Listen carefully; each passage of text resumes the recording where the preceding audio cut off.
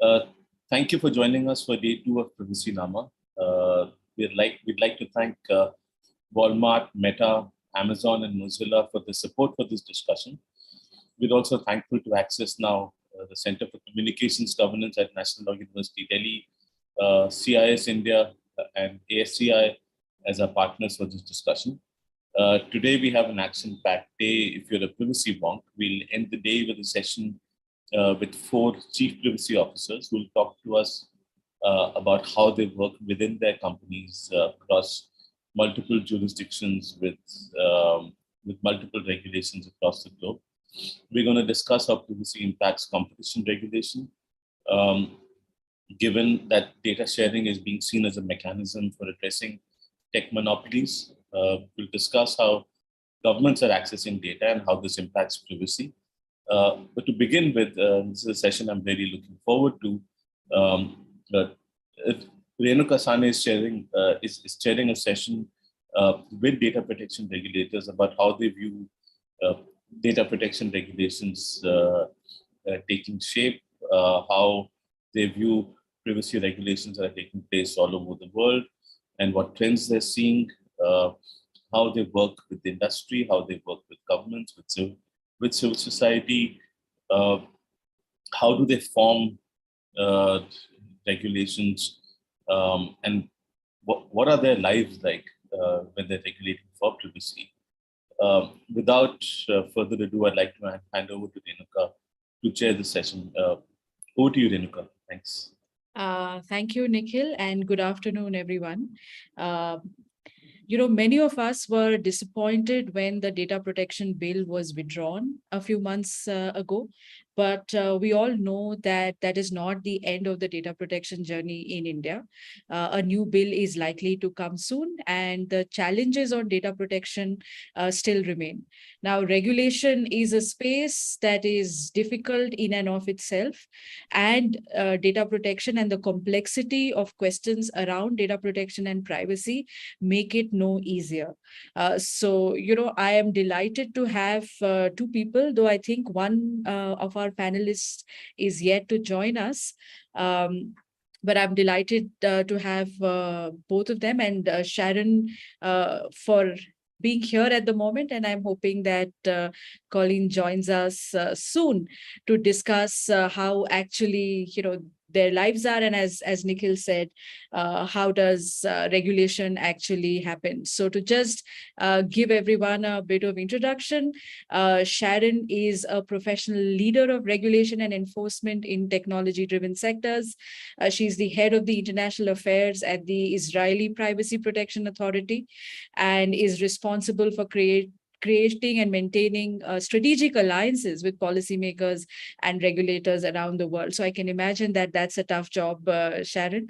And prior to her work at the Privacy Protection Authority, she has been working on regulation and policy making in the Israeli Council for Cable and Satellite Broadcasting and the Israeli Ministry of Communications. So welcome, Sharon. I'm delighted that you have agreed to join us on the panel. Thank you for having me. Should we just go ahead without Colleen? I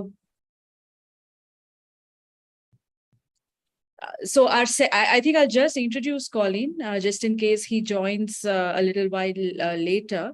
So Colleen is an advocate of the High Court of South Africa, and he works in the areas of information technology, risk management, forensic investigation, compliance management, and specializes also in the law of contracts. And currently he's serving as the chairperson of the audit committee of the Office of the Premier in the Eastern Cape, and is also the chairperson of the Risk Management Committee of the Department of Telecommunication and Postal Services, amongst many other responsibilities that he has. So, we're delighted to have him here, though we hope that he makes it to this panel soon. So, Sharon, thank you for being here, and I will start with you. One of the questions that comes to our mind is, this is such a fastly evolving space, right? Every day there is something new in the technologies that we are regulating or supposed to be regulating, and new questions around privacy and data protection come up each time because these are new challenges, new technologies that we had never understood before. So, what's your sense of how you guys keep abreast of all of the new things that are happening and all of the new challenges that are happening globally? And how is it that, what is the process that you have of figuring out that this is something that is more important to, let's say, the conditions in Israel versus something else? So I'd love to have your thoughts on the process of choosing what are the important topics, and of course, what are the important topics that you are worrying about today in the larger privacy space? Okay, so first of all, when we talk about regulating, then there are regulators that are engaged in, they have like a big toolbox to enforce and to regulate the markets. So we have enforcement powers, which are a variety of enforcement powers, at least in Israel. The system in Israel is kind of unique. Because our authority has the authority to conduct criminal investigations. And then we also have administrative powers to regulate the market, and that means that we can issue corrective measures, corrective orders, and issue fines. And also we have a mechanism for auditing, which catches in very low resources a lot of organizations, in which we send out questionnaires and we can see what is wrong in specific sectors. And that's how we identify market failures. So first of all, this is one tool, and then I'll show you how we make our, how we choose the topics to engage with. Because I think each regulator has its own powers, and I think that the topics with which you engage have a lot to do with your powers. Another thing is very soft regulation, which is educating the markets and the public. So that's other things that come in mind, and then it's different topics. And then, of course, we give guidance. And when we give guidance, that's really more, I would say, relevant to technologies like you've described. So first of all, enforcement. When we decide what to enforce, how to enforce. So we have like a retrospective actions and prospective actions. So for example, when we plan our annual year, we have our annual plan, then we try to identify what are the market failures, which are the topics that we need to address this year. In order to do that, we consult the public. We have a process of roundtables with academia and stakeholders and NGOs and industry. And we try to identify the things that our authority needs to give answers to. But then enforcement, when you do enforcement, then sometimes it's not something that you plan. You have to give an answer to something that is occurring. And of course, you can't enforce everything you can't make enforcement actions on every little infringement. So when we enforce, when we use our powers to enforce, then we try to identify the cases in which most individuals were affected, a lot of data subjects that were affected, or when it's sensitive data, or when the potential damage is the highest. And then you have to choose your enforcement tool. So for example, when do we do our criminal, when do we use our criminal powers? It's where you see that there was something that was intentional, when there was an intention to cause harm, then we use our criminal powers. When we see that there is a big market failure in a specific sector, then we'll have an audit in which we will try to identify why things are happening, why things are not in compliance with the law. and then we will issue corrective measures. When we use administrative powers, it's usually because we have either a lot of complaints from the public, and when we have intelligence. So that's enforcement. Now, policy making. Policy making, we usually, our authority issues guidelines, and this is something that we plan ahead. We try to identify, like you say, new trends, new technologies, and then we try to analyze the data flows, where personal data is used, and how to implement data protection and privacy by design principles in order to enhance privacy. I can say that, of course, data security is one of the main concerns, not only for us, but also around the world. Regulators are very much engaged in this field. A lot of new laws, including our laws, have data breach notification obligations. So we are, and we see that there are a lot of attacks on databases. So we engage, first of all, there is an obligation to report to us about data breaches. So, and we try to guide the affected organization as to how to respond. So we have guidelines about it, and of course, this enables us to identify data breaches and to give support to organizations that were affected and to the public. In terms of technology, so most regulators around the world have been engaged in AI. AI technologies, of course, it's not like only a privacy issue. A lot of governments are now trying to figure out their policy regarding AI.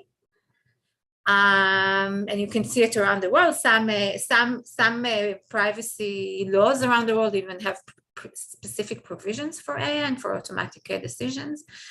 But AI now is something that everyone is looking for. And of course, because AI uses a lot of data, the whole life cycle of the processes, starting from the development stage in which you need to use a lot of data in order to train your system, and then you use data in order to test your system, and you use data to use the system. And a lot of times the data is personal data. And in order for the system to be trained, sometimes they use personal data.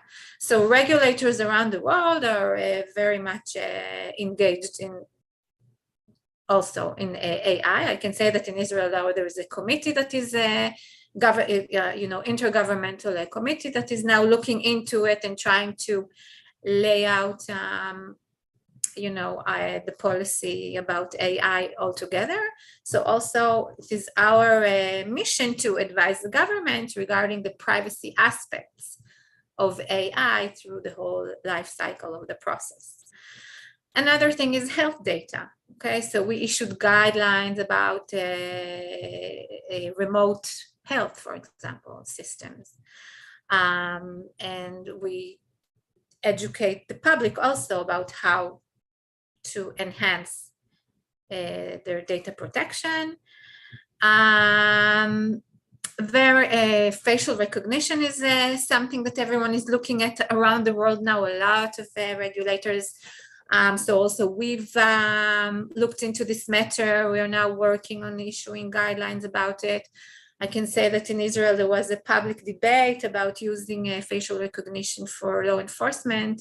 There was a draft bill about it, and we raised a very vocal voice in order to fine-tune it and to integrate more proportionate components and data minimization and data protection principles into the law.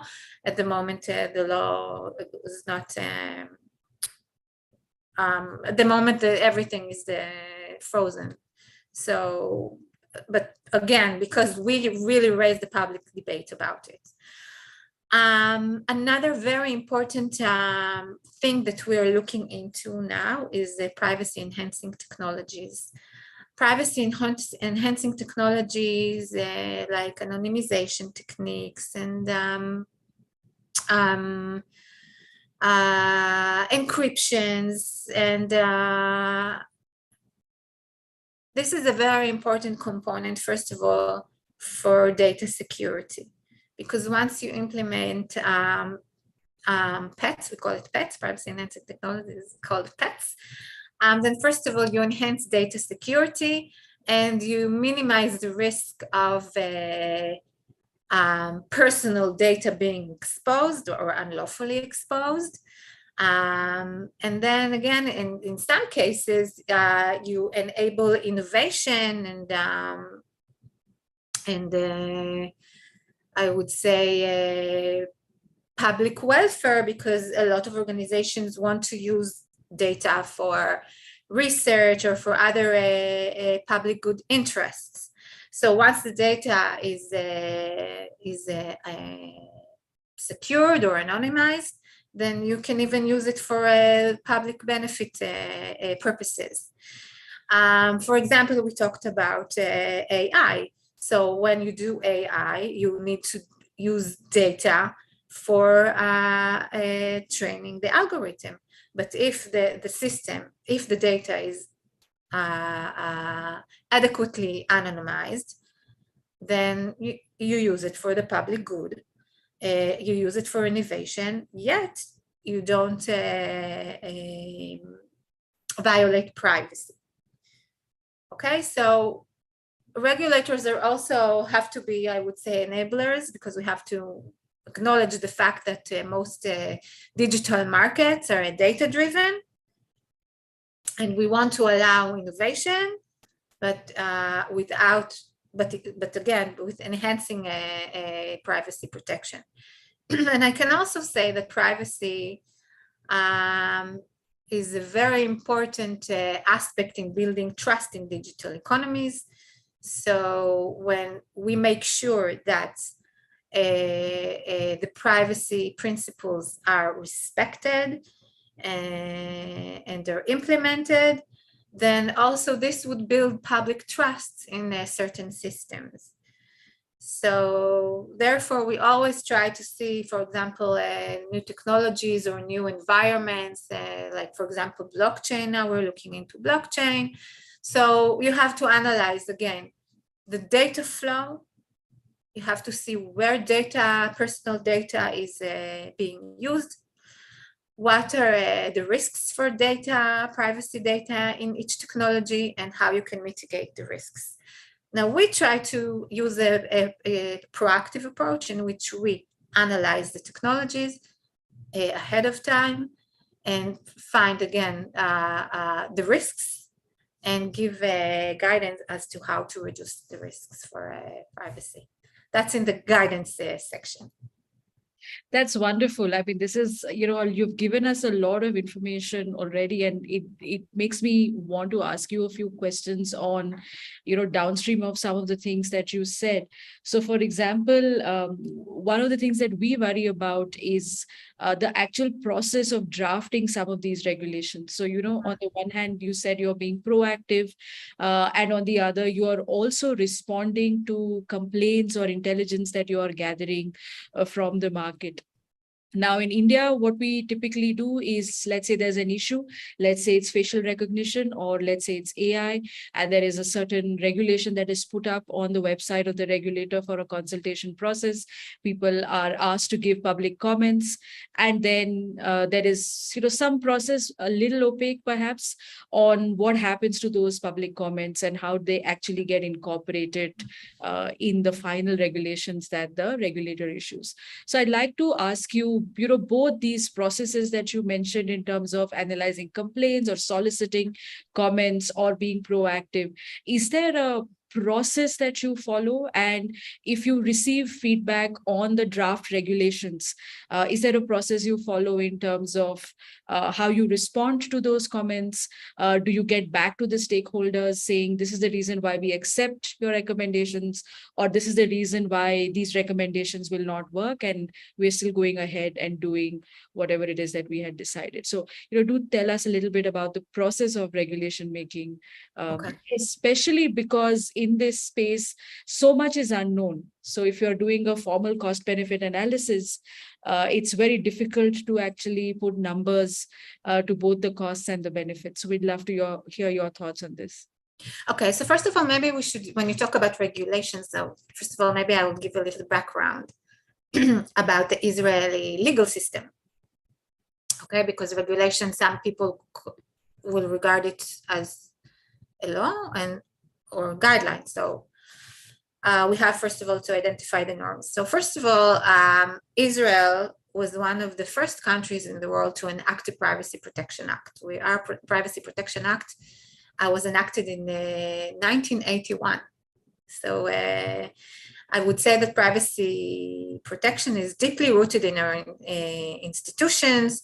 And of course, when the government, first of all, processes private information, then you have to conform with principles such as legality, legal basis, proportionality, etc. Privacy was also acknowledged as a basic human right. We have the 1992 Human Rights Basic Act, in which privacy was specified as one of the basic human rights in Israel.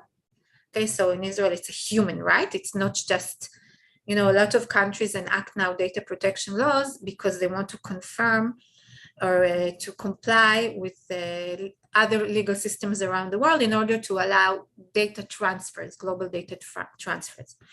But in Israel, data protection and privacy was acknowledged in 1992 as a basic human right. So that's, first of all, it's very fundamental.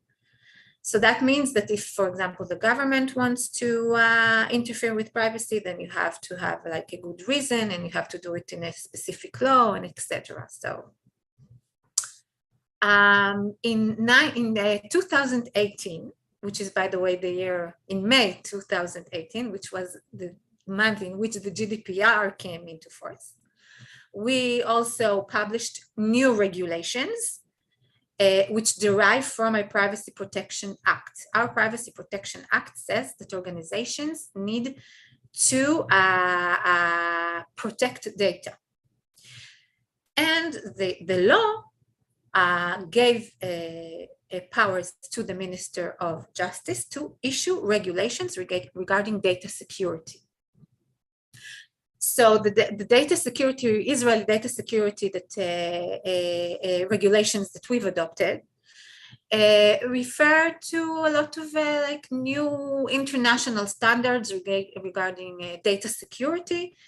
And, we want to establish accountability and in some instances, a data security officer, and access controls, and keeping records, and having all those processes that will ensure data protection. Now, when you issue regulations, or when you enact the law in our Israeli Knesset, which is the parliament, okay, then of course it is a public process in which all relevant stakeholders are invited to raise their voice and give their opinion. So you have the NGOs responding, and you have the industry responding. And of course, it's a very delicate process, because you have all those small businesses and medium-sized businesses in which those kind of regulations, of course, impose a lot of duties that sometimes they need a lot of resources in order to enable them. So, of course, in these processes, the whole public is but all the relevant stakeholders are invited to, to take, to raise their voice in the public debate. With regards to our guidelines, I would call it, the guidelines that the authority issues, then of course we issue a draft in which we publicize in our website, and again we invite all the relevant stakeholders to respond. So you hear the NGOs on the one side, which they represent the public or the the data subjects, I would say. And then you hear, of course, the industry, and you hear other public offices, because sometimes the regulation affects other markets, for example, the Ministry of Health, or the bank supervisor, or the insurance company supervisor. I mean, there are a lot of other governmental stakeholders as well that are sometimes relevant to the discussion. So after consulting and hearing the opinions of everyone, we try to establish a policy that would protect of course, the enhanced privacy and protect individuals, because this is our role, to protect the public. And we also have a RIA process in which we have to take into account how our policy affects organizations, and what are the costs that you inflict on those organizations. And also with our guidelines, we really try to assist organizations with securing the data and protecting the data, because I would say that our guidelines are most helpful for those medium and small size organizations, because you sort of like show them what they can do in order to better protect data, and in a way that they would not have been able to know it otherwise. You mentioned, I mean, it's great to hear about all of these public consultations, but are you obliged to give reasons accepting or not accepting some of the recommendations or suggestions that may come from these public consultations? So, the reason I ask this is often in India, we also do public consultations, but it is not always clear what happened to the comments that were sent to the government. Because at the moment, at least, it's up to the government to tell us whether they have accepted something or whether they have rejected, or give us reasons. So sometimes this discussion happens and sometimes it does not happen. Is there a process in your jurisdiction on how to deal with these public comments? Are all of them put up on a website, and are you obliged to defend your position? Okay, so I would say that, what is mandatory is, of course, the law and the regulations. And the law and the regulations are enacted by the parliament. So it's like I would say, like a legislative process. Our guidelines are, I would call them, best practices. That means that not everything is enforceable, and we give recommendations. So what we try to do is to interpret the law as to the best of our understanding. But, not everything is mandatory in our guidelines. But if you use our guidelines, then you decrease the risk for violating privacy. Now, I can also say that a lot of times, conducts of organizations are brought to litigation, not by us, but by, the private person, an individual or a group of individuals that claim that their data was infringed, go to court in order to seek damages, because privacy violations are also a civil claim in which you can go to court and demand change in conduct, or even receive compensation. Our law enables a certain amount of compensation without even proving damages. So if we have guidelines, sometimes even the court will look at the guidelines and say, okay, if you fulfilled the guidelines, then you did what you needed to do, and this was unavoidable. So our process does not, of course, we hear everyone, but we don't have to justify why we reject or accept a certain comment. But again, our guidelines are not mandatory, but they're more like an advice. We guide organizations how to conduct their activities in a way that decreases the risks.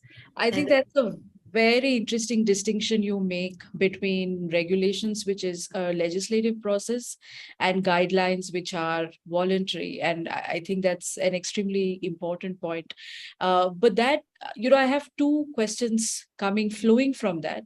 One is that does the regulator not make any mandatory rules / you may call it directives, regulations, or is there nothing that, so anything that is mandatory, does it have to go through parliament, or does the regulator have the power to put out binding requirements on? Yes, that's a process of enforcement. So as I said earlier, our enforcement toolbox is very varied. So we have sanctions, like I said, which is criminal investigations. And, if we are able to extract adequate evidence, then this goes to criminal proceedings in court. We also, as I said, have issue fines. And fines, of course, can be challenged in court, but our fines are, of course, mandatory. And you can, go to court and try to overrule our decision. Another power that we have is correcting orders, and that means that if we find organizations being incompliant with the law and regulations, then we send them corrective orders. And if they don't oblige, then again we will have we will issue fines. So of course we have powers that because otherwise you're not a regulator. So our decisions in the enforcement routes are mandatory, but the guidelines are used as like an educating and as an assistful tool for organizations to assist them to better comply with the law. Right. And if someone complies with our guidelines, then of course, if the issue comes into an enforcement route, then we can say, okay, they did everything they needed, and this will be reflected in the decision. I see. So one of the things that you had mentioned in your opening remarks was some investigation that you did on facial recognition. No, it wasn't an investigation. Right. We were advising the parliament during an enactment, during a legislative process in which in the end the bill didn't pass. Right. Can you tell us a little bit about why the bill didn't pass? Because it raised a lot of public concerns regarding, everyone knows that facial recognition is a very sensitive topic in a lot of jurisdictions. We know that Europe, for example, the EU banned it at the moment. There's a ban on at least live facial recognition. So it's a very, I would say it's an issue. It's a technology that is in the heart of the public debate. Right. So at the moment, the parliament was not ready to Got it. proceed. This whole process of issuing guidance or conducting enforcement requires a very high human capital and a very well-trained staff to be actually able to carry it out. So, one of the examples that you gave was, let's say, AI, or there is a big debate in the world going on regulating algorithms, or the regulator being able to see what an algorithm is doing. And very often the creators of the algorithm probably themselves, after a while, are not able to, see under the black box, or facial recognition that you mentioned a while back.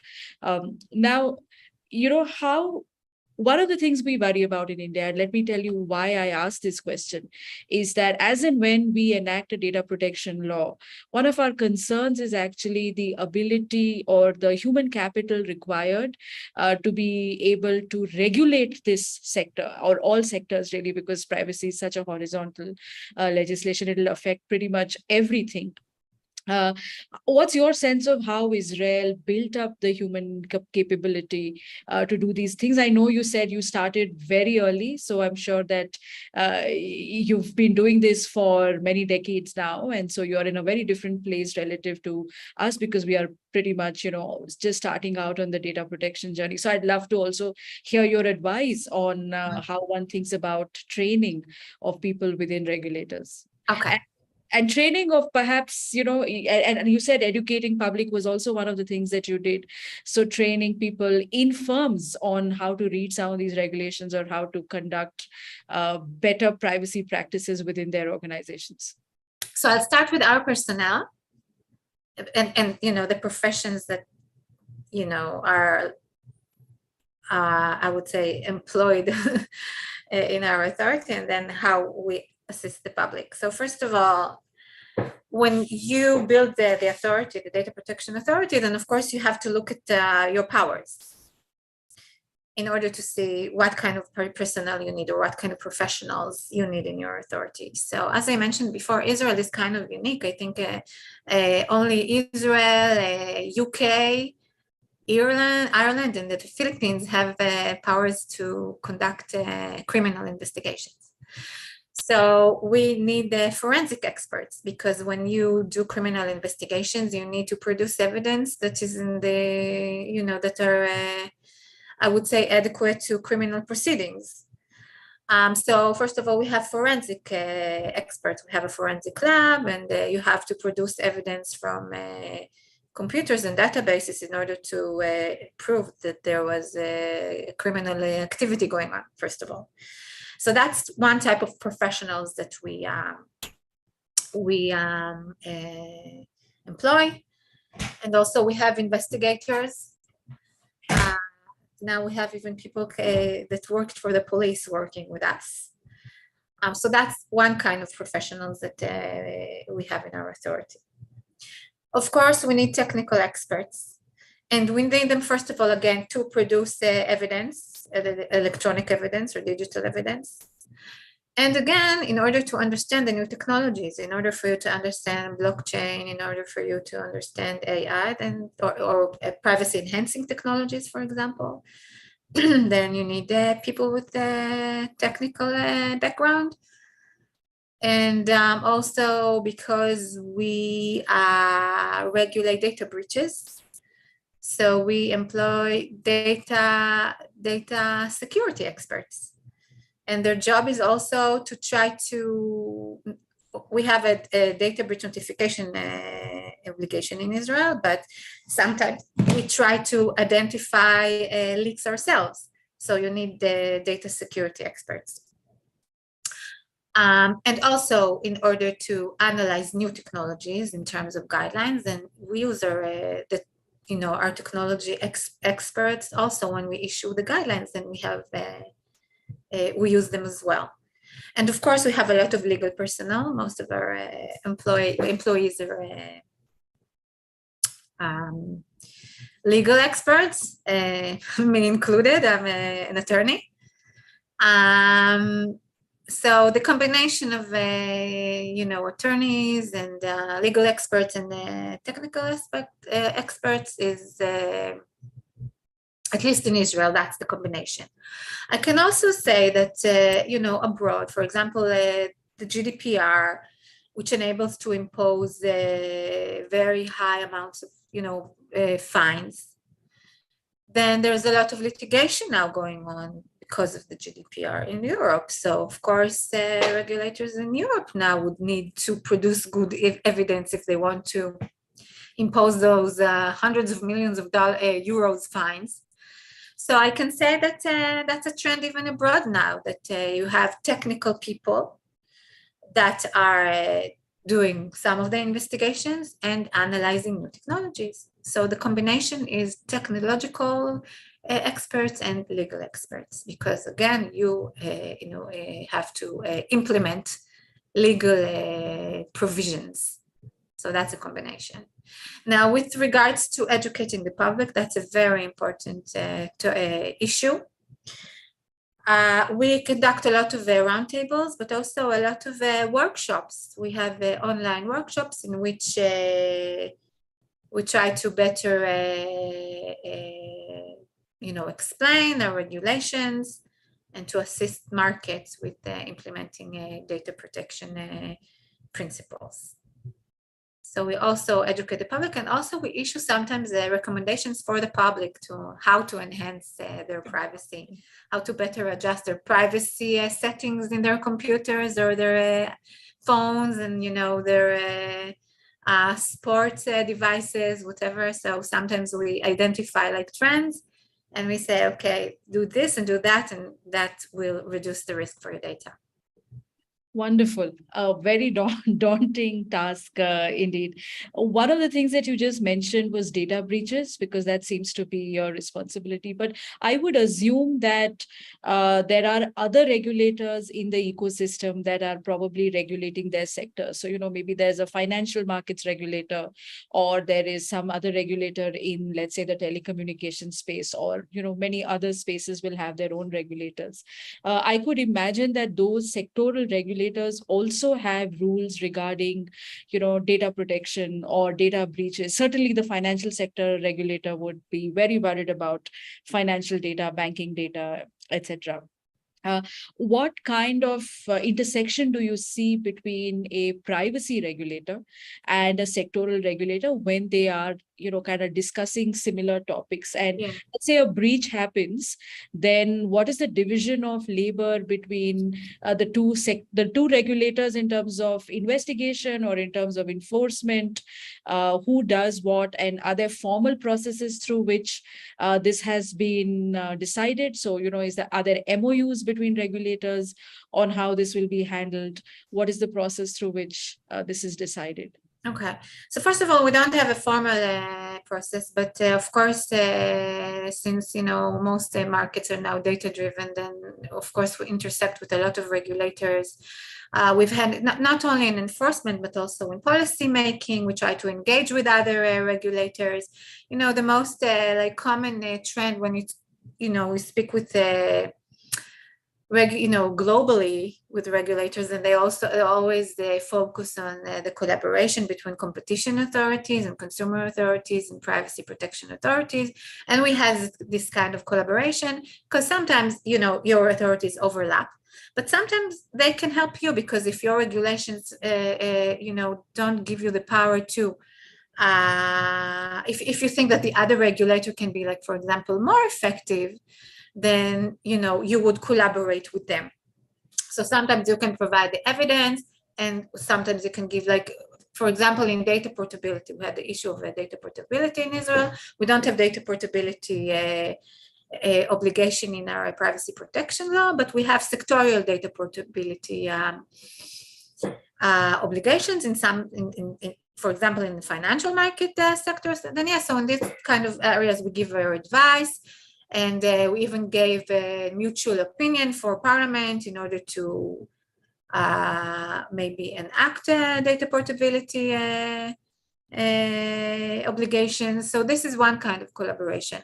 Another collaboration that we have is with the police.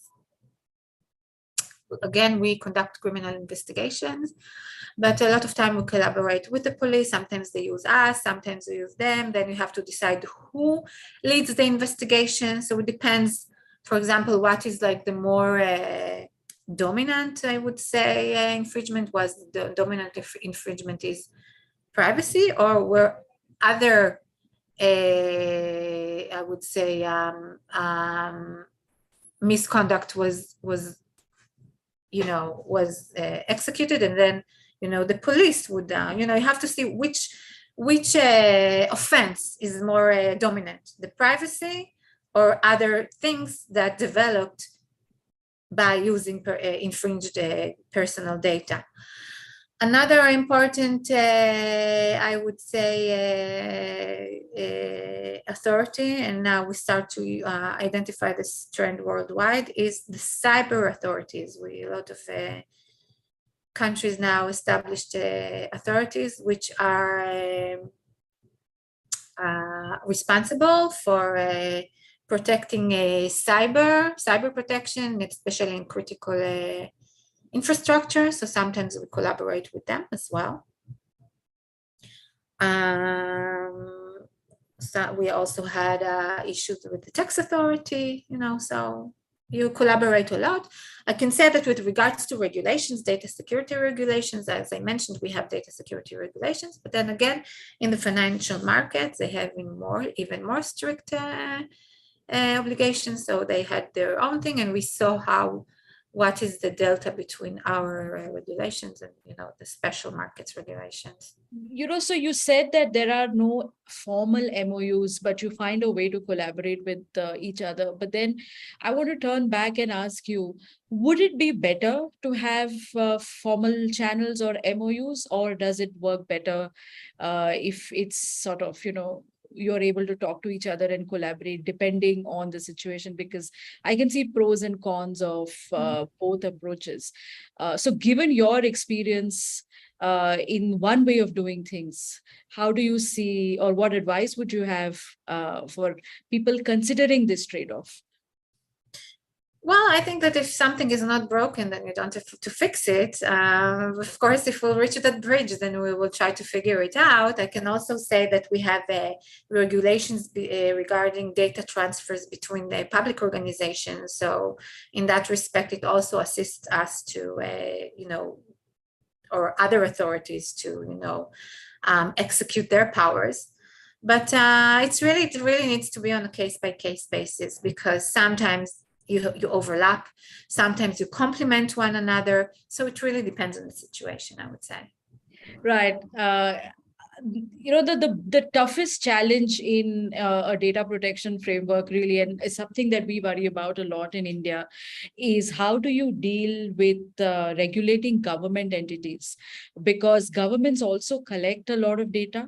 And we had a big debate in India where the one draft of the data protection bill did not have exemptions for governments collecting data, but then another did, and there is a challenge because questions of surveillance, for example, come to prominence when you start thinking about how government has access to data and how government uses data. So how do you handle regulating government, or how do you also handle engaging with law enforcement authorities, for example? I think Pegasus is top on everyone's mind in terms of questions of use of data by governments. And so I'd love to hear your thoughts, and especially the challenges that a regulator may have when the government itself is collecting data, or possibly doing things that as a regulator you would object to. So of course, okay, first of all, we regulate public and private sectors. Again, as I said, privacy is deeply rooted in our institutions, because we have the privacy, the Basic Human Rights Act. So the government is obliged to respect privacy principles and to comply with the Privacy Protection Act, which of course has like in any other country, they have derogations regarding national security. I mean, that's something that is common to every legal system, of course. With regards to the Pegasus, then there was actually, the whole government was engaged in investigating the issue, because so it was we of course assisted and consulted, but the general attorney actually looked into this and issued an opinion. So this is actually how we collaborated with the highest legal instances in the government, in order to make sure that technology is not used the way it's not supposed to be used. I can say that we are involved in every, in legislative processes for new databases that the government wants to establish. So we are involved in the process itself of the enacting process, and of course we can regulate it retrospectively. They have to register a database in our authority, and therefore we have oversight powers to make sure that things are done properly. Wonderful. I have one last question, but before that, I think there are two Q&As from the audience.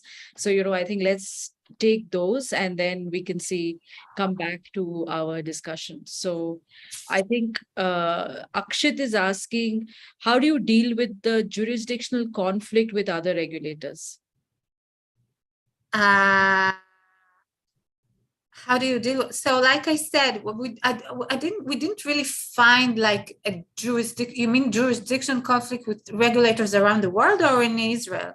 Because, like I said, with other regulators, we usually figure it out. What we have to do is to see what is the most dominant. For example, when we look at police, what is most dominant? The privacy infringement or the other criminal conduct and consequences that occurred from infringing data. I see the other question, does Israel have a non-personal data regulation? Does the same regulator look at both? You mean like a Freedom of Information Act? Because in some kind of countries you have Freedom of Information Act, which is regulated by the data protection. What we mean by non-personal data is data that is not about a person. So, for example, if there are sensors on the road and that are kind of measuring the number of cars that pass by, or there are sensors that measure temperature or moisture, then this is non-personal data. And then do you regulate non-personal data at all? And so again, the question of non-personal data, as we know, that's why we so much want to promote privacy enhancing technologies, because today with big data technologies and data analysis, sometimes non-personal data can be, after you integrate it with other data, is personal data. So the question if data is personal or not, that's the question that will be the the decision maker of whether or not the Privacy Act applies. And then if the Privacy Act applies, then we regulate it. But if it's like weather, then like data about weather, then it's none of our mandate. Right. The question about Israel being independent, our regulator being independent, is actually very interesting. So yeah, our authority sits within the Ministry of Justice, which sometimes people can say, well, that's not independent. But we are independent. We issue our own opinion regarding legislation processes, sometimes against the government. And I can say that because we so much wanted to make sure and to clarify the fact that we're independent, that, just a week ago, we promoted and were able to pass a government decision that stipulates that we are independent. And that means that we can do whatever we want or we think that is right with accordance to our law. So that brings me to the question of how is it that the authority is then financed?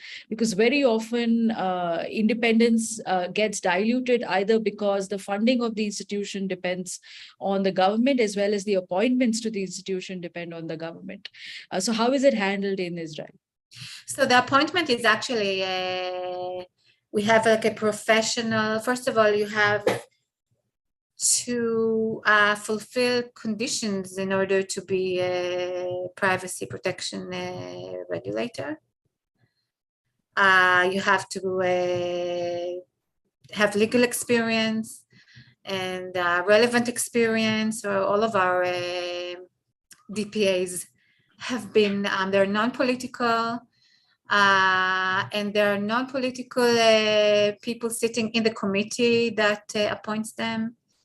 So it's a combination of like the minister, but other or other independent members in the committee that are responsible for the nomination. So they check your experience, and for example, you know, like the current regulator for example, was he served as he was actually a worker in the Ministry of Justice in the International Department, and then he managed 2 units in our ministry, and he was also the general director of another ministry. So he came with a lot of management know-how. The first DPA that we had came from the tech sector. He's an attorney and has knowledge in technologies. So these are the kind of people that lead our authorities. So we're very independent and not political. I think that's wonderful to know. And if there are no other questions, then, on this note, I'd really like to thank you, Sharon, for your time and for, the wonderful discussion that we've had on many of these topics. A couple of things that strike me as very important, to our process of establishing a data protection regulator is, the difference. I mean, I really enjoyed understanding the difference that you have between just guidance notes that the regulator does and regulation that actually has to go through a legislative process. I think we in India need to maintain that distinction more carefully, so that there is a proper legislative process for drafting regulations, or certainly a much deeper RIA that you guys seem to do. Is there something that we can learn from? And also delighted to hear about the independence of the DPA, and also about how you manage to deal with regulation of government entities. It is certainly a challenge for us on when the new DPA comes into being. How is it that we are going to manage to regulate government entities and this entire relationship where enforcement actions are to be taken, sometimes against government itself. So all these challenges in front of us, and we really hope to continue talking to you in the future as we build our data protection journey. So with this, Aarti, I'd like to hand over to you. Thank you. Thanks.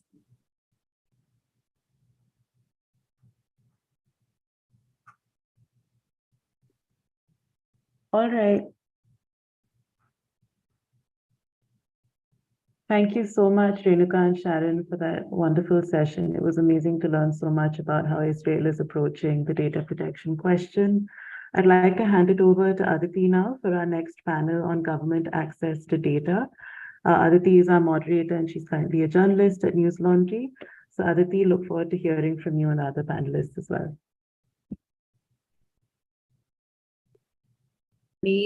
Valerie, for having me moderate this session on government access to data. This couldn't have come at a more meaningful time, about 2 weeks after India has released its telecom bill and 2 weeks to go for submitting comments on that. So I'd just like to go over what to expect, what people can expect from this panel and why we are doing this panel to begin with. So there's no doubt about the fact that it's practically a fact at this stage that governments across the world are now accessing citizens and non-citizens' data practically ubiquitously. At times, it's done after notifying citizens and taking their meaningful consent, but more often than not, entire surveillance systems have been set up in the name of national security and public order to create worsening asymmetries of power between the state and its subjects. And the data is collected not just by government socio-technical systems, such as, say, big ID systems, but also through private players. At times, there are backdoors, such as Operation Prism through the Snowden leaks revealed. And at times, there are legitimate aims. And there's an entire industry of spyware with different loci across the world that panders to all kinds of governments, from the very left to the far right. And in the absence of a privacy law ring fencing government access to and use of personal data, the Indian government has in effect been given carte blanche over citizens' data and their personal lives. We have seen them accelerate the development and linking of big ID systems, coerce companies to share all customer data under the thin garb of national security and public order, and even buy intrusive spyware. Over the last 2 years, we have also seen the Indian government and in fact governments across the world in a way misuse the emergency uses for COVID-19 related reasons and normalize the technologies that were implemented at that time. For instance, in India, Arogya Setu and the CoWIN app and the portal will now be used by the National Health Authority to administer vaccinations across the country. Now, the basic principles of privacy, such as meaningful consent, purpose limitation, limited data retention periods, etc., have practically become subjects of lore. They are mythical things that don't really seem to exist anymore or have much of use.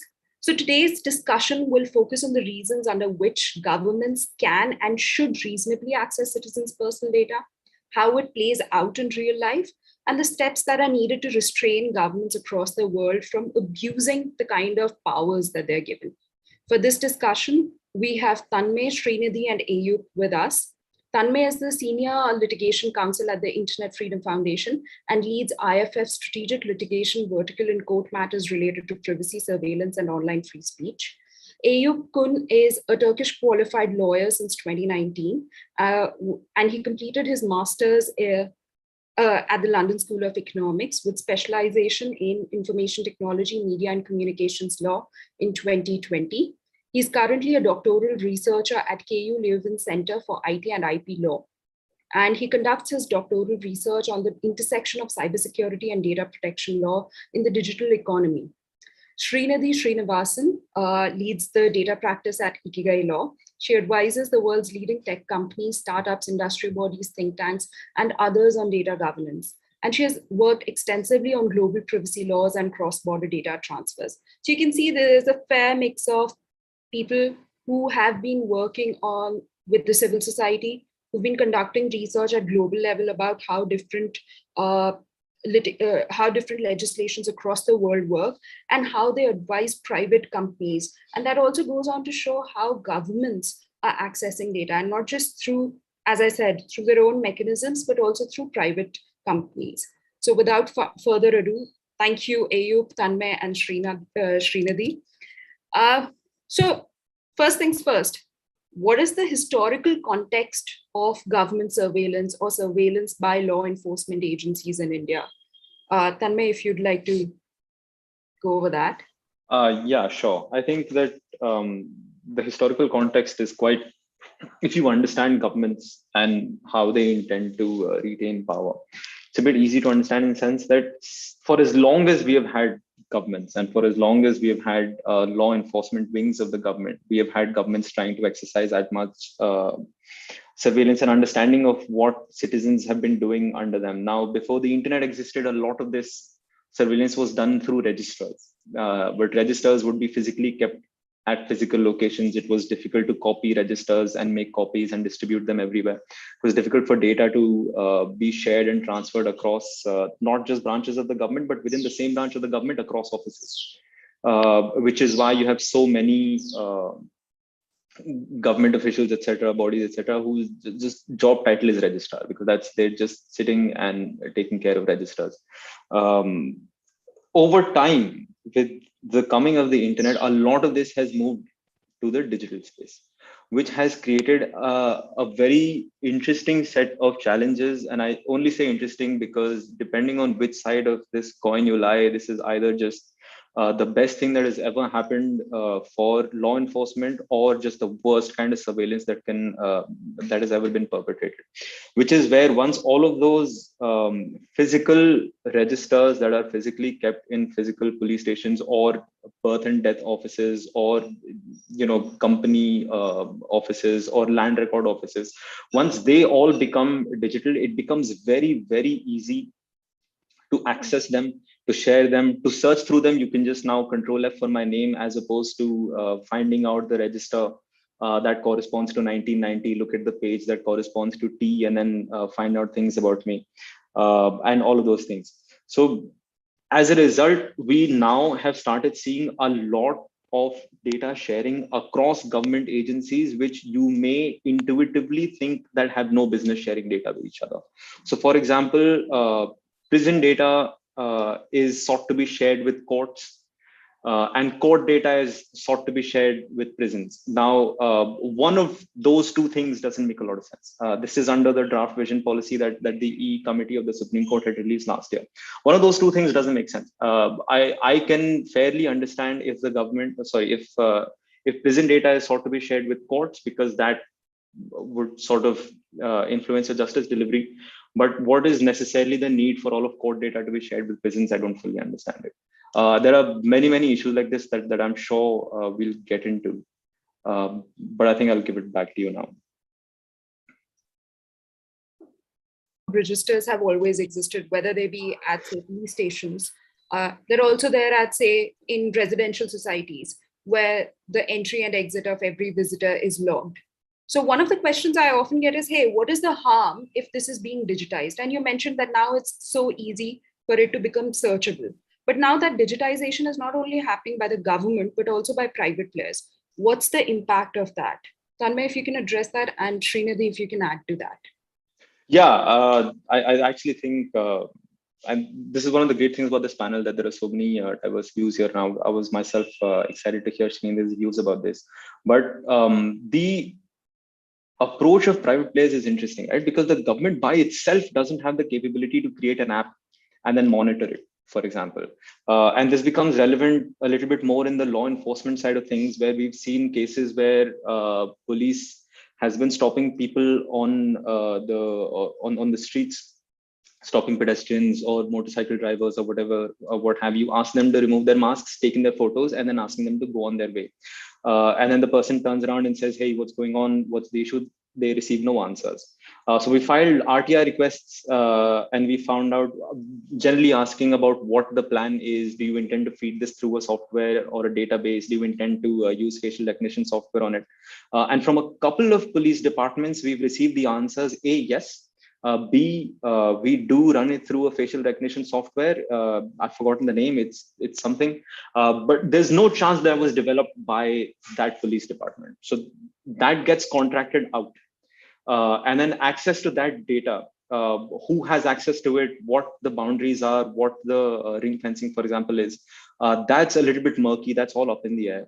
Very little is known about this. Surveillance in any event is by definition a highly opaque activity. I'll give you an example of the biggest private actor that I've come across in my work over the last few years. When it comes to surveillance, is Pegasus. NSO is a private company. It's headquartered in Israel. They say that they only contract with sovereign governments. As it so happens that there are allegations that Pegasus has been used on some 300 Indians, most of them being journalists, opposition politicians, human rights defenders, court functionaries, etc. What is the level of access to these people's data that is available with the private corporation NSO, and how much of it is available to whichever is the sovereign government that has contracted with the NSO without sending that data back to NSO? There's no visibility on this. Nobody has any idea, and there's no way to know either.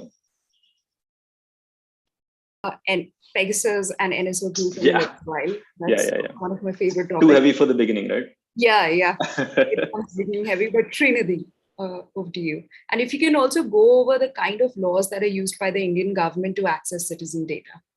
Sure. Thanks, Aditi. I think like Tanmay said, he spoke about a slightly different construct where, say, police or law enforcement has sort of almost engaged a vendor for facial recognition tech.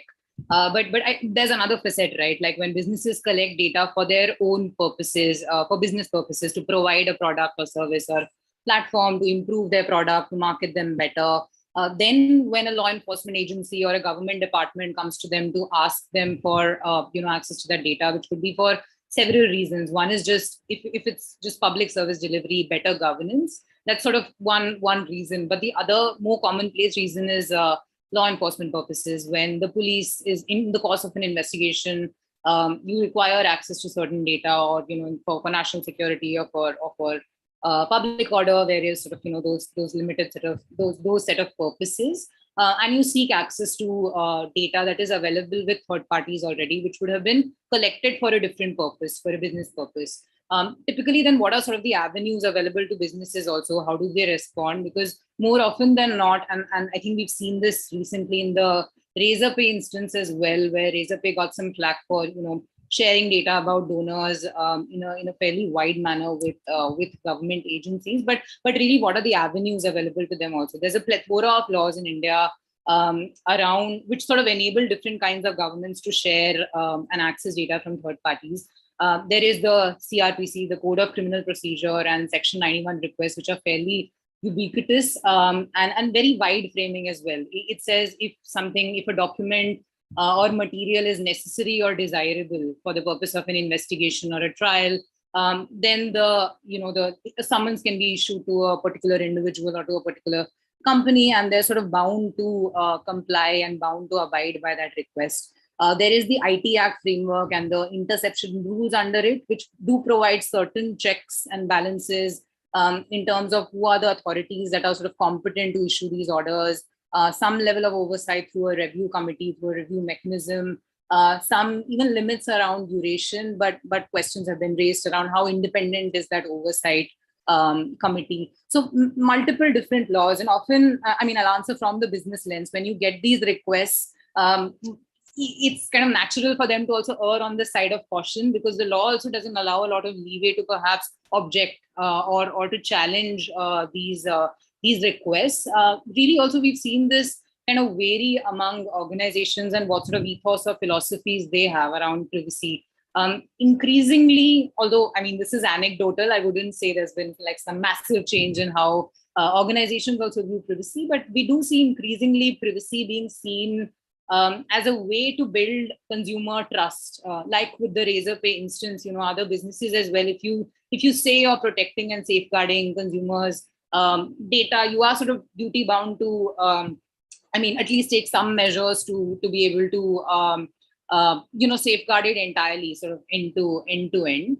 But if you're a data processor, an IT service provider servicing customers around the world, especially in the EU, which has certain laws around, which actually, there's a model set of contracts, the standard contractual clauses, which you do have to execute. Under that, there are certain obligations you have for how you respond to government requests as well.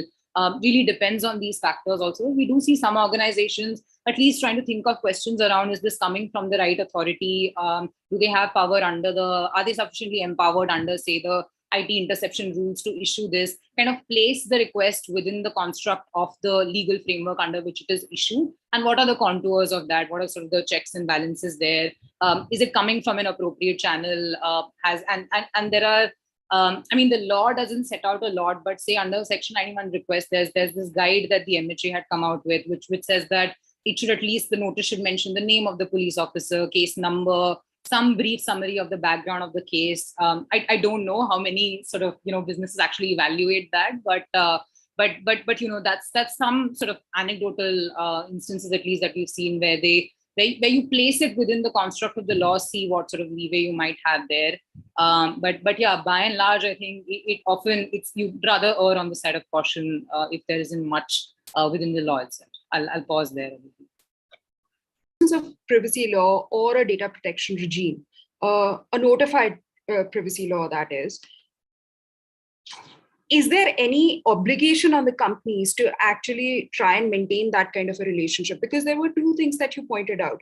One thing that you pointed out about how if Indian companies are catering to European clients, then they have to adhere to, say, the standard contractual clauses, which was reaffirmed, I believe, in Schrems 2. So that there is a legal framework under which they have to abide, but there's no such legal framework within India. So how does that work out when there's no legal framework? Sure, but here I just kind of make that distinction between a data protection law and something like a surveillance law or a law that enables government access to data. So a law like the personal data protection law, it governs how businesses routinely collect and share data. It will naturally have exceptions around how you share data with law enforcement agencies, like we had clause 36, the much maligned clause 35 as well, which allows sort of, wide government exemptions. But that government access is often governed by, it's a governance choice within the same law or a separate law, but how, like Section 91 of the Criminal Procedure Code or the IT Act, similar to how in Europe does it, with the GDPR applying to, say, regular access to data, and the police directive applying to law enforcement and investigative authorities collecting and accessing data. So I think this aspect of businesses being able to share data with, or the framework that applies would still flow from that surveillance law construct. Like in some cases, I'd imagine even in whichever version the data protection law comes out, there will be some exceptions.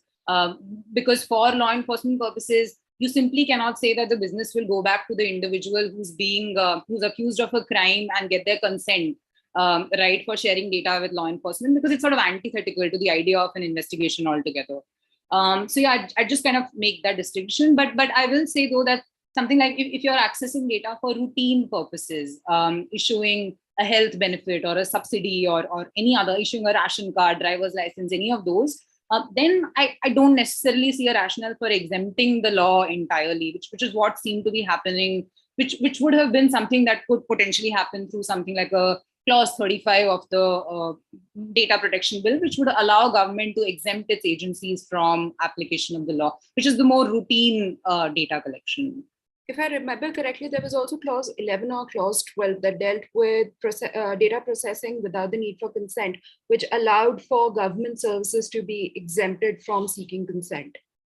Yeah, in certain instances, yes. Right.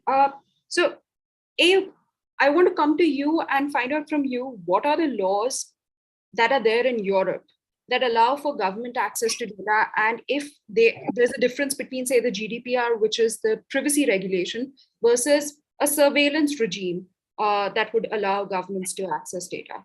So what laws allow for government access to data in Europe? Yes, thank you. First of all, thank you for inviting me. And I just want to focus on like EU law regimes and how it has evolved during like 20 years.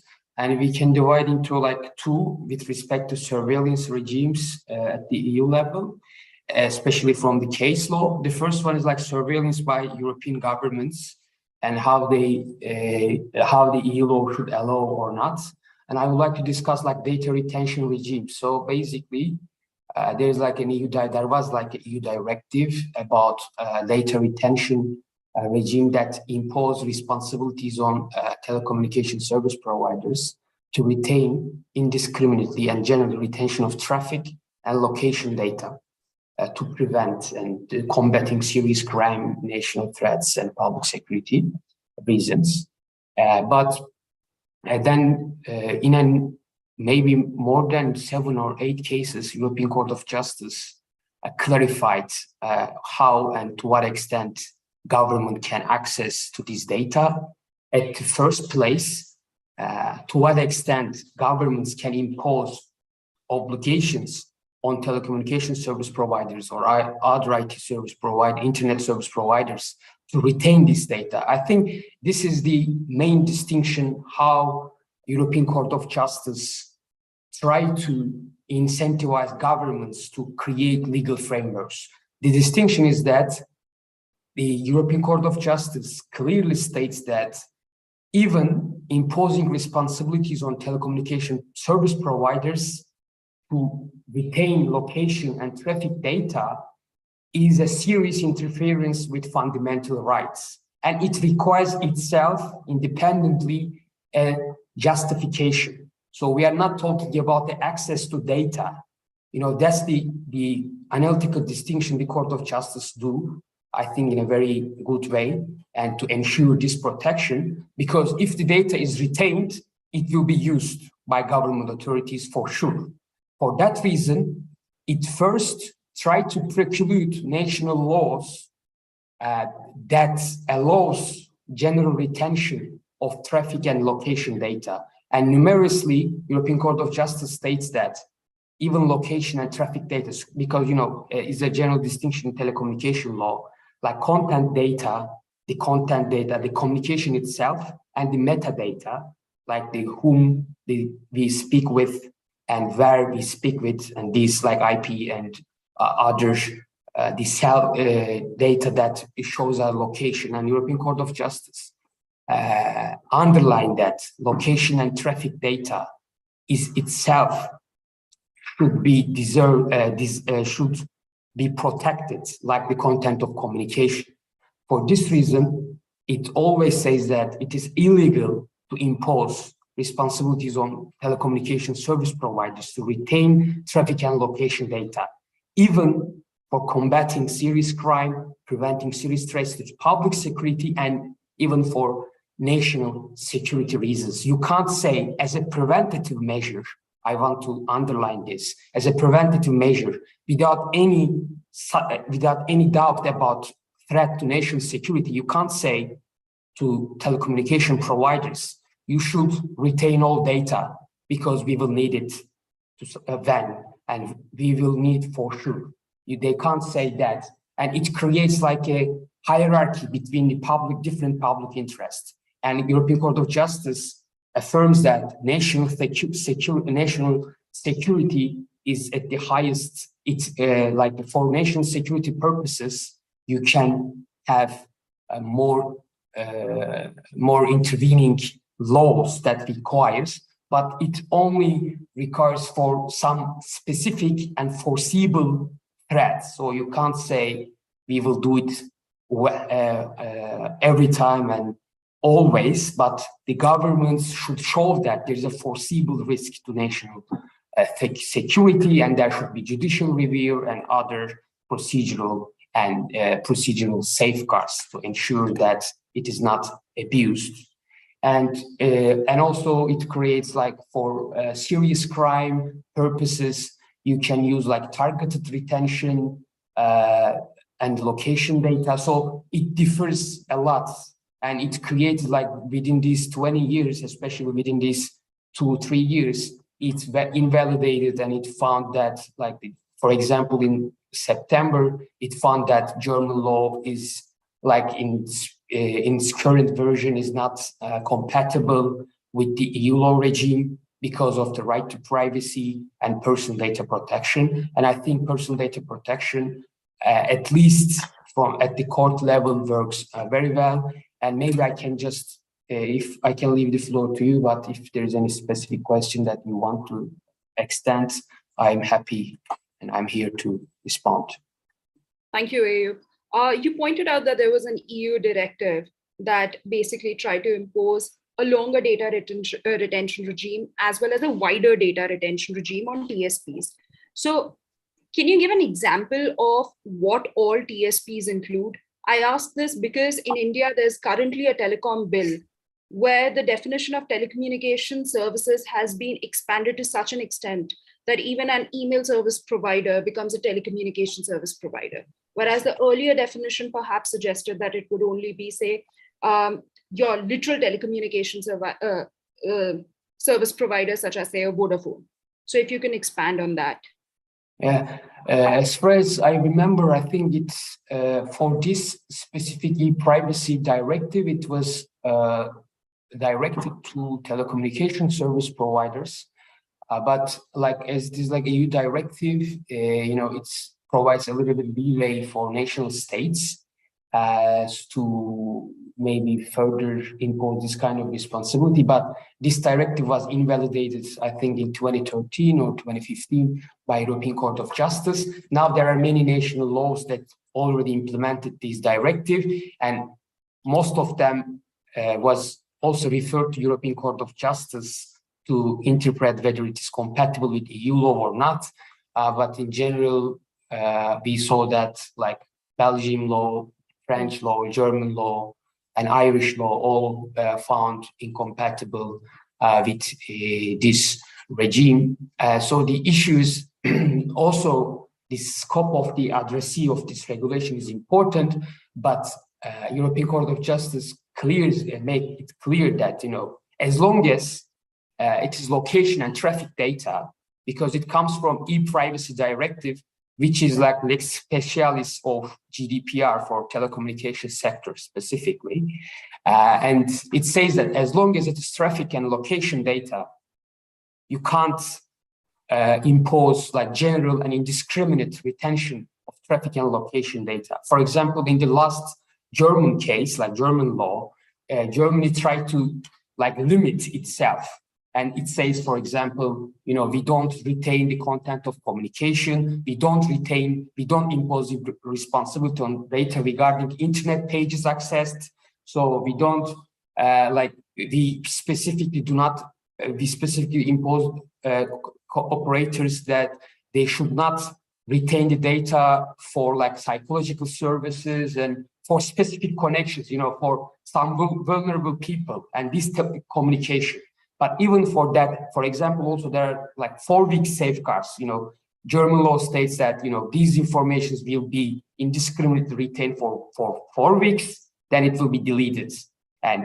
But the court says that even if it is 4 weeks, it is enough. You can't create like a surveillance. You can't surveil all society indiscriminately and generally to detect something. You should have some suspicion, like foreseeable suspicion about national security. Reason. Yeah. So without legitimate substantial doubt, you can't impose general and indiscriminate data retention regimes. And also you mentioned that the ECJ, the European Court of Justice, ruled against this particular privacy directive. But also there were reports that last year or early this year, Belgium was looking at amending or redoing its Data Protection Act and included certain clauses about metadata retention. So my question is, do private companies in Europe and across the world then resist these changes? Because we are trying to figure out if that is possible in India. How can companies go around doing it when the government approaches them with indiscriminate demands for data? I think that's a very good question because I don't remember the case name now, but in one of the cases about not for data retention regime and telecommunication service providers, but I think one of the Lithuanian laws requires some like internet advertising services or whatever to provide like the whole data that they have. And in that case, it is interesting that the companies say that, you are requiring me to do that, but it is incompatible with GDPR. And, you can't like indiscriminately want to access this kind of data. And I don't remember the case exactly now, the results of the case, but the issue is that the company reject this idea and refer it like administrative court in domestic law, then the domestic law refer to a court of justice. So you see the companies is resisting, but the issue is why they are resisting. They are resisting because like retention regimes are costly for them, or they are really gatekeepers of the data protection, and they really want to ensure right to data protection for their customers. I don't know exactly what is like their real motive, but they are doing it. At least I saw it in one of the European Court of Justice case. I remember there was a case filed by Tutanota, which is this end-to-end encrypted email service. I think this was in German court, where they contested certain requests for information by, I believe, the German government or the German police. But Tanmay, I'll come to you. AU pointed out that there needs to be a legitimate reason. That's what the European Court of Justice has established. How does it work in India? And have there been any judicial reviews post facto of any kind of government surveillance? Okay, fantastic question. I think it's also, now that we've been talking for about 20 to 30 minutes, I think it's a great time to take several steps back and try to understand some of the larger issues we're raising about procedural safeguards, about limits to state power, about surveillance, etc. So nobody who is at this panel, I think, and nobody who is watching this, I think, is of the view that the state does not have a legitimate aim in trying to investigate crime or in trying to prevent terrorism or any of those things. We put that aside.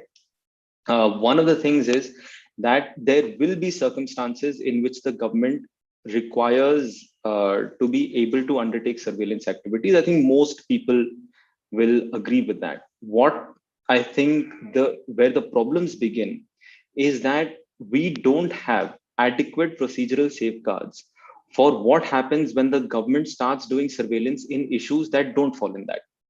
And that's comes back to some constitutional morality principles that is worth talking about again and again, because we ourselves tend to forget sometimes.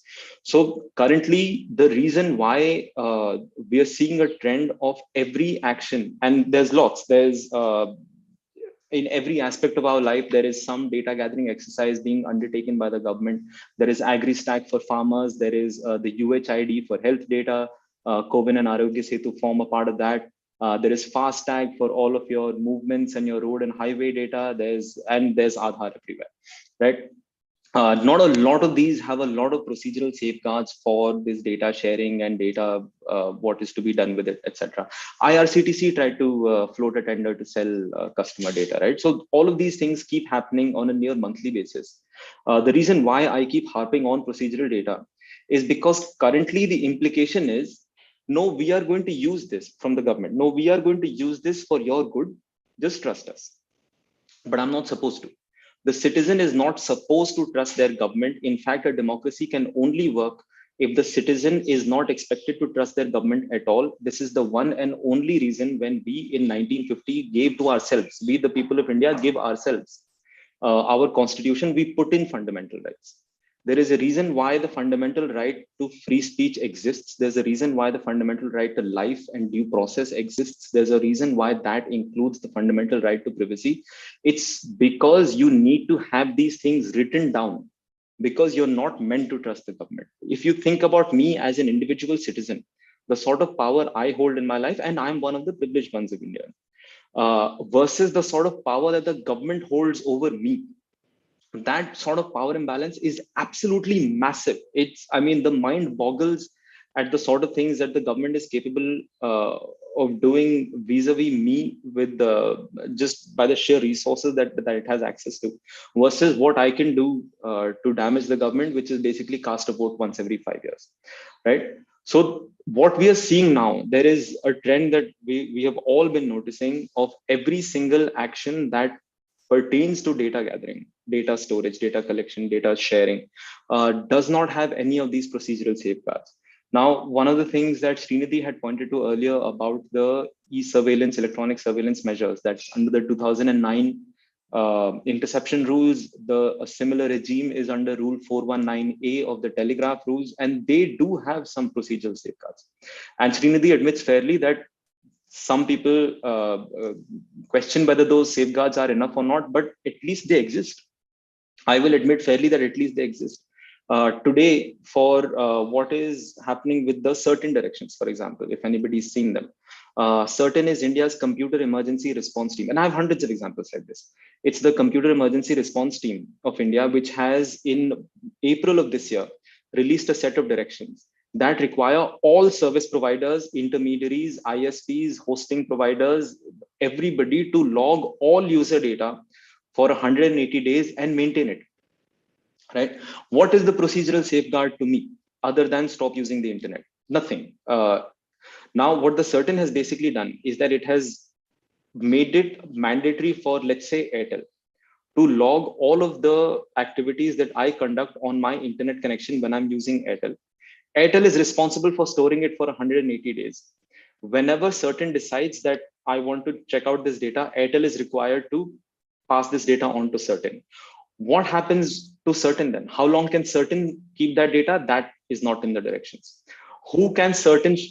Yeah. Wasn't that required of the TSPs under the unified license already? And the certain directions placed a disproportionate amount of burden, say, on VPN service providers, cloud service providers, etc. Right. So VPN service providers are found in direction 5. Okay. This ISP service thing comes from direction 4. Okay. Right. So then let's talk about VPNs. Same issue with VPNs, but a much longer retention requirement, 5 years. Right. What does when the certain calls for this information, what is the procedural safeguard to me that certain will not then sell it off to a company? There is no legal requirement. There's no consequences to certain if it one day decides to make a little bit of money on the side. I trust that certain will not do that, but I shouldn't have to, legally speaking, because if certain does that, or if any government agency misuses my data, where do I go? I go to the law. If the law doesn't exist, what do I do? There is no answer to this. Right. So there's almost this paternalistic approach that the government is taking, that, hey, we know what we are doing and we know better than you do about what needs to be done. And yes, as you also absolutely. pointed out, the asymmetries of power with increasing digitization and digital surveillance just keep getting worse. So in such a scenario, how useful is consent? And even if it's useful or not useful, do we still need frameworks that protect citizens from the excesses of the government, whether or not consent is given? Because quite often consent doesn't seem to be meaningful anymore, because if I can't get vaccinated for a disease that's basically killed over 15 million people across the world, then what am I'm going to give my Aadhaar data, no matter who asks for it. So consent is meaningless there. So if you can, and Srinidhi, if you can also talk about that. Correct. I think Srinidhi, why don't you go first? Sure, yeah. Yeah, I mean, I don't think we can think of consent as, while it can be a meaningful way for an individual to exercise control over how their information is put out, how their information is collected, etc. Really cannot be the panacea for all else. I think world over, we've sort of seen this movement. I wouldn't necessarily say movement away from consent, but this recognition that consent doesn't really always work. You might get multiple pop-ups through the customer journey, be it in a private context or even in a public service delivery sort of construct. You will just end up saying yes. Like you said, there is sort of a disproportionate power sort of balance as well when the option is between getting a service which is sort of essential to you versus, letting it go. How many of us will sort of let that go, right? And which is why I think increasingly there is this sort of movement towards accountability rather than putting the onus of making choices about themselves onto the individual exclusively. Applying principles like data minimization, ring fencing purposes, collection limitation, setting retention limits as to, periodically doing this check of, do we even need this data anymore? Can it be deleted from servers? Can it be, what is sort of the critical mass of data that we need to continue providing a service to an individual? If someone has opted out of that service, do we need to hold on to it indefinitely? I think those principles can really help build out that sort of culture and also an enforcement mechanism above it, where an individual can perhaps, challenge some kind of collection, say that this was held on to longer than it was intended. And a lot of this, I think, did get covered in our personal data protection law, the draft, both for governments and for businesses generally. Any data controller that is collecting data for a routine purpose, not for an investigative purpose. So I do believe that consent shouldn't really be thought of as there is of course a movement to improve notices, but there is a lot of research around how much time one would take to even read these privacy notices, like spanning into hours and hours. And I don't know any of us who read like privacy policies and notices anymore, and we invariably end up checking those boxes as well, even if it is sort of an effective consent mechanism. An effective opt-out might definitely help, but I guess putting back the onus on the business as well to sort of justify that this data set is necessary for a particular purpose, or on a government agency that this data set is necessary for a particular purpose would help at least balance that out. And Srinidhi, if I can ask you something else here, you talked about earlier how in India, there's also, and this is something Tanmay also alluded to when he talked about the paternalistic approach of the government, that access to data is required for delivery of public services. And a new concept, or a somewhat newish concept in India, is that the government needs access to non-personal data. So how does that work out? And is that really essential? Are there enough safeguards there? Has that even been thought of? Or is non-personal data another one of those things that's been put on the back burner? Yeah, I think in non-personal data, the considerations might be slightly different. So again, two types of non-personal data. One is data that never related to an individual, which is completely anonymous, soil trends, weather patterns, traffic routes. And the other is data which was personal, but which has been subsequently anonymized. An increasing body of research shows that this second limb perhaps doesn't exist only. There is always the possibility of re-engineering and going back and identifying an individual. But I mean, and the jury is out, I guess, on how do you define non-personal data entirely, what sort of guardrails should you have, what sort of checks and balances. But if we are thinking of these type of mixed data sets where there is an element of personal information which can be linked back to an individual, there's always the right to privacy which sort of pervades this. But if there is something as perfectly anonymized data, the considerations are, again, if you're looking to access that data from a business which has curated this data set, created it, and put in its resources and just investments in maintaining a database, then there are IP considerations, IP concerns as well. Is it proprietary? So I think we're still pretty in the initial years of thinking around how non-personal data should be governed. And if it is, should be, and if at all there should be any, I don't think we're at a point where we can say there should be sort of mandatory sharing, which is necessary. It helps to identify what is the clear issue or what is the clear gap that you're looking to address. If it is on public service delivery, can you incentivize businesses to share data? A lot of them already do put out some sort of open data frameworks, open data, just voluntarily contributing data sets for better governance. There's also, of course, the National Data Governance Framework, which is talking about opening up government data itself, which again, the government being, sort of massive data collector by itself also sits on this sort of vast amount of data that could be meaningful in non-personal data, again, like anonymized, if we can reach that stage of de-identifying individuals from it. So perhaps that sort of thinking could help around what is the taxonomy around data, what are sort of incentives for data sharing, what accountability do you kind of impose on government departments also when it comes to intersay between departments sharing data. Got it. Here I want to ask you, how does the EU regulations around data protection look at non-personal data or anonymized data? Do they even recognize the existence of anonymized data? Because in India, as Srinidhi pointed out, people are pretty divided, even policymakers. Yes, thank you for this question. And I think it's very, very like the question that now EU policymakers ponder about as well, because non-personal data is also recognized, and there is like a distinct, the data is either personal or non-personal according to free flow of non-personal data. Free flow of non-personal data regulation in the EU. So there is one regulation about non-personal data directly, and it is entering into force, I think, in 2018 or 2019. And this is just but like the regulation that impose member states to not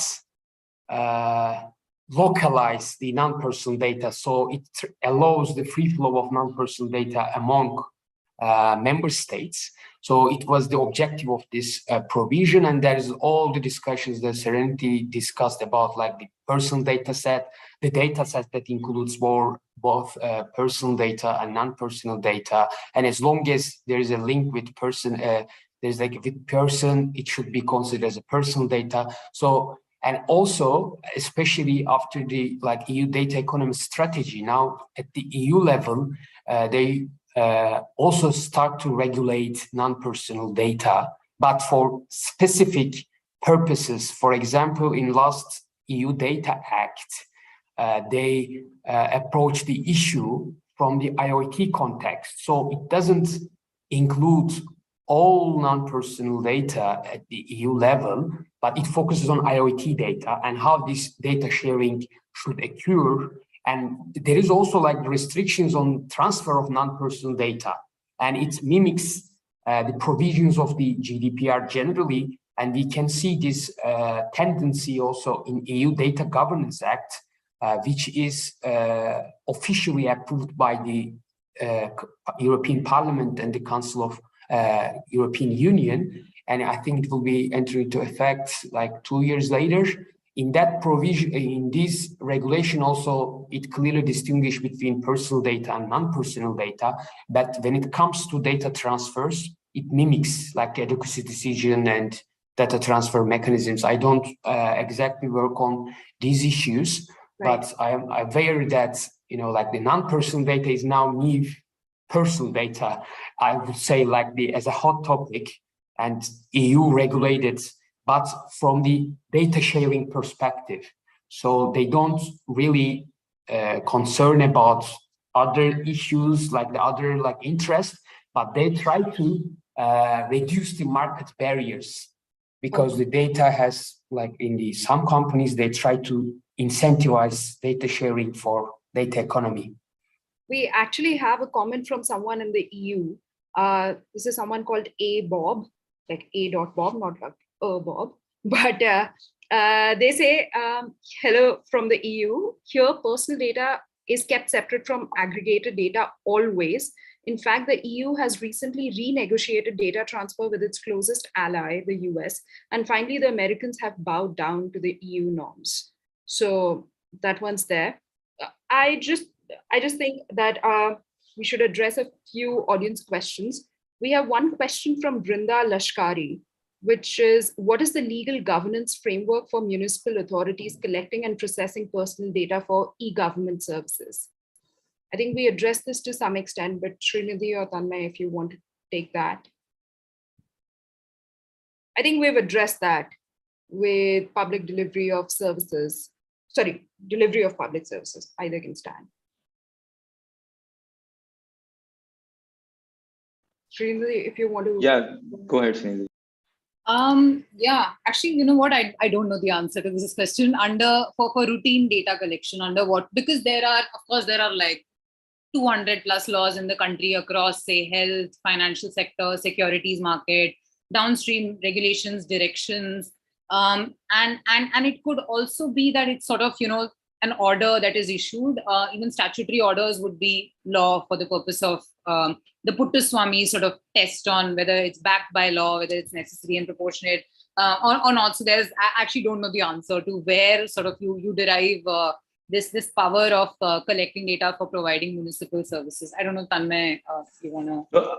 I think you're absolutely. I don't think there is one consolidated municipal data collection law. Like, I think it comes from individual services that we club together as municipal services. So you have laws that deal with electricity, you have laws that deal with water, you have laws that deal with sewage.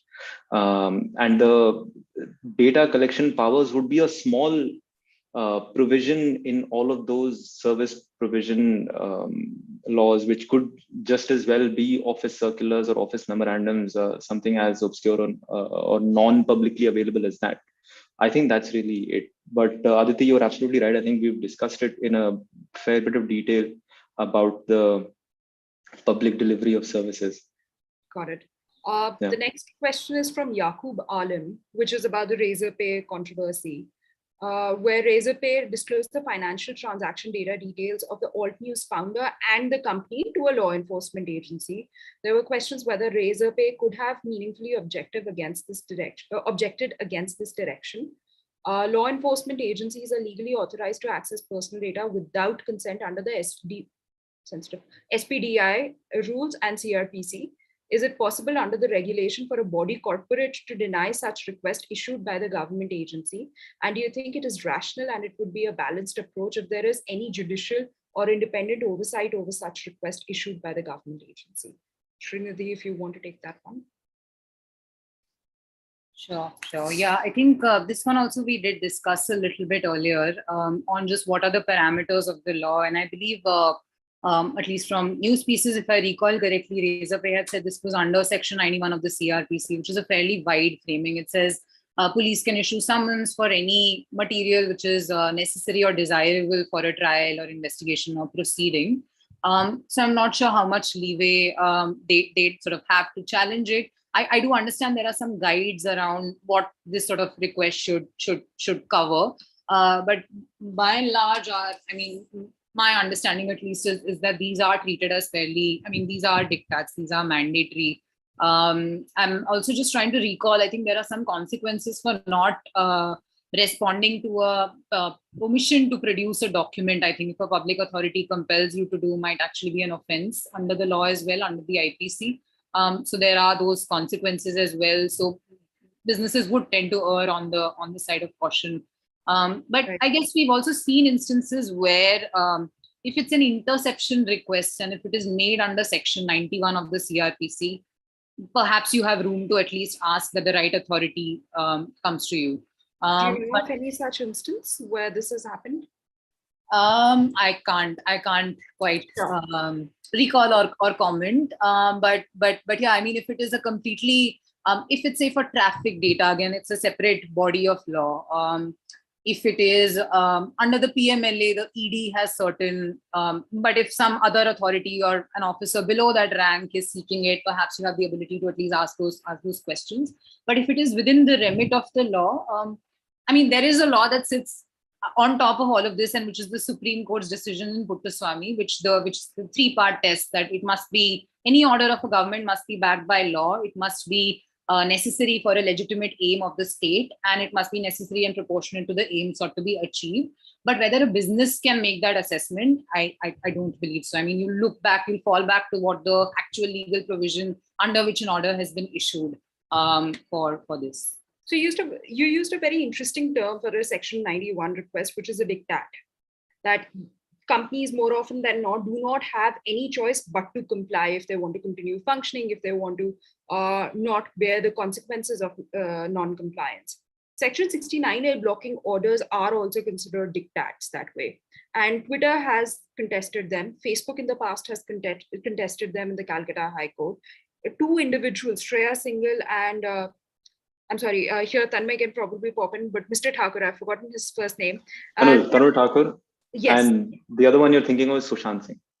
Oh, okay, Sushant Singh has also contested that. So do you see any kind of difference between how, say, Indian companies go around complying with government requests for data access versus, say, non-Indian companies? Does the onus, does the burden, does the defiance level change? Or the resilience level change?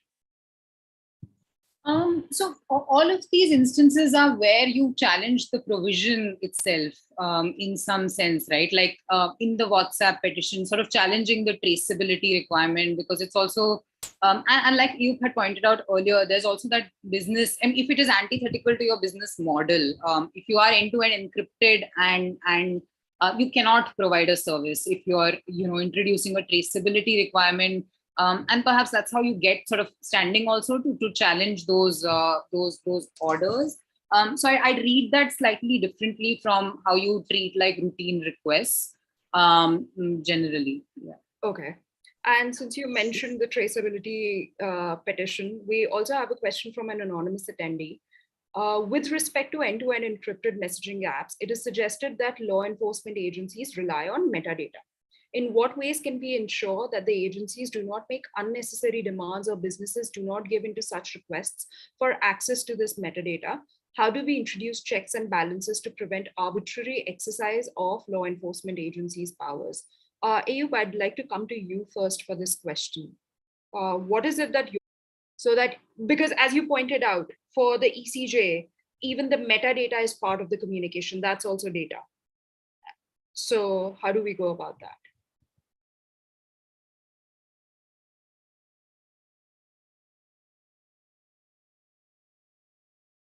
You're on mute.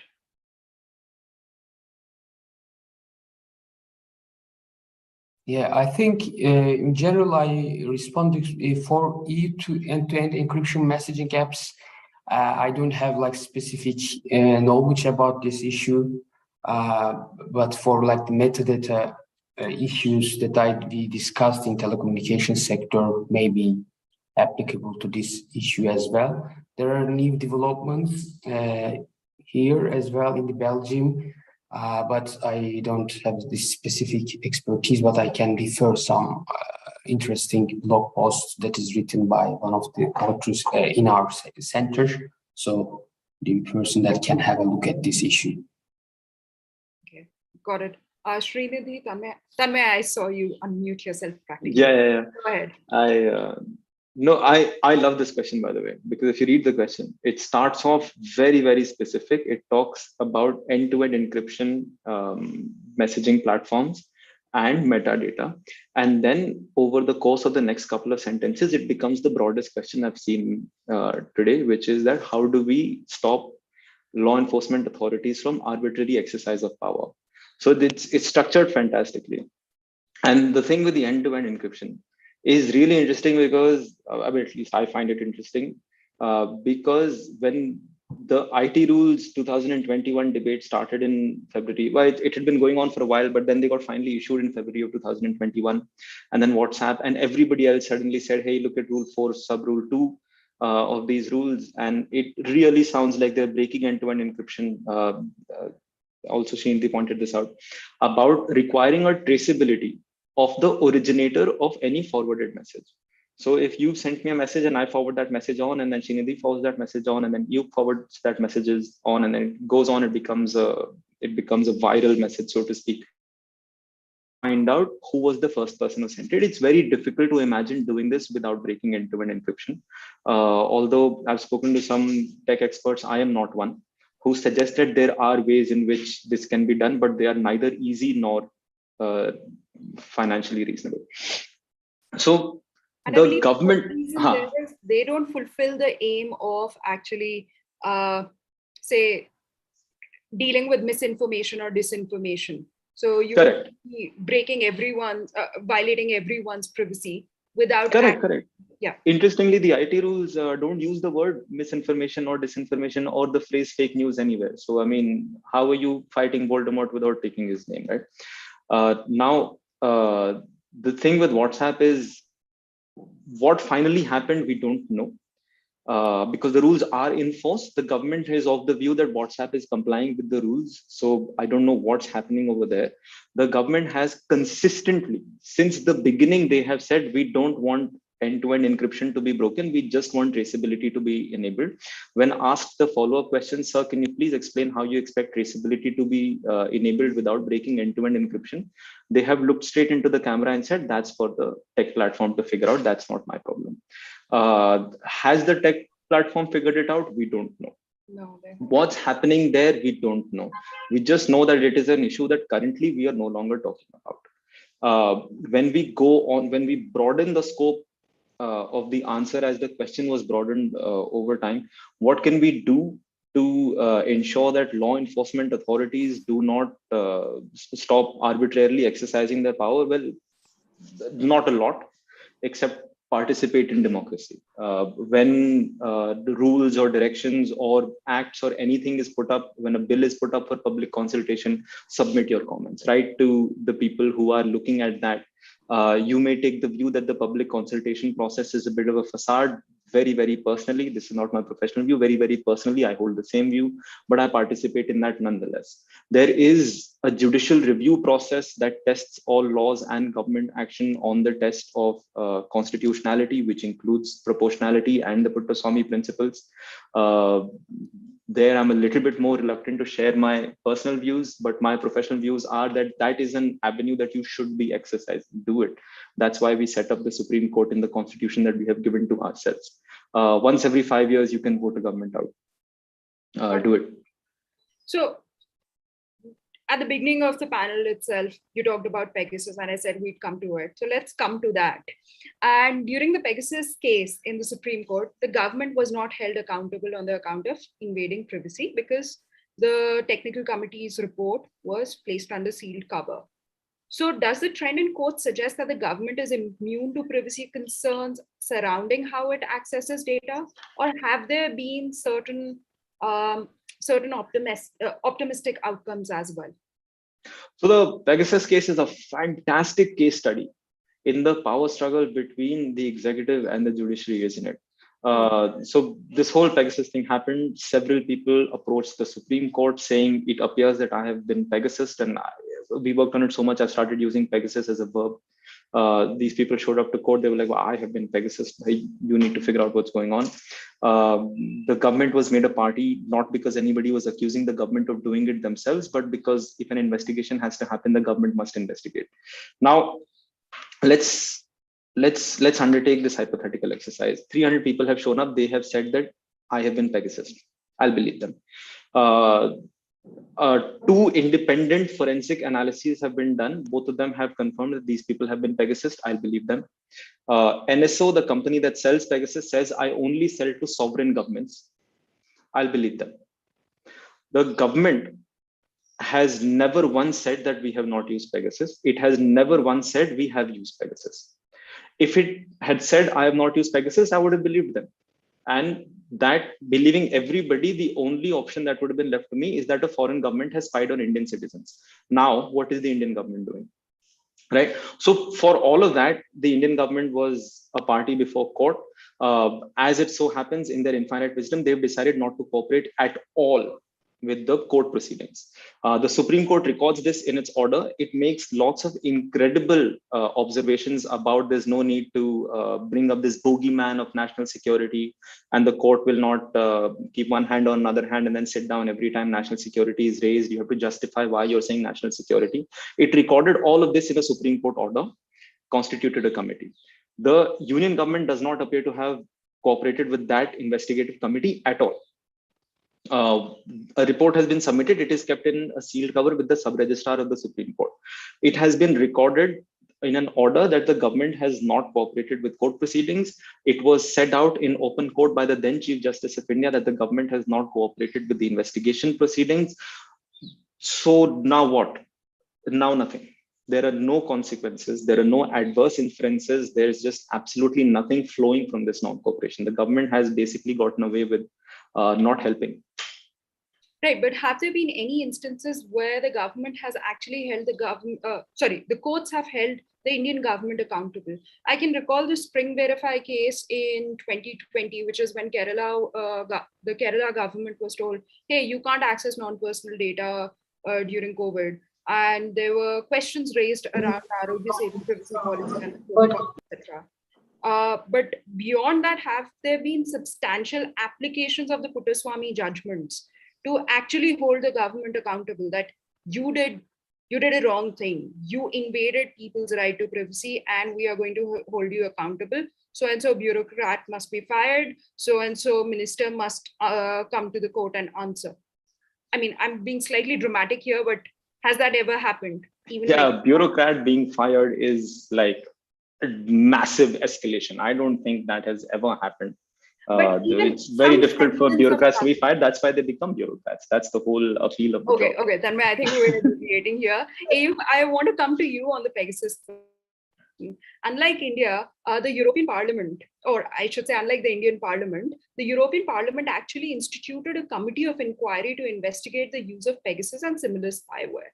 And the discussions are routinely made public. And as and when there are news reports about, hey, this country in Europe, such as Greece, is using spyware similar to Pegasus, this particular committee takes up.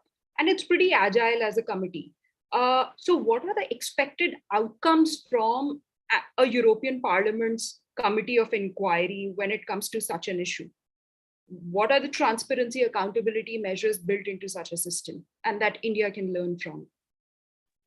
I think first of all, national security issues in generally exclusive competence for member states.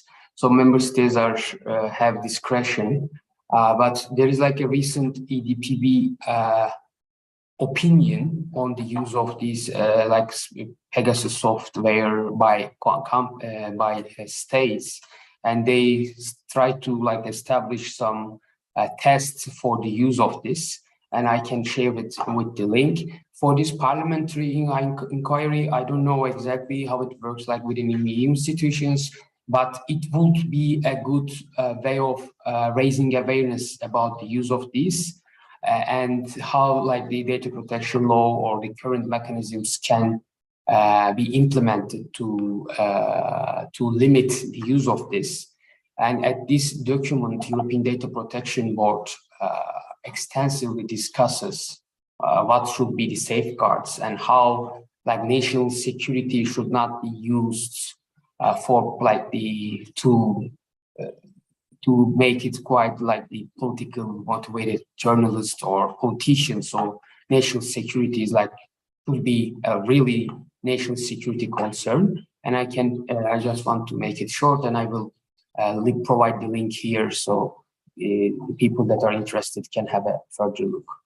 So this is similar to what the European Court of Justice also ruled on, say, data retention. I mean, the courts in Europe have been pretty unanimous that way, that when it comes to privacy is paramount. National security must be limited to legitimate. Like must be limited and should be like strictly necessary for, as I said, not like a preventative measure. I think that's how like the European Court of Justice distinguishes it. So as a preventative measure for like telecommunication issues, we can't do.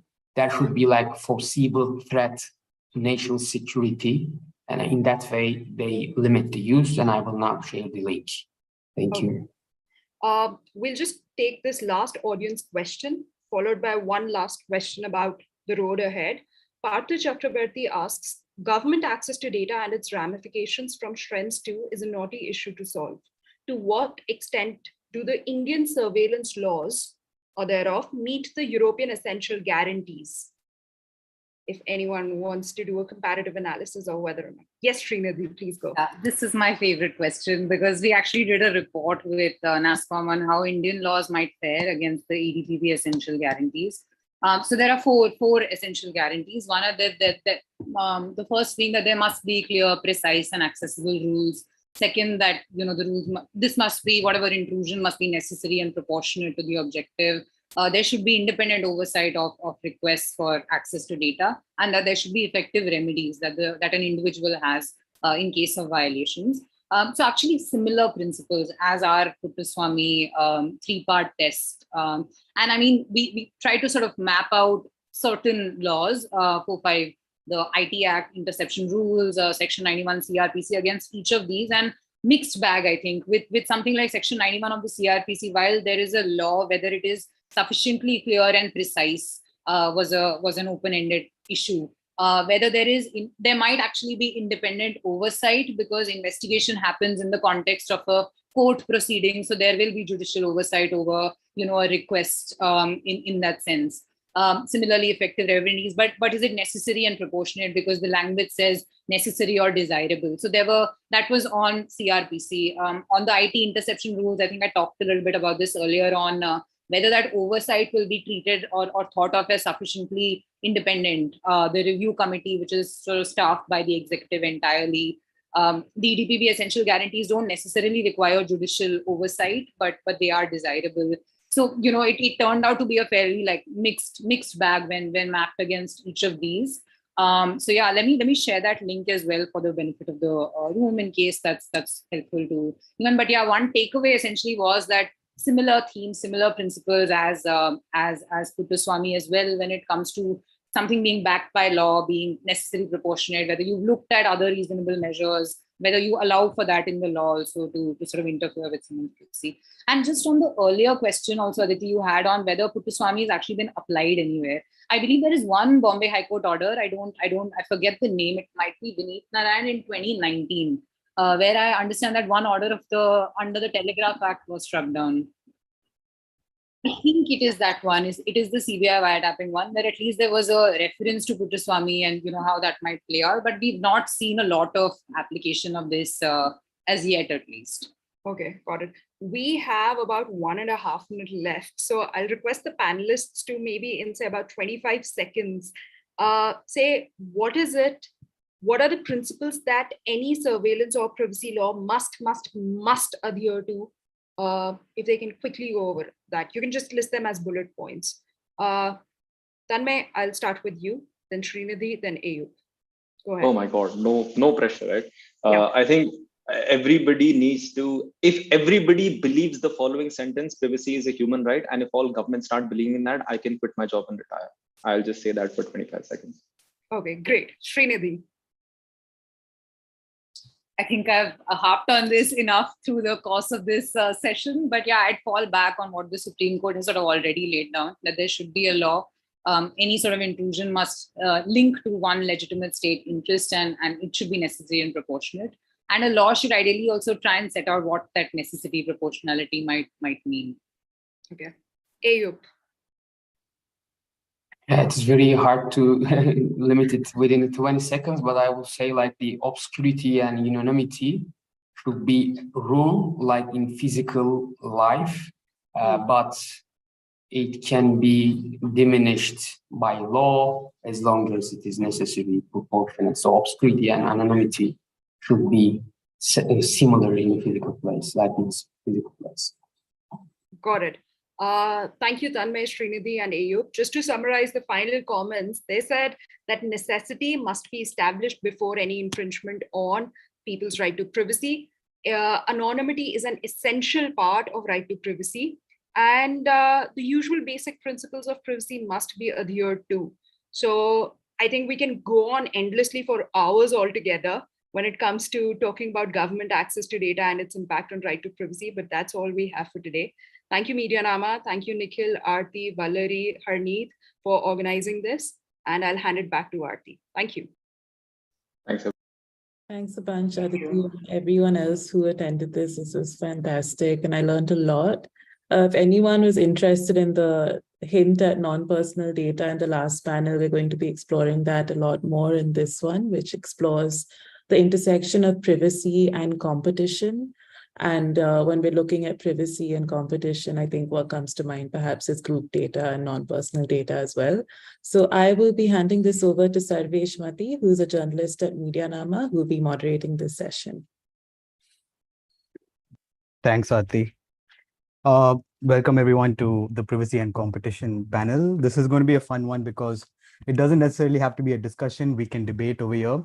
And the broad theme that we have today is privacy and competition mutually exclusive, or are they compatible with each other? And this theme comes from the idea that, we have a lot of countries, regulators looking at enabling data sharing in terms of non-personal data in order to improve competition. But the issue we have with this approach is there are some privacy concerns, privacy risks, even with non-personal data. So the other side of the debate is we can have appropriate privacy legislation in place to ensure that both privacy and competition can be achieved. But is that the case? That's what we're looking at. And to discuss this, we have Deeksha from, she's a counsel at Chandni Oak and Mahajan. We have Manjushri RM, who's Senior Resident Fellow with the Law and Technology team at Vidhi Center for Legal Policy. And Shashank Mohan, who's the Project Manager with the Technology and Society team at CCG.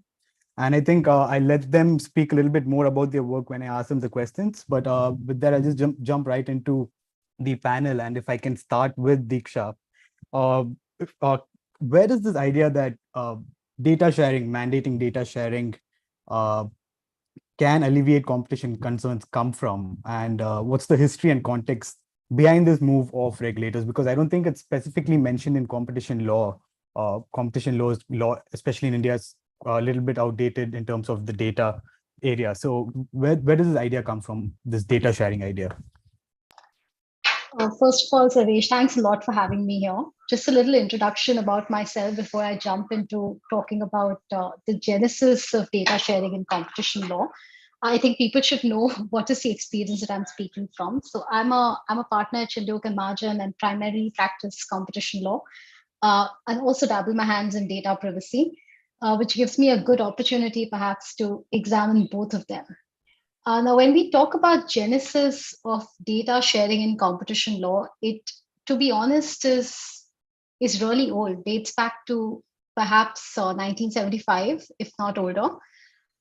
In competition law, we have this concept which is generally not included in any statute governing competition law. So it's not there in the Competition Act in India. It is not there in the Treaty of Functioning of the European Union in Europe.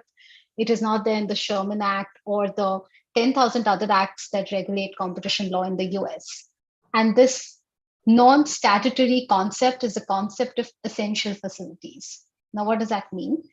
It's essentially arguing that there are some assets which are so integral to competition that if access to them is not enabled, competition cannot thrive.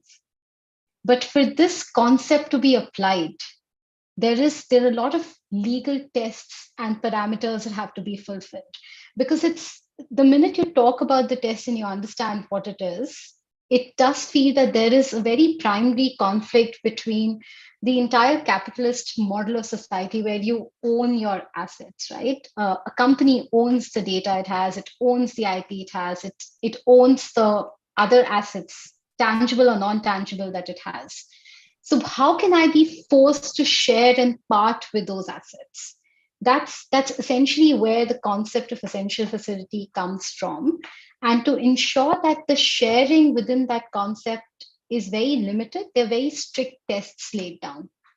And probably during the course of the discussion, we can come and discuss these tests, but a close example of how it would work in real life actually is, in fact, the patents law, which has the concept of compulsory licensing of a patent. Again, an asset that you have developed, putting in a lot of R&D, but your right to own trumps the society's right to access, and therefore compulsory licensing. Essential facility follows the same model. I may have created and own an asset, but my right to own the asset trumps the right of society to have competition. And that's how competition authorities have come up with this notion of essential facilities. One aspect of it is data sharing. That aspect is, again, not new. It's not novel. We've had cases long ago in the time when you had TV directories where you could see what channel was going to play what episode and what serial. Back since that time, we've had concept of data sharing applied in competition law. There's a very famous case of McGill TV listing where the competition authorities in Europe actually directed TV broadcasters who had copyrights over their TV listing to compulsory license it to somebody who was creating these listings. Again, there were tests that had to be fulfilled, and I'm hoping that during the course of discussion between Shashank, Manjushri, and I will be probably able to cover those. Okay. And so is this the whole idea of data sharing, is it a question that competition regulators have been forced to answer in the absence of a privacy regulator, or do you think it's an essential function that competition regulators have to also look into? Is that again for me? Okay, I'll take it, and maybe Shashank and Manjushri can come in. I think that that depends on what is the wrong that data sharing is designed to address. What is the factual premise that I'm looking at? If in the absence of data sharing, the concern is that competition in the market is being impacted, then yes, competition authorities will end up having a natural role to play. They would not be stepping into the shoes of somebody else. Their stepping into the shoes of somebody else is perhaps more likely to happen when they start evaluating whether the standard of privacy that I'm following as a company, whether that meets the standards under competition law, which is very vague. And we don't know what that standard is. But when they start evaluating the wholesomeness of my privacy policies, that perhaps is them stepping into the shoes. But purely looking at whether competition is getting impacted by absence of data, that is, I think, a more natural role to them. Okay. Manjushri, I'll let you add to that, but more specifically, if you can talk us through how data sharing does improve competition issues, specifically market crowding, network effects. If you can give us examples of some cases, maybe that'll be helpful. Sure. Thanks, Shashank. And I'm going to piggyback on what Diksha very eloquently started with, right? Because essential facilities is very important to anchor this discussion around. And because whenever we speak of essential facilities, or whenever we speak of a duty to deal, which is a slightly diluted version of the same idea, we're talking about a few differential or important obligations that are imposed on very few market players just because of how powerful they have come in a market to be. right? So just to anchor this discussion around essential facilities, that's why it's that important to me personally. But when we look at data sharing specifically, and how that feeds into the idea of how that promotes competition and the like, let's understand as to what data does in a market, right? In a new age market like digital markets and your e-commerce and the like, what role is data really playing? And when we often talk about data sharing, I suppose the first idea that comes to us intuitively is that data is looked at as a resource, just as Diksha put it, in that if I have access to that critically important information, I may be able to compete in a market better. But to me personally, data is so much more than that, because data has a way of reinforcing the strength of a market player in a market that is already very concentrated. Let's take how an Amazon or a Google, etc., has come to play in a market, just because they've had the benefit of being beginners in being able to venture into a market, tap into a lot of consumer data, and that collect vast amount of consumer data. The kind of innovation they are continuously able to provide in a market is far higher than most other competitors are able to promise. And this is largely because of what we understand to be network effects or positive feedback loops and the like, where data no longer is simply an asset for you to compete, but it's not only something that helps you to break entry barriers, but is also something that helps you to successfully keep innovating and competing. So for me, in a market like we are in today, where largely we're relying on consumer data to innovate products further, I wouldn't hold back in saying that data has become a very, very critical resource. But whether we want to call it essential facilities, whether we want to call it something else, as Diksha put it, is a question of also the degree of how important such data is, which I believe can rightly be answered through the tests that Diksha was talking about. Maybe it will require a few modifications here and there, because these tests were conceived at a time when we weren't only looking at data, and the way data is going to affect today's market is perhaps a lot different. So yes, competition requires data to be shared, not only because data is a very critical input for being able to create a product or to be able to break a barrier, but it is also important to flourish in a market. So the kind of use that I see data having is not only at the entry stage, but also slightly more as we move on in the market. But that data can also be aggregated by a company as it continues to operate. But I'm here talking about only the function that data serves in a market like this. So, and often a question that is asked to me, and to give this through the way of an example, is that I often talk about how the Indian food delivery market today is largely an oligopoly, right? We have Swiggy and Zomato on either sides, which control about 90% of the food tech market.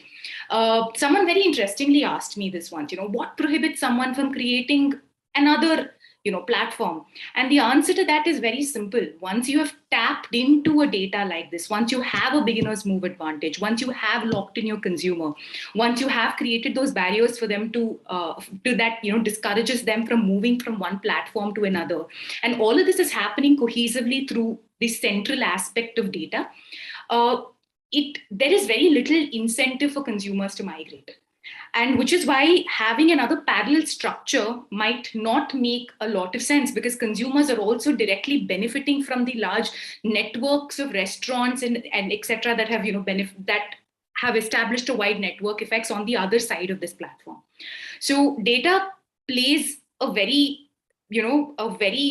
subtle, but in totality, when you compound it together, a large role in how today's businesses operate.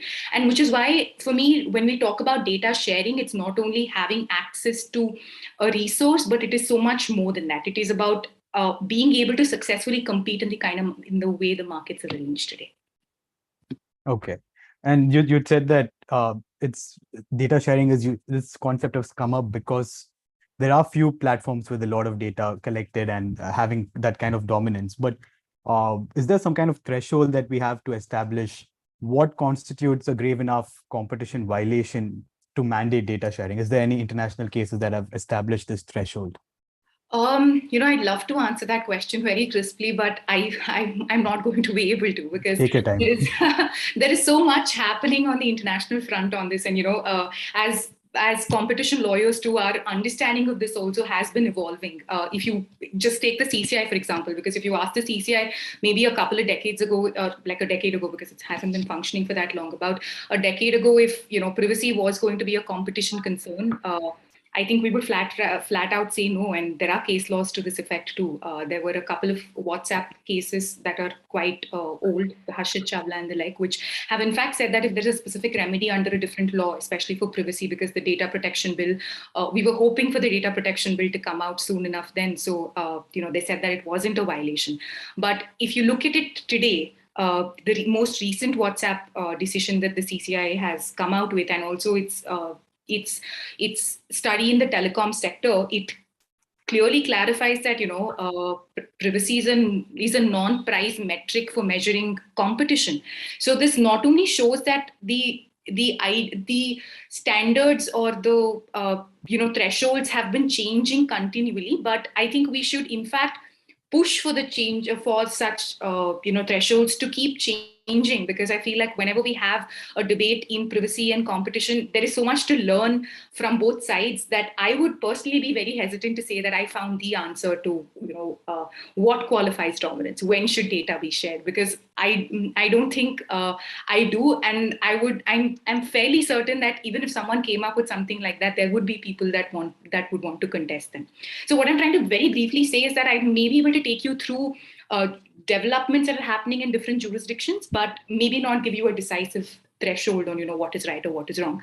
But let's just look at a few interesting examples, right? So we can categorize how data sharing has been a competition remedy or is being enforced in other countries, largely in 3 different buckets. Right. First, let's look at the dominance bucket or the dominance category, where the idea of dominance or what constitutes dominance is beginning to be very broadly understood.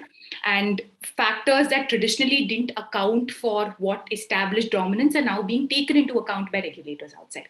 So this is slightly like a liberal interpretation of dominance, so that you have certain entities that may not fall under the dominance threshold in your earlier laws are now being pushed to the dominance threshold, so that you can in the future or now impose certain specific obligations on them, which are not otherwise possible if you don't cross that threshold of dominance, right? Because that's very important in this case.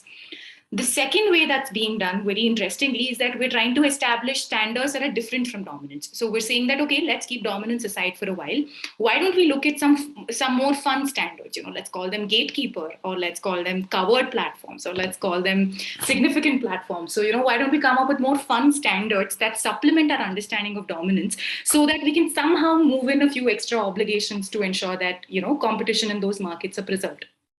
And the third approach is actually an amalgamation of the two, where there is a political will to do this. There is also legislative will to do this, but it hasn't yet, it hasn't yet seen fruition because legislative processes are that long. So you largely hear of courts that that apply the gatekeeper threshold to something that is, for the purpose of establishing dominance, but don't shy away from equating gatekeepers or, the alternate threshold to dominance. But ultimately, what we're seeing across jurisdictions, and most jurisdictions that I'm talking about right now are either the EU, UK, Germany, US, Korea, for that matter. A lot of these are coming up with thresholds of this sort. And what is interesting to see in all of these countries, or even India for that matter, is that there is definitely a will, or there's definitely consensus that we need to be able to do something more than what is traditionally available in our antitrust toolkit to ensure that, our competition laws are better equipped to deal with market realities. But the shape and form that it is taking, again, Sarvesh, is something that I suppose we are not in a position to fairly compare, because, political and social and economic goals sometimes go very hand in hand. So the kind of test, say, a Germany with ordoliberalism being the central pole of their competition law would want to impose would be very different from what the US would want to do, given it is very capitalist heavy, and this kind of is always trying to talk about freedom of trade more than freedom of smaller or smaller businesses. So how this threshold gets applied again is rooted in institutional and political realities of a given country. But what I will definitely be able to tell you is that there is an exploration of alternate thresholds, or trying to dilute the threshold of dominance itself to bring in data as a metric or privacy as a metric to understand, when do they get big enough so that we can start asking them to do X, Y, Z things. I think like the Digital Markets Act and Services Act are all thinking along these lines, right? These ex-ante regulations. Yes, ex-ante regulation again is a different part of it. So ex-ante regulation is largely when you realize that these some market players are so big that it is not useful to correct their behavior once it's happened, as opposed to preventing it itself. That's where ex-ante for me, makes sense, in that when we realize that the harm caused by an entity is so huge that it's irremediable, that you think it's regulatorily more efficient for you to regulate them before it happens, as opposed to after a conduct happens. But for me, the more interesting part of this debate, DSA, DMA, the German 10th Amendment, or if you see Australia's continuing studies on e-commerce, the bargaining code, or the amendments in Korea to their Competition Act, what readily emerges for me, and what is beautiful also to see, is that there is consensus that, listen, data is a part of competition. We can no longer turn a blind eye towards it. Like sharing data, privacy, all of it are, however much we wanted to push it away into, people that regulate privacy into into their domains, because we already have our hands full with a lot of other things. However much we tried to do that, we're coming to sort of grapple and truly understand that these cannot be dissected as neatly as we want them to be. So that's the DSA and DMA are largely examples of very horizontal looking statutes that aren't strictly competition, nor are they strictly digital market, not are they strictly privacy related, but have an amalgamation of all of this. And I think as tech policy progresses, we are seeing more of this. And I wish that we see more of this, where there is a whole of government approach, or, there is a coordinated approach to dealing with digital markets that aren't necessarily looking at only one facet of it. Okay. Shashank, if I can come to you for the other side of this, what are the risks to this idea of data sharing? Even if it's anonymized data, there are some privacy concerns, right? So if you can talk about that. Yeah, and thanks so much, Diksha and Manjushri. It's been a delight to listen to you. I up until now, we've been sort of looking at data from a non-privacy but economics competition lens. My expertise is in privacy law and data protection. So, I'll come at it from that angle, and would love to sort of have a general conversation with you all as well. Sarvesh, when we look at data, all kinds of data may carry varying privacy risks, right? And you may see this categorization on various fronts. There's personal data, non-personal data that carries different kinds of risks. There's sensitive personal data, there's critical personal data, etc. So, I think what the understanding has developed to be that data cannot be looked at as a sort of single monolith, but it can be categorized differently, and sort of different data may carry different risks. So, and I'm going to sort of focus on NPD in this conversation, because we're talking about sort of more the shareability of data. I think what is now, and I'm not going to just stick to anonymization. I think it's recognized the risks with anonymization, that anonymized data can be identified. We need to build standards for anonymization. We need to adhere to them, and an independent statutory body essentially ideally needs to build those standards, right? And sort of globally recognized standards. But as big data and data processing is developing, and sort of data analytics is developing, corporations and data processors and sort of they do not necessarily need to process personal data to sort of draw inferences about us, or sort of target us, right? So, and I'll give a couple of examples, because I know the way we've all looked at privacy has been from an individualistic lens, that okay, I'm an individual, I have my privacy over my data, I have autonomy, I have self-determination, etc.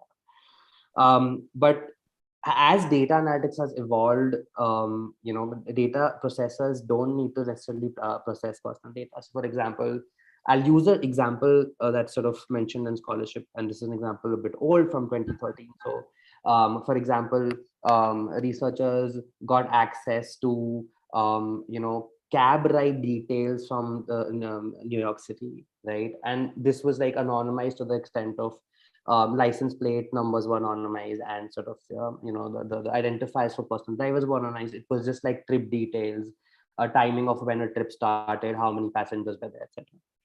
And what researchers were able to do is actually link this data with various other publicly available data and start identifying a particular start identifying drivers or cars of a particular community, in this case people who would probably identify as Muslim, just by matching when the car stopped during prayer hours, let's say supposedly, right? And they could backtrack and identify that, okay, probably, and then if you correlate that data to end stop neighborhoods, you can essentially say that, okay, this neighborhood is predominantly occupied by the Muslim community, right? So this is the kind of, and none of this data was personal data, right? This is the kind of details you can sort of process by non-personal data, and then you can extrapolate if someone gets that information, what harm can arise. That's one example. And another quick example is that, for example, big tech companies, if they can draw inferences about us, just let's say by identifying shopping patterns, right? There is so much data out there, by they can draw unintuitive correlation. So what that means is, for example, they can tell by my shopping patterns and to a great extent the probability of my sexual orientation, let's say, which I would not want to share beyond a particular amount of people, right? That's my privacy right of autonomy, my self-determination, right? I can identify anywhere on the gender spectrum lens. That should be on me to sort of communicate to the public or sort of particular parties. So this is the kind of capability data analytics and big data has enabled corporations and data processors to sort of arise. So I mean, that's answering the question about how non-personal data may impact privacy. To quickly summarize the kind of harms that can arise, you can be discriminated against. Your right to self-determination may be diluted. Right, as I gave the sexual orientation example, I can be, I can have insurance premiums at a higher rate because, let's say, certain data from my sensors in my car was taken by certain companies and sold, right? And sometimes this is unverifiable inferences drawn by data processors, right? Which means that only they know why A and B are correlated and result in a C output, right? Which means that they are running behind black boxes. I cannot ask for explanation. Probably they cannot explain in certain cases. So this really impacts my autonomy, my self-determination. I may be discriminated against. Various other related privacy rights may be sort of impacted there. So just to summarize, and it's like a bit of an abstract point about group privacy if you've only understood privacy from an individualistic lens. That's why I tried to give examples. But this is broadly how sort of group privacy and NPD result in privacy. To take this forward, just for a quick few more seconds, and just adding to what Manjushri was saying, how data plays an important competition metric. And whether we sort of call it the first mover advantage or network effect, we all understand that. But definitely, if a corporation is sitting over troves of data, and what I just discussed about capabilities of drawing interlinkages and drawing correlation, imagine the business advantages a data processor will have because they have the advantage of existing data. So that's how they can assert dominance, or that's how they can have, let's say, non-user friendly policies, or or pricing can be in a particular way that's not very competitive for a user from a competition. And so I'll say that. And I think Manushi mentioned South Korea, and although I'm not a competition law expert as Diksha and Manjushri, but it's very interesting what South Korea has done, right? Like they have ensured that Apple and Google as app stores do not sort of create that layer that you have to go through our payment systems. And that's one way. I think it's all of this is a multi-layered solution. So I think what I want to emphasize on is that we need to have a data protection law and a logic to that data protection law that protects some baseline of privacy, right? And there can be an NPD policy, there can be an NPD law, but there needs to be a marriage of personal data protection law, NPD policy/law, and competition regulation, looking at privacy and data, right? Privacy impacts competition, competition impacts privacy. So we can't really look at all of these in silos. I hope that all of us as professionals, we can assist the government in how it's evolving its thinking on these fronts. I think it needs to be, I think Manjushri, as you said, whole of government approach, I would say whole of regulatory approach to the digital economy, right? It needs to be interlinked, it needs to be multi-layered.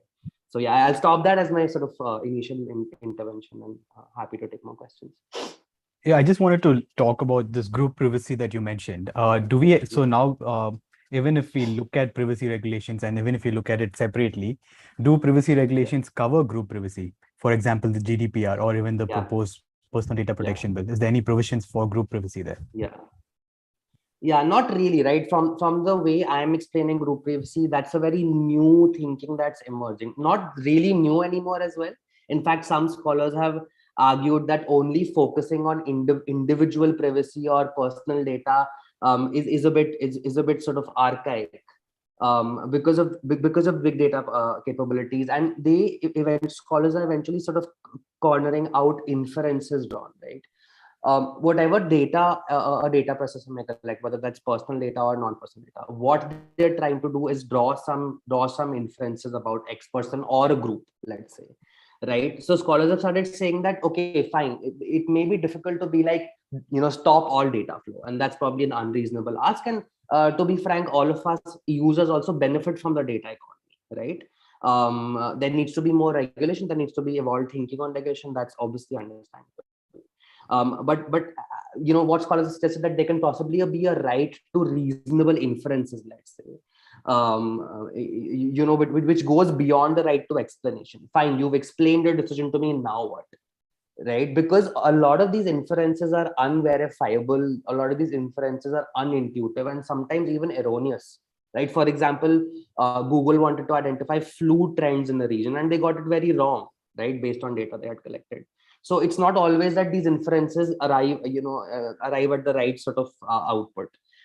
So some scholars have suggested that in data protection law or data governance law, we can possibly look at something called the right to reasonable inference, where I go like, listen, I have a right for my data to be assessed in this way and to arrive at a reasonable inferences, right? I want to know how you got to the point that my insurance premium should be this much, or etc. Giving a sort of top of their head example. So yeah. Okay. Diksha, if I may come back to you, I just want to get an understanding of how different regulators are approaching this compared to CCI. And if you could get into the whole Germany and Facebook case, because I think that was one of the landmark cases in the European Union, which established what regulators can or cannot look into. So if we can talk about that and more broadly about how international regulators are looking at it. Sure, but just before that, I wanted to make a small comment on what Shashank initially said about the dangers of, from a privacy perspective, if you end up sharing data, and what both Manjushri and Shashank said about marriage of different areas of policy. And I think something's happened in Europe, which is very interesting to examine as a case study of how at times you might have a very effective privacy law in the form of GDPR. And then you may come out with something like the DMA, which is an ex-ante regulation. And the balancing of what trumps the other may end up failing. So what has happened in the DMA is that they've imposed a specific requirement on search companies, which for now only means Google, the way it's been defined, to share click and query data with anyone who makes a request. Of course, the data where it is personal has to be anonymized.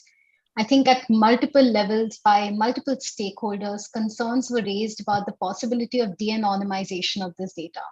clearly, all of that, in the EC's opinion, trumped the opportunity that they wanted to give to alternate search engines to compete in the market, which sort of brings us back to how you should balance two competing rights against each other. And I mentioned right in the beginning, you have the patents law, you have compulsory licensing, you have very strict conditions laid down.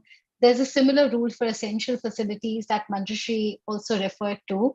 And that test of essential facilities is essentially centered around three things. There is an aspect of indispensability of the resource to which access is provided. So in this case, the click and query data should be indispensable to a requester of that data.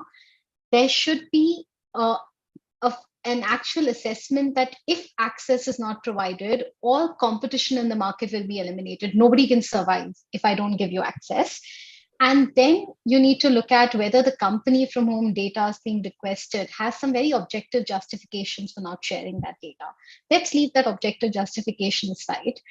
If we just look at the first two, since the time Google came in and became the gatekeeper search engine, if you want to call it that, you've had entries from multiple search engines, some of whom have been successful, some of whom may not have been successful. You've had cases like the Baidu, you've had DuckDuckGo. I end up using DuckDuckGo quite a bit because they end up providing better privacy, making privacy a factor of competition.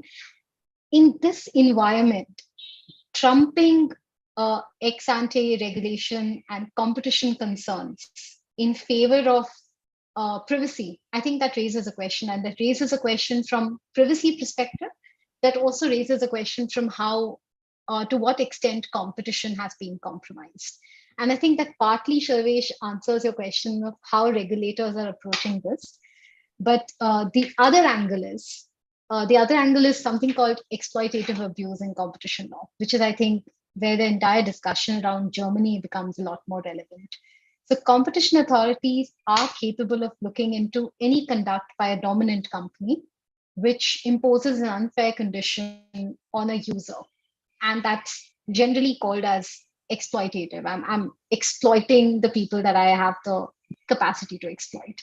It's in that context that we have seen a lot of regulators and authorities looking into the of companies. Germany was the first one to begin, but it's not been the only one. They looked at Facebook's, WhatsApp's data sharing policies, allowing them to share data with Facebook, came to a conclusion that this was anti-competitive. That matter got looked into at multiple levels, finally landed up at the European Court of Justice, where, and Manjushri, correct me if I'm wrong, but I think the ECJ finally said that jurisdiction exists with the competition regulators. So it has given sanctity to the fact that a competition regulator can look into terms in a privacy policy, which may be seen as exploitative vis-a-vis the end user, irrespective of whether they are in compliance with the privacy laws or not. We've seen something similar happen in India. CCI is actually one of the few regulators which is approaching big tech in an extremely aggressive way, I would say. It's one of those areas where you can say that we are lagging behind. We're right at the forefront.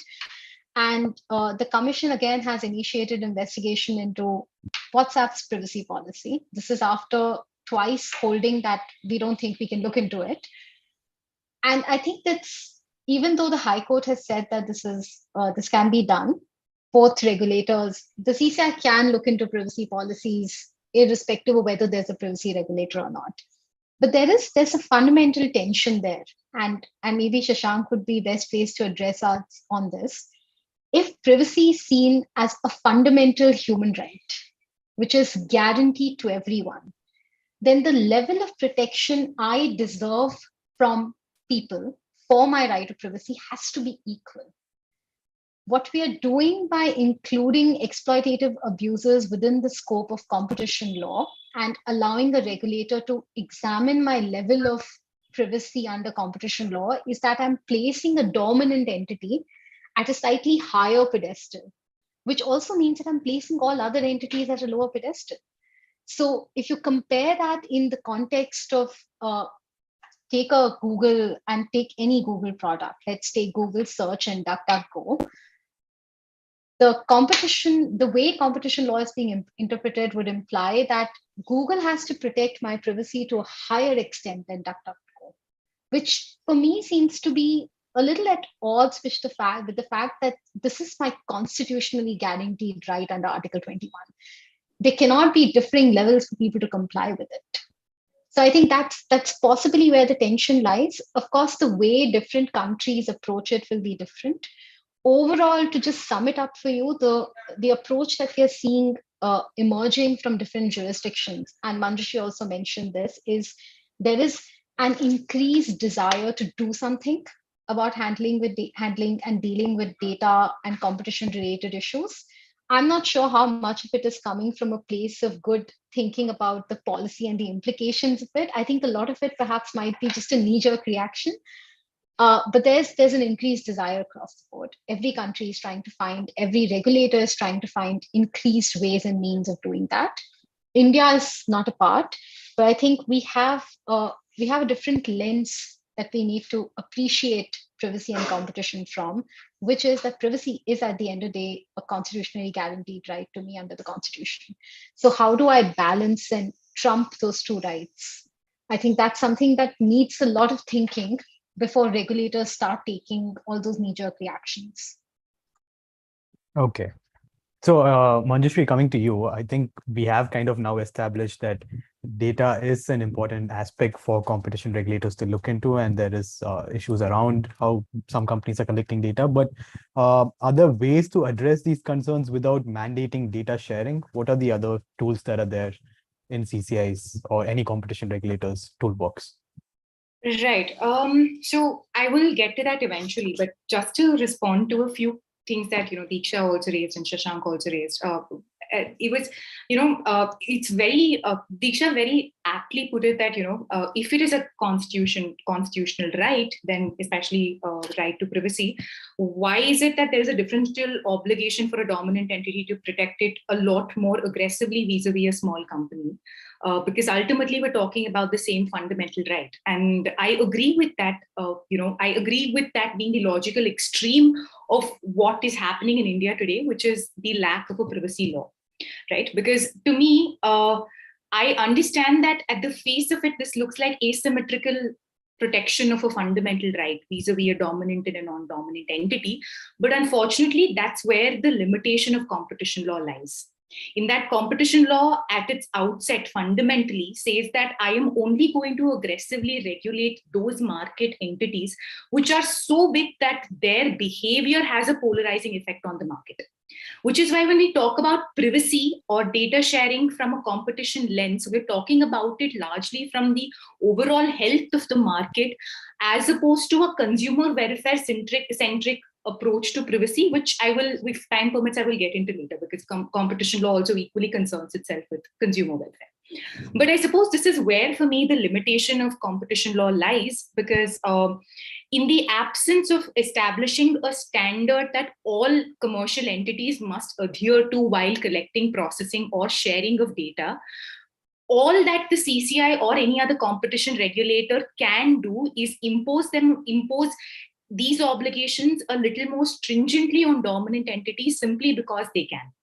It's not that they think other companies, I believe, are right in violating privacy as much as my limited competence extends to only dominant entities. Because when I look at how the market is organized, I am concerned about the kind of power that dominant entities sort of wield in their arms. And I suppose that's just one thing I thought I should add on to. And the second thing in terms of, what are the other remedies or the other sort of toolkits, what are the other remedies or tools we have in with the CCI? Honestly, Sarvesh, that's a very interesting question, but I don't think Indian competition law has gotten that far in answering it. And I say this out of personal experience because I've been a part of, Vidhi has been a part of CLRC, and I've headed the, drafting, our engagement with the Ministry of Corporate Affairs in the Competition Amendment Bill 2022.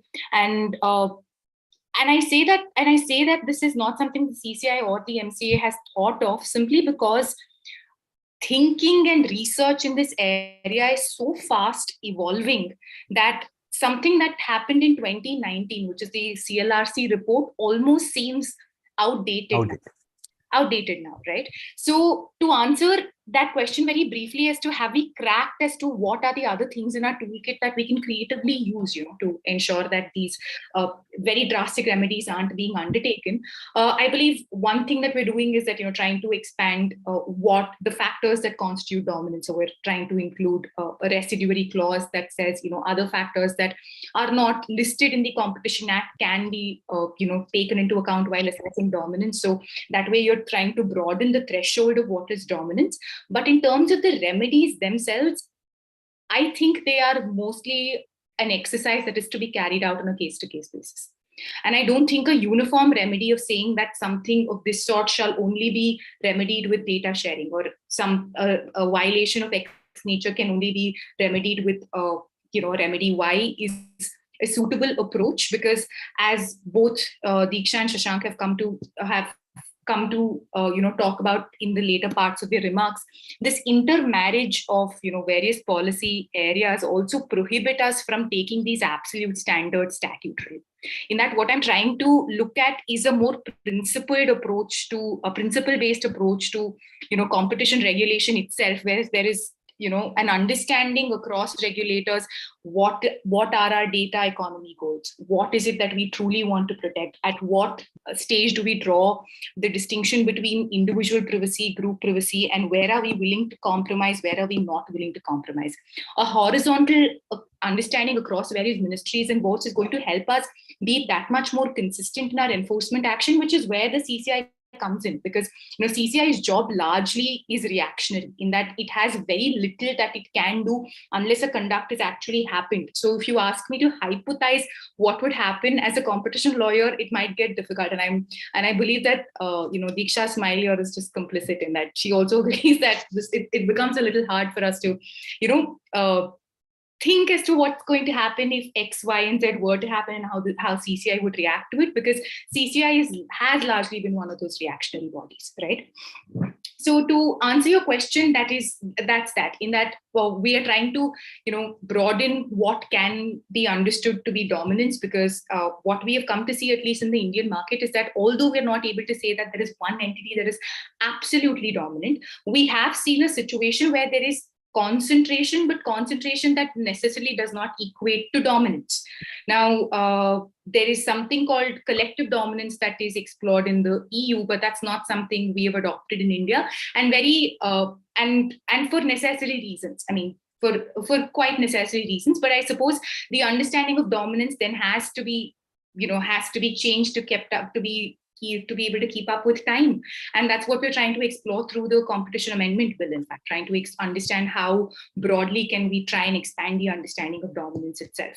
But in terms of specific remedies, there is not much of a debate that has happened in terms of what is it that outside what CCI ordinarily does can be done to, explore, to better address these issues of data sharing and the like. But I suppose an answer to that, or the reason why we have been hesitant to do something like that, is because CCI has been hauled up repeatedly for the whole turf war situation. I mean, this happened with Bharti Airtel and the like, and which is why it was so hesitant, or so it didn't want to enter into the whole privacy battle, given that the data protection bill was on its way.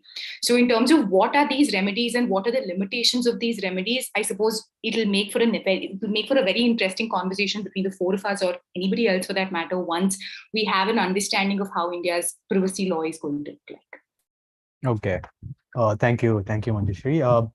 Shashank, I have an interesting question for you, looking at it from a different angle. We have companies now coming up with privacy protection services and tools. For example, Apple's app tracking transparency, which doesn't allow third parties to, track users across apps. And then we have Google's Privacy Sandbox initiative, which again limits the kind of cookies that can be tracked on Google Chrome and Google services.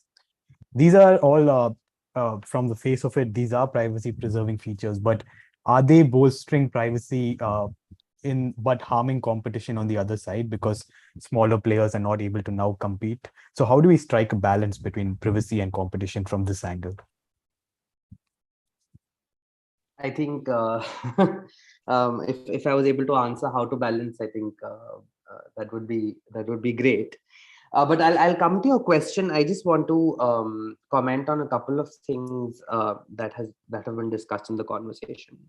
I think I kind of I will agree to Manjushri, and Manjushri, correct me if my understanding is wrong, that it's not that dominant players like gatekeepers are expected to adhere to privacy and smaller players are not. It's just like for competition law, the presumption of harm that a gatekeeper can do is possibly really sort of disproportionate. That's why the kind of we have the kind of protections in competition law that are coming up. Correct me if I'm wrong there. And I think one thing that obviously the EU does very well is clarify the intent of a law very well. What a law is set out to achieve. In India, in some cases through policy documents or in some narratives we do that, but I think it's essential for India, especially in tech policy, to be able to add clarity to the intent of a law, I feel. I think what Diksha was bringing up about this and you brought up now, Sarvesh, about this tussle between privacy and competition. I think they will have to go hand in hand. And this is the prerogative of the regulators, right? What I think I want to say, and to add to Manjushri, is that first we need clarity on what India's data protection or data governance framework looks like, right? Without that, it will be very difficult for competition law to evolve as well. And that's what's happening. Let's say if I take EU for an example, right? Even if that there are failings of the GDPR, they have a baseline data protection law. They have an NPD regulation, let's say, and various ancillary laws that sort of go around that. And then the second layer is DSA, DMA, Data Governance Act, AI, etc. So I think this is probably some essay for every conversation nowadays. That probably now each day that goes by, India there's a large cost involved to not having a privacy law. In fact, before this conversation, I myself hadn't thought about this, that this is another impact, right? For India's competition regulation to evolve from a data perspective, we need to have a data protection. I think both will have to be achieved. I know that privacy is a fundamental right, and it's easy as a privacy lawyer for me to say, okay, first address that, forget about everything. But that's not thinking holistically within a digital economy. I think privacy needs to be addressed fairly sort of quickly. The government has enough inputs and enough data on sort of what a privacy law should look like. And then there needs to be a marriage between how to enable competition. I feel that again there's a balancing act, and I think, I don't know, Manjushri was talking about a risk-based assessment or a balancing act, that there needs to be a baseline protection of privacy, over which then there needs to be a protective environment where data can be shared sort of securely, right? So both need to be achieved in my view. Yeah, I think one additional point I wanted to make is that it's kind of unfortunate how data governance is being looked at by countries and regulations. I feel there's been a shift. The conversation, whether it's 2016 or even from before, started from the privacy, right? Unfortunately, due to the various challenges of enforcing a data protection law that have happened in the EU more sort of directly, although other countries have also had data protection laws, but just because EU champions its sort of tech regulation, a lot of focus and lens has been on them. Unfortunately, the failings of GDPR have been interpreted by various countries as that a data protection law is not feasible in the market. I see some conversation coming out of the Indian government on that. that a GDPR law is not viable for the Indian market. It will hurt the business environment, et cetera, et cetera. And hence, I fear that the output is that we may see a data protection regulation that is not very sort of adhering to a privacy lens, but rather a business lens. I want to give UK as the other example. They have been very sort of, for socio-political reasons, of course, they have been very vocal about this fact that the GDPR has failed. It's not been able to deliver what was set out to do, and hence we are coming out as a separate legislation that's more business friendly. So yeah, I think there's been a sort of unfortunate shift in conversation from privacy to business rather than a balancing act. I want to be proven wrong. I hope I'm wrong, but that has been my sort of understanding of how conversations are evolving. And eventually, laws are made and again, going back to, I think, what both Diksha and Manjushri have touched upon, eventually laws are sort of made in a socio-political environment, right?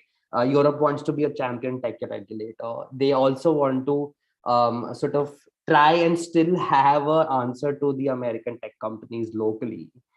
And that's where probably, the example of the DMA, where let's say Google or DuckDuckGo, the way they've been looked at is coming from.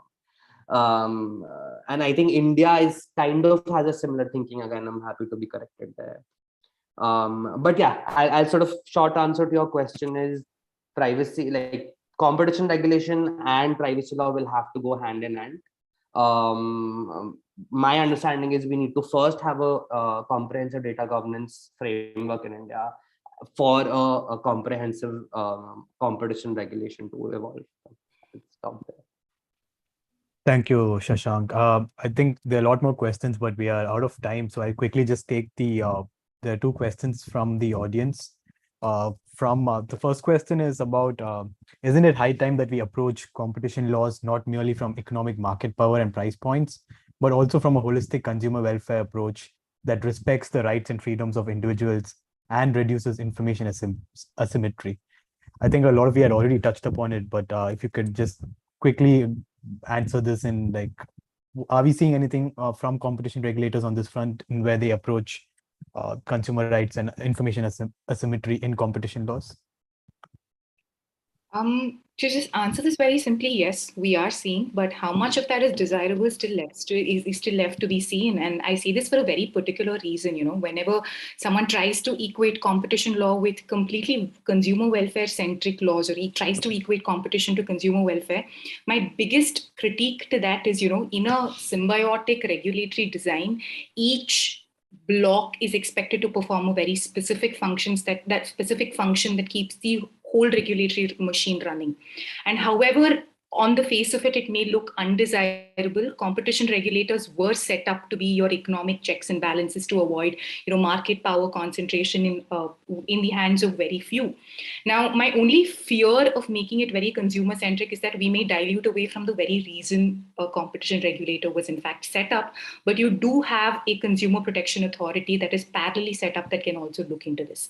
So while I do, and a short answer to this is more interregulatory consultation, so that concerns of this nature are taken on board across horizontally by various regulators, and there is a symbiotic and holistic approach to dealing with them, as opposed to saying, because competition at the end of the day is sector agnostic, right? So anything that is a worry outside, I'm sure all of us can make an argument for why that should be a competition concern. And with something like consumer welfare, we do fear opening floodgates. So I do believe that while consumer welfare remains to be a very important metric in trying to gauge the health of the market, to what extent should you prioritize that over other competing goals, I think is again a socio-political decision, and how much we want to push that. Again, I believe we should be a little hesitant to push that, in an unfounded manner, simply because competition law has a specific role to play in the larger regulatory ecosystem design. Okay. One more question, I think the last one. To what extent have competition law and data privacy laws worked in a conjoined manner to bolster market integration, say for example, the EU single market, Or is this premise completely flawed one from a practice standpoint? Anyone wants to take that? I think individually, competition law has definitely tried to remove some economic barriers within the national markets in Europe to sort of create an integrated market. In a conjoined manner with privacy law, I think we'll have to wait for a little more time to see how the GDPR actually helps evolve the single integrated market that Europe wants to be and what impact it has on it in that sense. Perhaps having a unified law has certain benefits of its own. You're not creating national data markets, etc. But beyond that, I think we'll have to wait and see how it evolves. And to sort of quickly add on to that, I believe the idea to have a single integrated market sort of, or the intention to have one sort of predates the privacy discussion, or at least an intent predates the privacy discussion. So I think privacy laws can only help bolster what is an established idea, but I don't think the one of the intended aims of privacy law, at least, or a stated purpose of privacy law is to out and out achieve a single integrated market, because there are many other measures on the regulatory front that are trying to do this. And I don't think practitioners have largely looked at data privacy as a tool to achieve the same thing. Okay. Thank you, Manjushri. Thank you, Diksha and Shashank. Aarti, over to you for the next panel. Thanks so much, Sarvesh, and thank you everyone for your insightful comments. So we spoke a lot about businesses and how they use data in this panel, and now we're actually going to speak to the people who manage that data and decide how it should be protected for consumers. I'm delighted to announce the next session, which is the Chief Privacy Officer Roundtable, which will be chaired by Rahul Narayan, advocate at the Supreme Court. So please, Rahul, take it away. Thank you.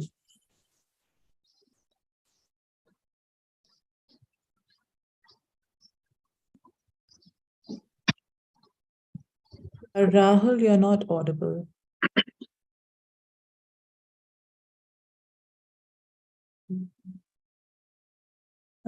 Still not.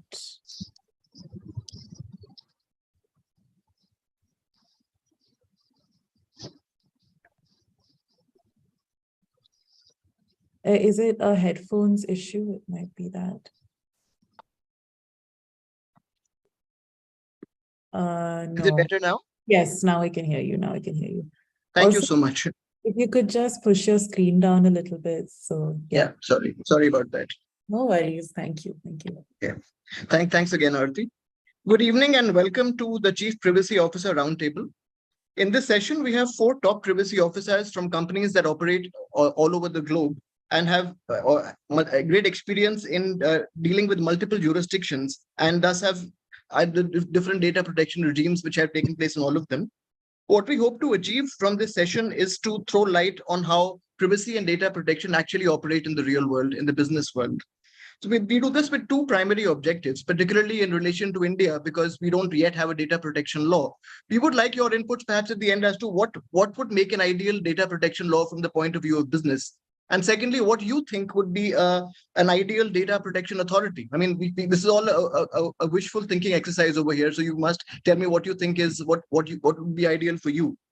Also, of course, since we are in such a high-profile panel, we would also like your ideas on where you see the future of this upcoming field. Data protection officers aren't a profession which is a particularly old or ancient one. And I think the scope of this has been changing over a period of time. And particularly now in the age of artificial intelligence and the metaverse, what do you foresee the challenges to be? In this regard, I would like to then introduce our wonderful panelists over here. Let me start with Ivana Bartoletti, who's the Global Chief Privacy Officer of Wipro, a visiting fellow at Oxford, and the author of a very interesting book called Artificial Intelligence, which we hope to discuss with her a little bit further later on in the discussion. Then we have Ali Khan, who's the Global Head of Governance, Risk Compliance and Audit at ZS. And we have Monica Tomczak-Gorlikowski, the Chief Privacy Officer at Process. And Raditya Kosasi, the Associate General Counsel of IP and Commercial Laws and Group Data Protection Officer at that wonderful Indonesian unicorn called Gojek. Please pardon me if I have mispronounced anybody's names. I meant no disrespect.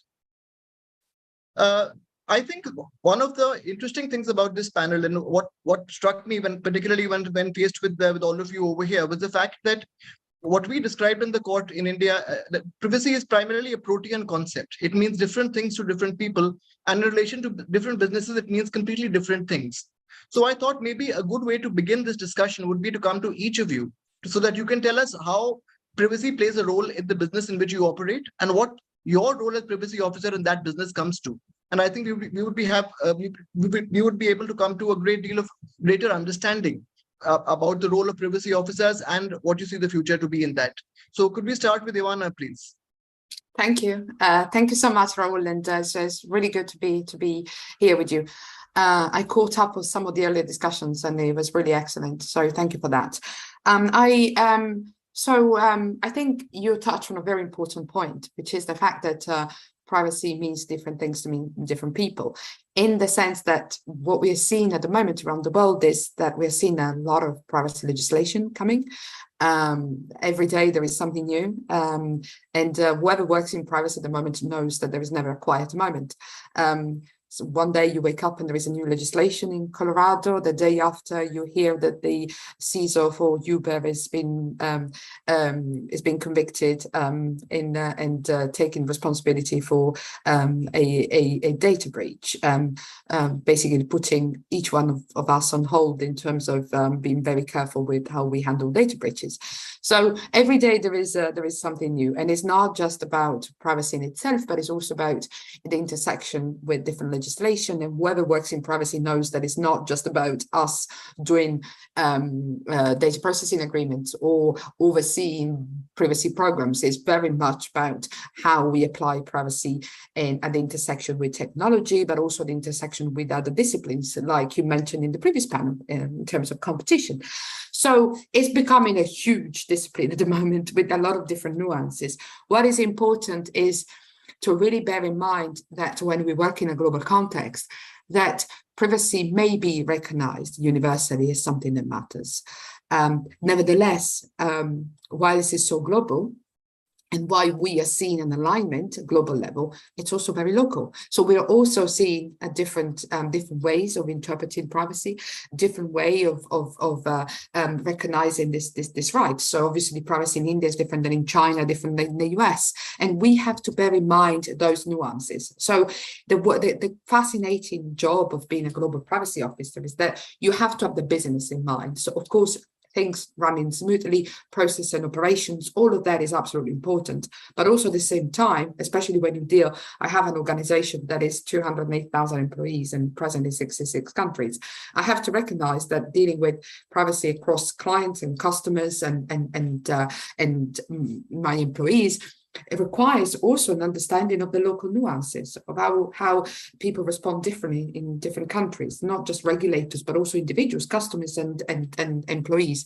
And that is a fascinating challenge for all of us, especially And if I may interrupt you for 1 second, you raised a very interesting point about dealing with company people itself. And I'm reminded of a discussion I used to have with company people about 10 years back, when technologists and lawyers were kind of fighting with each other and sort of, look down on the other and say, you don't know what you're talking about, where technologists would tell lawyers, code first, law later, and lawyers would say, no, law first, code later.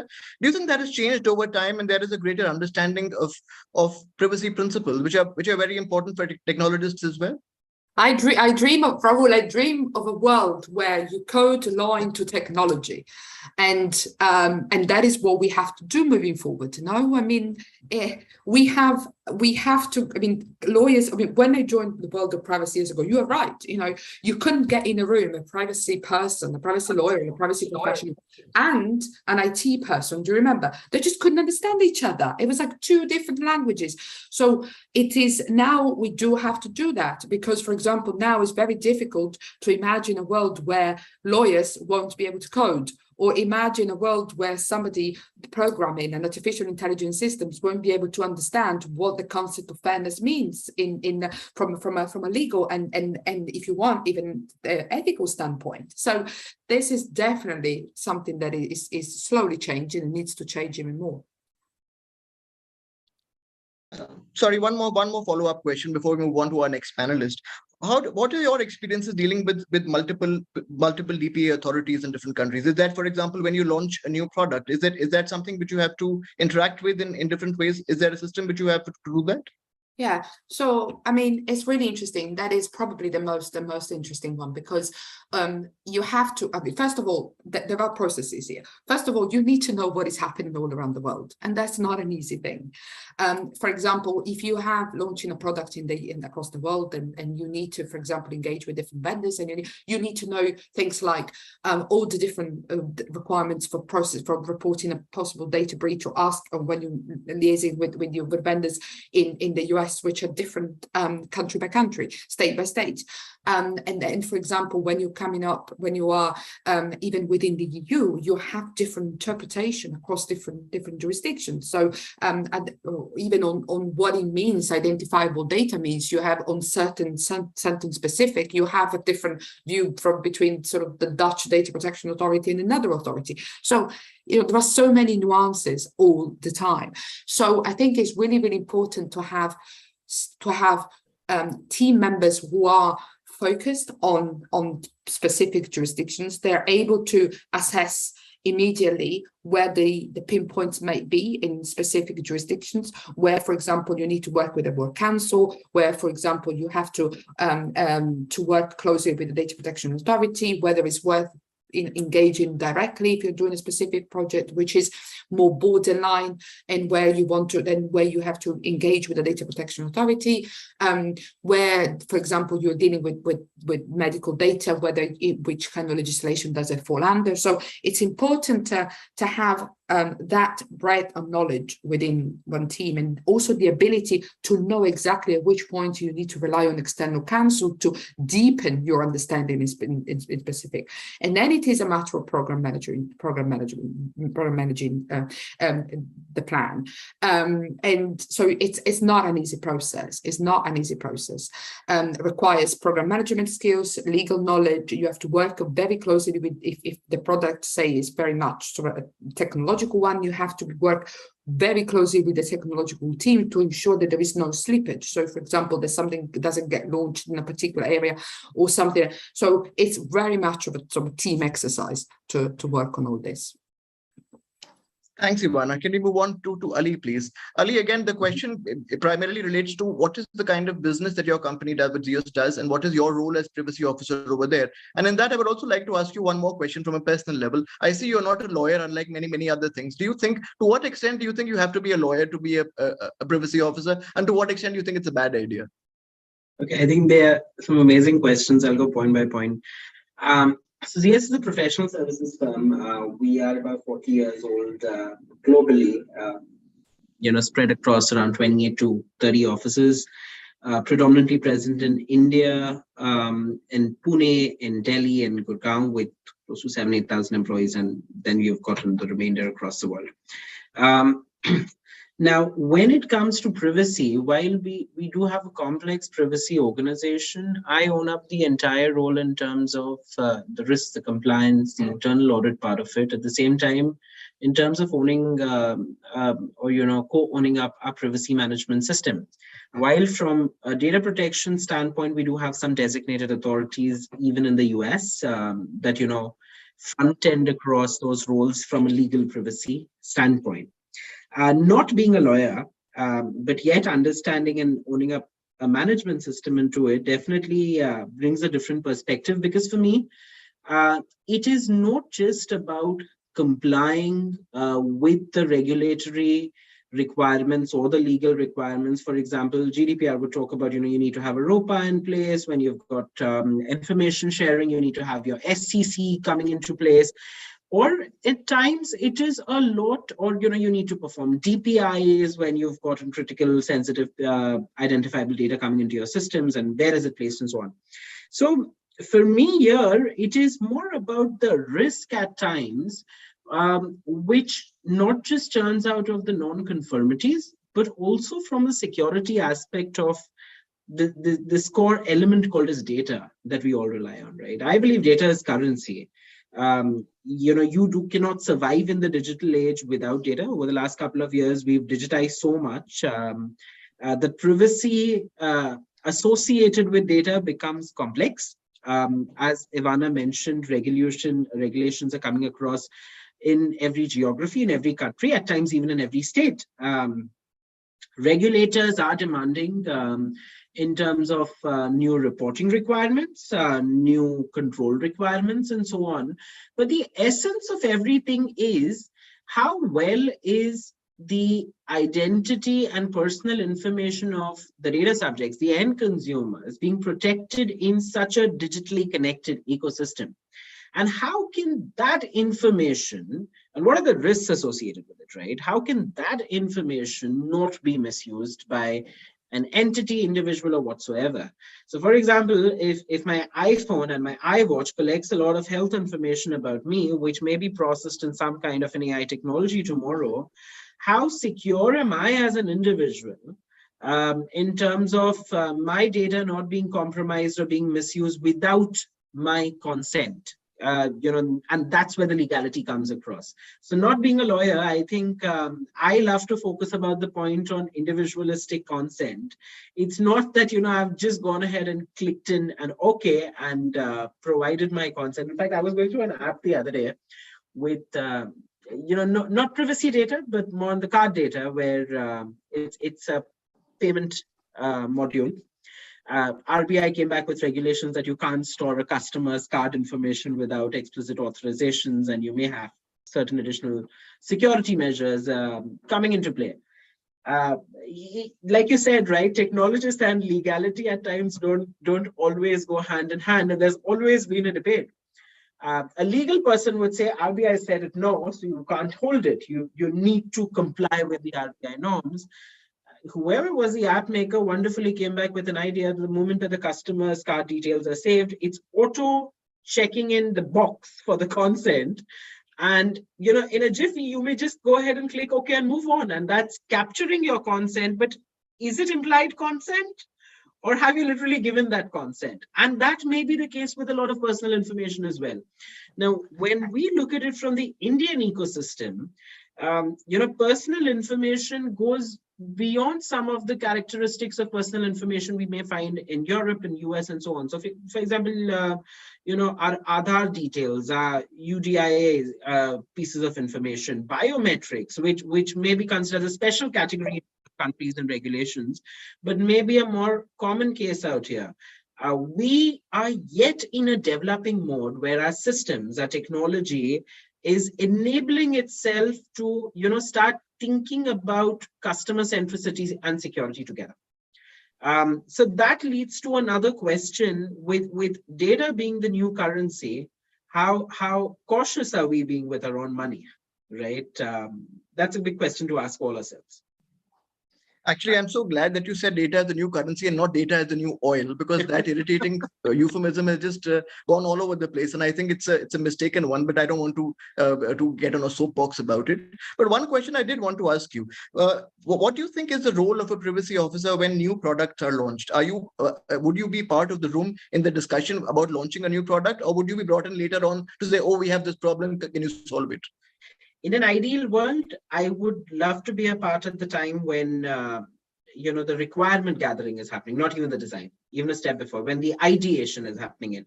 Because see, that's the layer where you start talking about the applicable regulations, the data flow, because again, any new system is conceptualized about solving a data problem. We literally always think data comes in later and the system comes in first. But aren't you moving data from one place to the other in a workflow, in an automation, in an AI, in processing rules? So I think the role of a privacy officer should start right at the time of ideation. It doesn't happen ideally, but I'm blessed to be a part of the organization where I am called upon even pretty early to look into some areas, even when my business team start conceptualizing a new product. So blessed to be in this situation, but I think if that was a wish that I would want to pass on to the fraternity and my colleagues, I would say that's the ideal world to live in. In a way, because it's interesting to think about that, like, for example, a company's internal auditor or the people in charge of compliances, you become sort of a villain in a little bit of a way. You could tell them that you shouldn't do this or you shouldn't do that. Do you feel that to be a constraint in the way you operate? See, I think it goes two ways, right, Rahul? Historically, auditors love to think themselves as, unofficial policemen. They love to go by the piece that I'm going to try and enforce the law. I don't think that is the right mindset to go about it. See, you can't, as long as you're enforcing, and the word force comes there, right? There will be resistance because, as you said, privacy means different to different people. What is the right thing to do may be different to you and different to me, and our perceptions would change. As long as compliance, audit, and risk professionals start believe in policing people, that we think this is the right thing to do, so you need to do it. It may not work out. On the other side, when we look at the theoretical side of it, the ISOs of the world and the NISTs of the world, and you've got the COBITs and COSOs and the various frameworks, we all baseline our compliances and even regulations at that point of time, right? We say that risk and compliances are your first and second line of defenses. These are business enablers. Audit is your third line of defense, which is also a tool for continuous improvement. It also depends on the audit and compliance professionals' personal behavior, on how they want to make business feel that comfort that we are enablers. We are providing you with insights that could be a tool for improvement, and not somebody just standing with a yardstick and say you've crossed the line. So the two-way collaboration has to be developed, which is a two-way street. It's not going to come naturally if both the parties don't make an effort in the same direction. Thanks very much. We will come back to you in a bit, Ali. Now, Monica, I hope you can hear me clearly. You have a very different kind of business. I mean, if you're primarily in an investment company which invests in different things, so the way you look at things are completely different. So how do you get by in investing in different countries, investing in different places, and how does it work in terms of being a privacy officer in such an entity? Thanks, Rahul. Yes, I can hear you clearly. Well, thanks, first of all, for the invite, and great to be here. Indeed, it is a very interesting model, and I think a little bit echoing on Ivana's words, never a dull moment in the life of a privacy officer in an investment company. Our model is specific in the sense that we enable the companies in which we invest to mature, create, develop, and improve their privacy programs. And therefore, however, we also make sure that they're able to demonstrate that according to certain, a group policy that we have set, which sets certain standards that need to be demonstrated. We have a whole framework relying on audit, benchmarking, reporting, etc., that very much, to Ali's word, is not there to police the companies in which we invest, but to really persuade them that with that approach, they will be able to grow organically and ultimately, create a situation, the end goal, where the privacy program is an enabler of their growth, of their business model. And, we invest across so many different business technology worlds, starting from fintech, a more kind of mature, supervised environment, to the new ad tech, and some of the food delivery with various options, grocery delivery. So it's really very different sizes of companies, maturity, location, jurisdiction. So that comes with a richness of local flavors, as Ivana mentioned, plus the necessity to really step up their game to be able to demonstrate how they adhere to those global standards that we believe each and every investee company should be able to meet. And as a part of that, we have a certain framework that we use, which seems to work. All of this is very much, pull rather than push. It's very much on the capacity to, bring those companies the added value of having an investor that is able to give them that element of a know-how, training, executive buying, investment in privacy programs, and so on and so on. So the audit is really like at this last of those methods that we use. And I think we also managed to persuade our companies that audit is an enabler of the ability for them to identify those areas where they need to improve. And we have worked a lot with our audit function to make sure that this model is properly understood by both sides. So the role of a privacy officer in this company is maybe slightly different in terms of not necessarily being there in the room where ideation is taking place, but to provide those companies with a framework where there is a specific person in that room, which will be the privacy leader for that organization, depending on its size and location, who is going to be there and who is going to be able to communicate effectively with their business and tech counterparts, product and tech people, using the right language, having the right skills. And I think, as we all mentioned, the world is not getting an easier place in terms of regulatory developments. And, it's good because we have to go out of our comfort zone as sort of, lawyers. And really, I think everyone would guess that, the times of the privacy office in the ivory tower somewhere in Europe is dead, in the sense that this is not the way a global privacy program will be efficiently built. And so, we look at certain global standards as a source of, inspiration and sort of understanding some mature processes, but not necessarily imposing them in their entirety in a dogmatic way in jurisdictions where, things need to be taken into consideration from a local perspective. So Monica, if I may interrupt you for 1 second, and this is actually interesting to me. You deal with it's such a multiplicity of jurisdictions. In some jurisdictions like India, we don't really have a data protection law, although we have vague standards set out in different places. In others, you have a very well developed data protection law. I heard, for example, in an earlier panel that Israel got its first data protection law in the 1981 or something, and they've been on this path for a while. Of course, all of Europe did as well. So do you have a kind of a series of minimum standards that you enforce for everybody, or is the fact that it's completely jurisdiction specific? So, for example, a jurisdiction which would have limited laws would have a more limited perspective, whereas those with a higher threshold would have perhaps a higher requirement. What I'm trying to say is, do you have a minimum basis which you would look to invest in companies for? Yes, we do. That's actually the model. So we have a set of minimum standards which are very much based on some globally accepted principles, based on, like fair information principles and some sort of more globally accepted principles. Of course, if those companies operate in jurisdictions or they operate in a way that they are subject to additional requirements like GDPR or, LGPD in Brazil or, in the South African data protection law, they have to demonstrate compliance with those as well.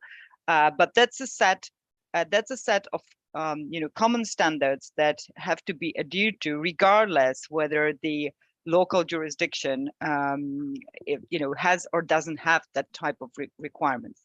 And it's fascinating to see what is happening in India. I think that this is at least what we see with sort of first-hand witness experience, is that there is so much understanding that this type of programmatic elements of a privacy program and the overall understanding that this needs to be taken in consideration for novel tech business model is absolutely there.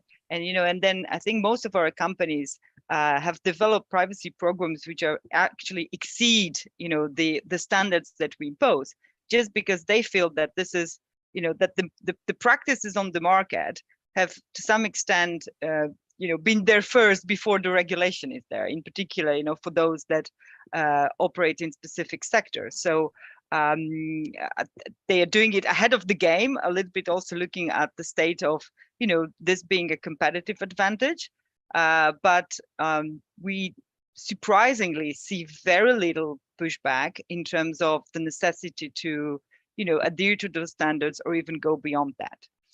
So I think that is where I think the understanding is that those regulations are needed in India to also create a bit of a level playing field and create a principle-based framework that then will be supplemented by more detailed regulations.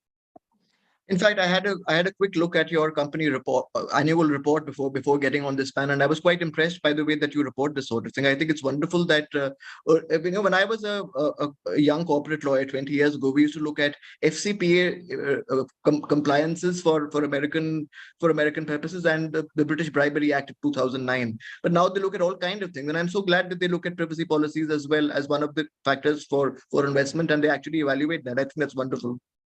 Anyway, let's move on to our next. Sorry, just to add to that point, because I think this is very interesting that we all, I think, are exposed to in terms of privacy also being a sort of a material topic from a sustainability and ESG perspective, and how, you know, the work that we've been doing is recognized as materially important for your company's ability to, you know, to speak a certain narrative as to their, you know, ESG strategy. But over to the next panelist. Yeah. Thanks, Raditya. It's a pleasure to interact with you as well. And you have a very different experience because you belong to Gojek is one of Indonesia's first unicorns, I believe. And it's an enormously powerful and popular company in Southeast Asia. You're dealing with multiple jurisdictions that may not necessarily have as developed a sense of data protection as perhaps the European Union. So how do you operate in this environment, and how do you think for example, issues like cross-border data flows, etc. How does that work in Southeast Asia?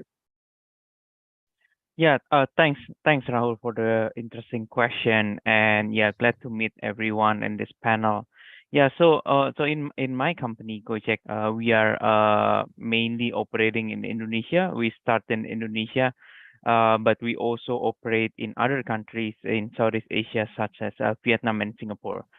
So what is interesting is if you look at the privacy landscape in Vietnam, currently they don't have a data privacy law. They don't have a data protection law until now. They have the bill, but it's not passed yet. But in Singapore, it's really different. Singapore has the data privacy law since 2012. So the ecosystem is quite mature.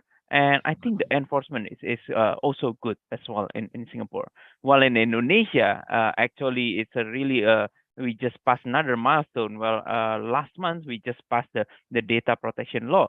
So currently in Indonesia itself, the situation is we start to build the ecosystem.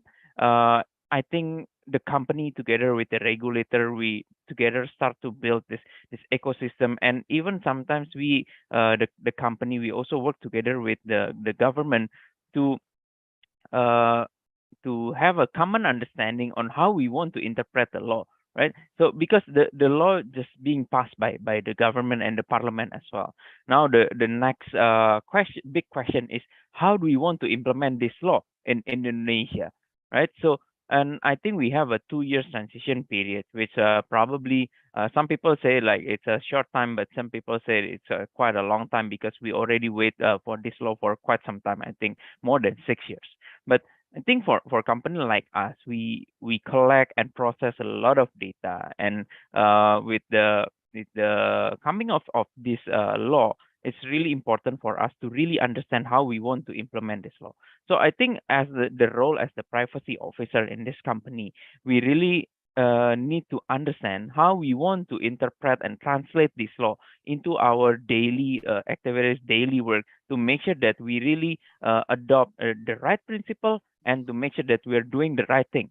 Because I think also similar like Euro, the way we come up with this data protection law is based on the human rights, the rights of the privacy of the people in Indonesia, and I think that's a similar concept that we adopt and that the EU adopt as well. And the interesting part is, I think some laws in Southeast Asia, not only Indonesia but also Thailand, if I'm not mistaken, they are highly inspired by GDPR. So it's really interesting how they want to adopt the same approach like GDPR, but they want to translate it into the local laws. Yeah. What I find interesting about that, because India, of course, is in a similar position as that, is that we try to adopt some of GDPR stuff, but for example, for data transfer, we took completely the opposite view. So there are two questions which I wanted to ask you, and they're slightly unrelated. The first is that, do you feel that there is a public undercurrent also in Indonesia, like there is in India and other countries, that the people themselves have and civil society has a role to play towards protecting privacy, and they encourage you as participants to work towards a greater protection of privacy and data protection. I mean, sometimes it happens that people don't really care. Like, for example, many of the government services in India are increasingly becoming automated, and everyone is so happy that they've become more efficient that the concerns about how data is being squandered, so to speak, are actually quite concerning. Civil activists are freaking out, for lack of a better word, but the populace at large doesn't particularly care. And the second aspect which I wanted to ask you was that in terms of does this, for example, play a role in your company policies, the fact that there may be some public pressure or there may not be? Yeah, so you are exactly correct, Rahul. I think the characteristic of people in Asia, they tend to overshare. They like to share everything in social media, right? But it's really different with EU. People in European Union, I think they're very careful when they want to share information, especially like for example, like the picture of their kids, right? So it's data about the children, but minors. So they really careful in sharing this kind of data. But people in Asia, they like to share everything in social media. So I think when you want to adopt the principles in Europe and put it in your local laws, you need to be very careful, because I think the characteristic of people is very different, and the type of the violation can be very different as well. For example, like in my country, I think that the type of might be like incidents mostly based on social engineering. It's still based on people try to call someone and acting as their on behalf of the company or the banks, and try to get your personal information. Those kind of stuff still happening, and it's still the main issue in Indonesia, and I think in other countries in Southeast Asia. So I think if you want to adopt the golden rules of privacy, for example, like GDPR, you need to be very careful and make sure that the citizen or the public also have a good awareness or digital literacy, or make sure that they really understand the data privacy law before you adopt those principles. Because otherwise, I think you can have the law, but the enforcement is not there yet. It won't be enforced. So the second part of my question, I decided to break it up into two parts for easier things. So one part, of course, was the pressure which civil society may put on you or may not put on you, as the case may be. The second part is a pressure put by somebody who we call in India like tech nationalists, people who think that technology is a way to throw off the shackles of colonialism. They don't want data to go abroad because they think that data should be primarily available at home. There is a kind of almost, you can say, a different kind of socialism which says that there is community data which belongs to the community. So big bad companies abroad should not be allowed to take that data abroad, or etc., etc. And therefore, for example, in terms of, like I said earlier, in terms of data transfer, the laws are very different from GDPR. So what is your take on that? Are there similar forces in Indonesia operating towards the law in the same way? Yeah, I think in Indonesia, especially lately with this data protection law as well, they're not being that strict in the sense that they want to implement like a data localization, because I think they really they aware that if we want to like develop the ecosystem, like the tech ecosystem, like we need to give some flexibility to the companies, right? So if you put a very stringent provision in the data privacy law, definitely there will be some strict limitation on what the companies can do. So I think based on the law that they just passed, it seems like they give some flexibility to the company to do the business and maybe to transfer the data overseas, but except for certain sector like financial sector, right? But I think if we see also in some countries in Vietnam, for example, based on their cybersecurity law, I think the nuance about like data localization is still there, and it's still quite strong. So I think it really depends on the company, but in some countries we still encounter this kind of requirements. Yeah. Thanks. My next question is directed to Monica, and then after that to Ivana, and then to the other panelists, about the same thing about data transfers, international data transfers. You have this wonderful European Union judgment, the Schrems II judgment.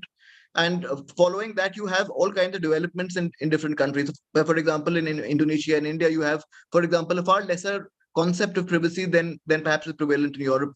And of course, in India, also we face particular pressures in the sense that there is a great deal of demand of the government for interference in data. They have all kind of requests, all kind of demands.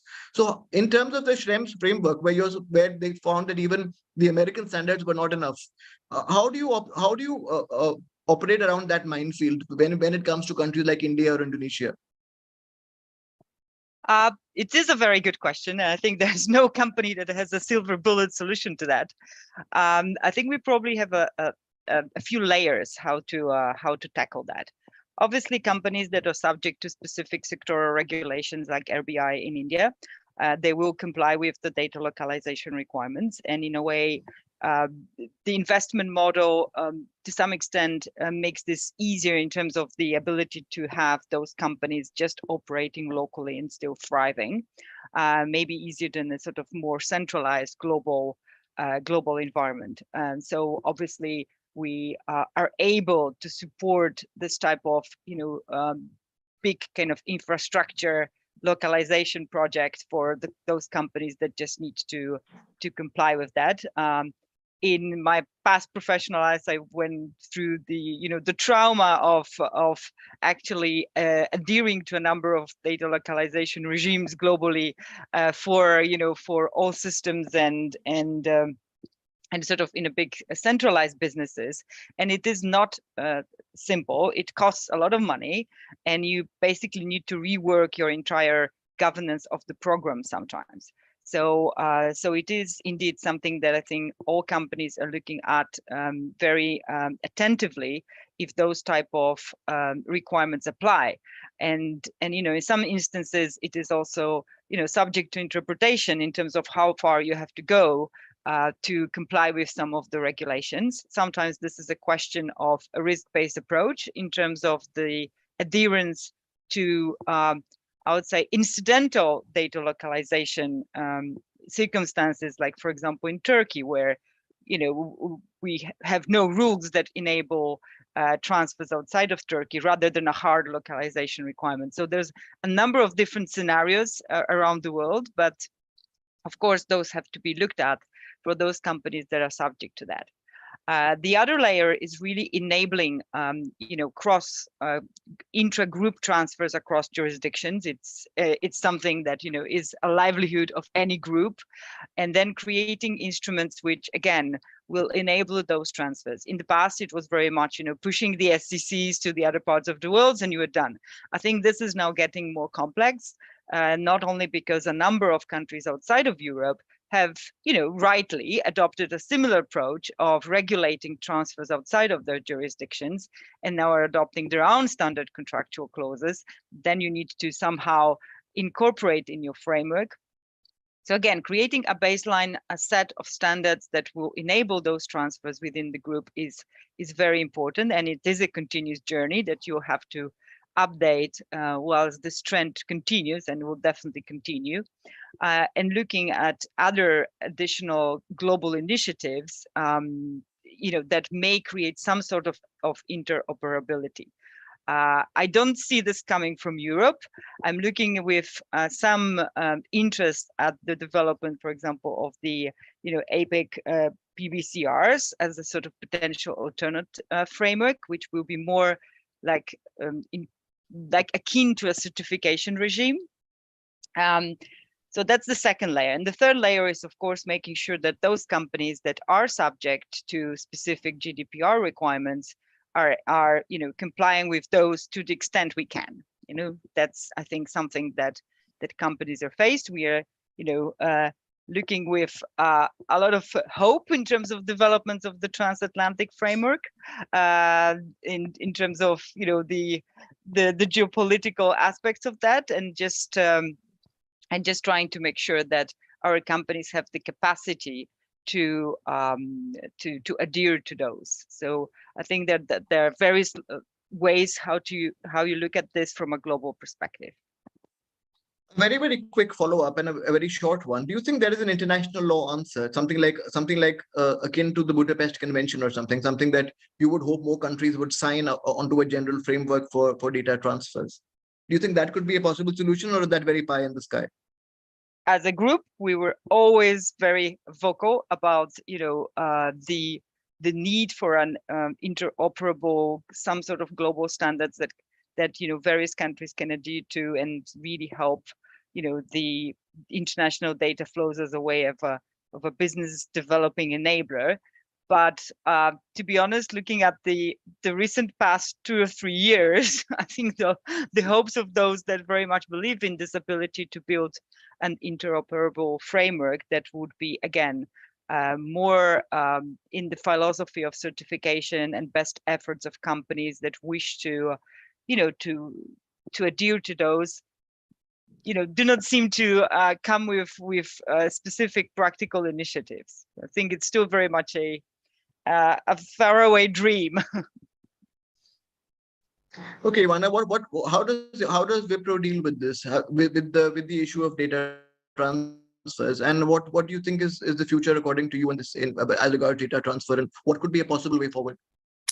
Well, I could not agree more with Monica. I mean, I think we are totally, I feel totally aligned to that. I would basically sort of say exactly the same things. It's a very, so just to avoid repetition, I think, I too look with trepidation to what is happening sort of in terms of the EU-US agreement, although I think the day they said it was going to come out today, but I don't see it yet, so we'll see. We've reached a point where, we don't say anything else until we see it, basically. I think, Monica, I think we are at this stage.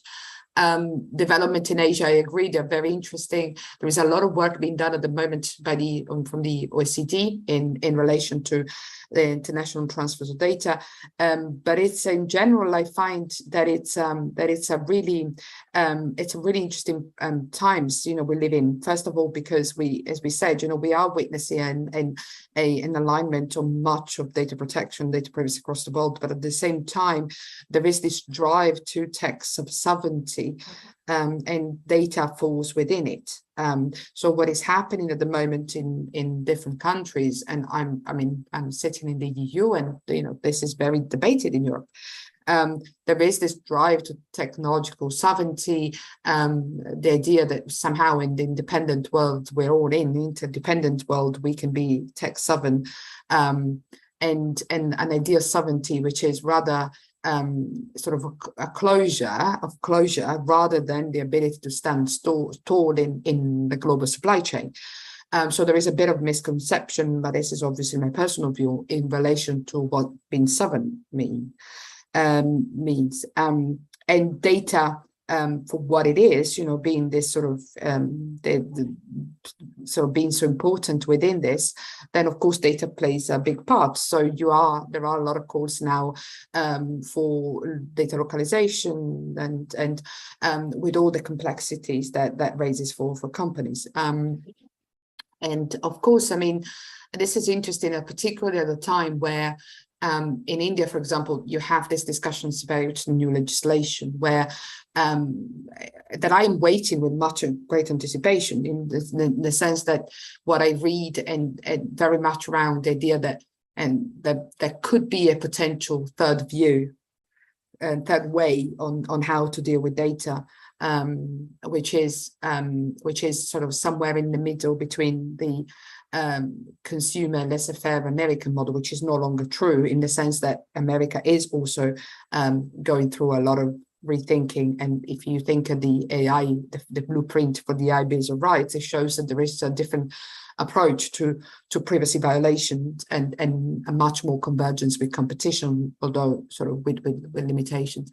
So this is happening in the US, and so that what India is saying, what we are perceiving it from here is there could be a different way of doing things, which is somehow in the middle between sort of this human rights based European approach and the US and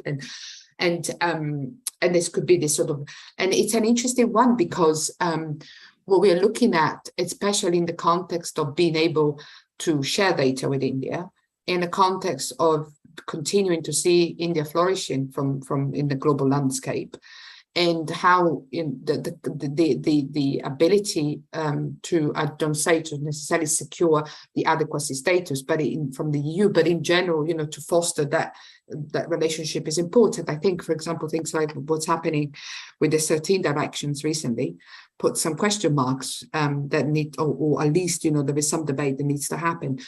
So I'm the reason why I'm saying this is because it's an interesting, with Schrems 2, we know where the America, the US stand, and Schrems 2, in my view, was, ended up being a soft and not too soft call for data localization. And obviously, at the last meeting of the European Data Protection Board, what is happening is that it's been given, the mandate has been given to the European Data Protection Board to produce studies, a revised study of India as a data importer. When you send data from the, so we are looking at that as well.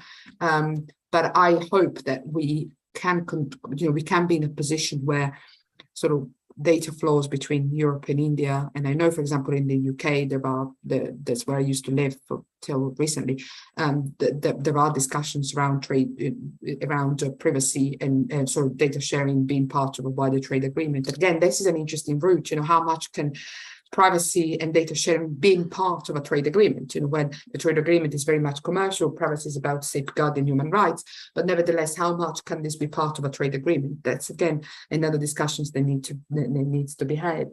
So, but really interesting about what is going to happen with India moving forward. Thanks very much. We might come back to that a little bit about the international trade aspects of privacy law. But anyway, I don't know if we have much time. Ali, on to you. As far as I can see, maybe a restriction on, for example, the sharing of sensitive data, particularly health data, would be catastrophic almost, if I may use the word, for your business.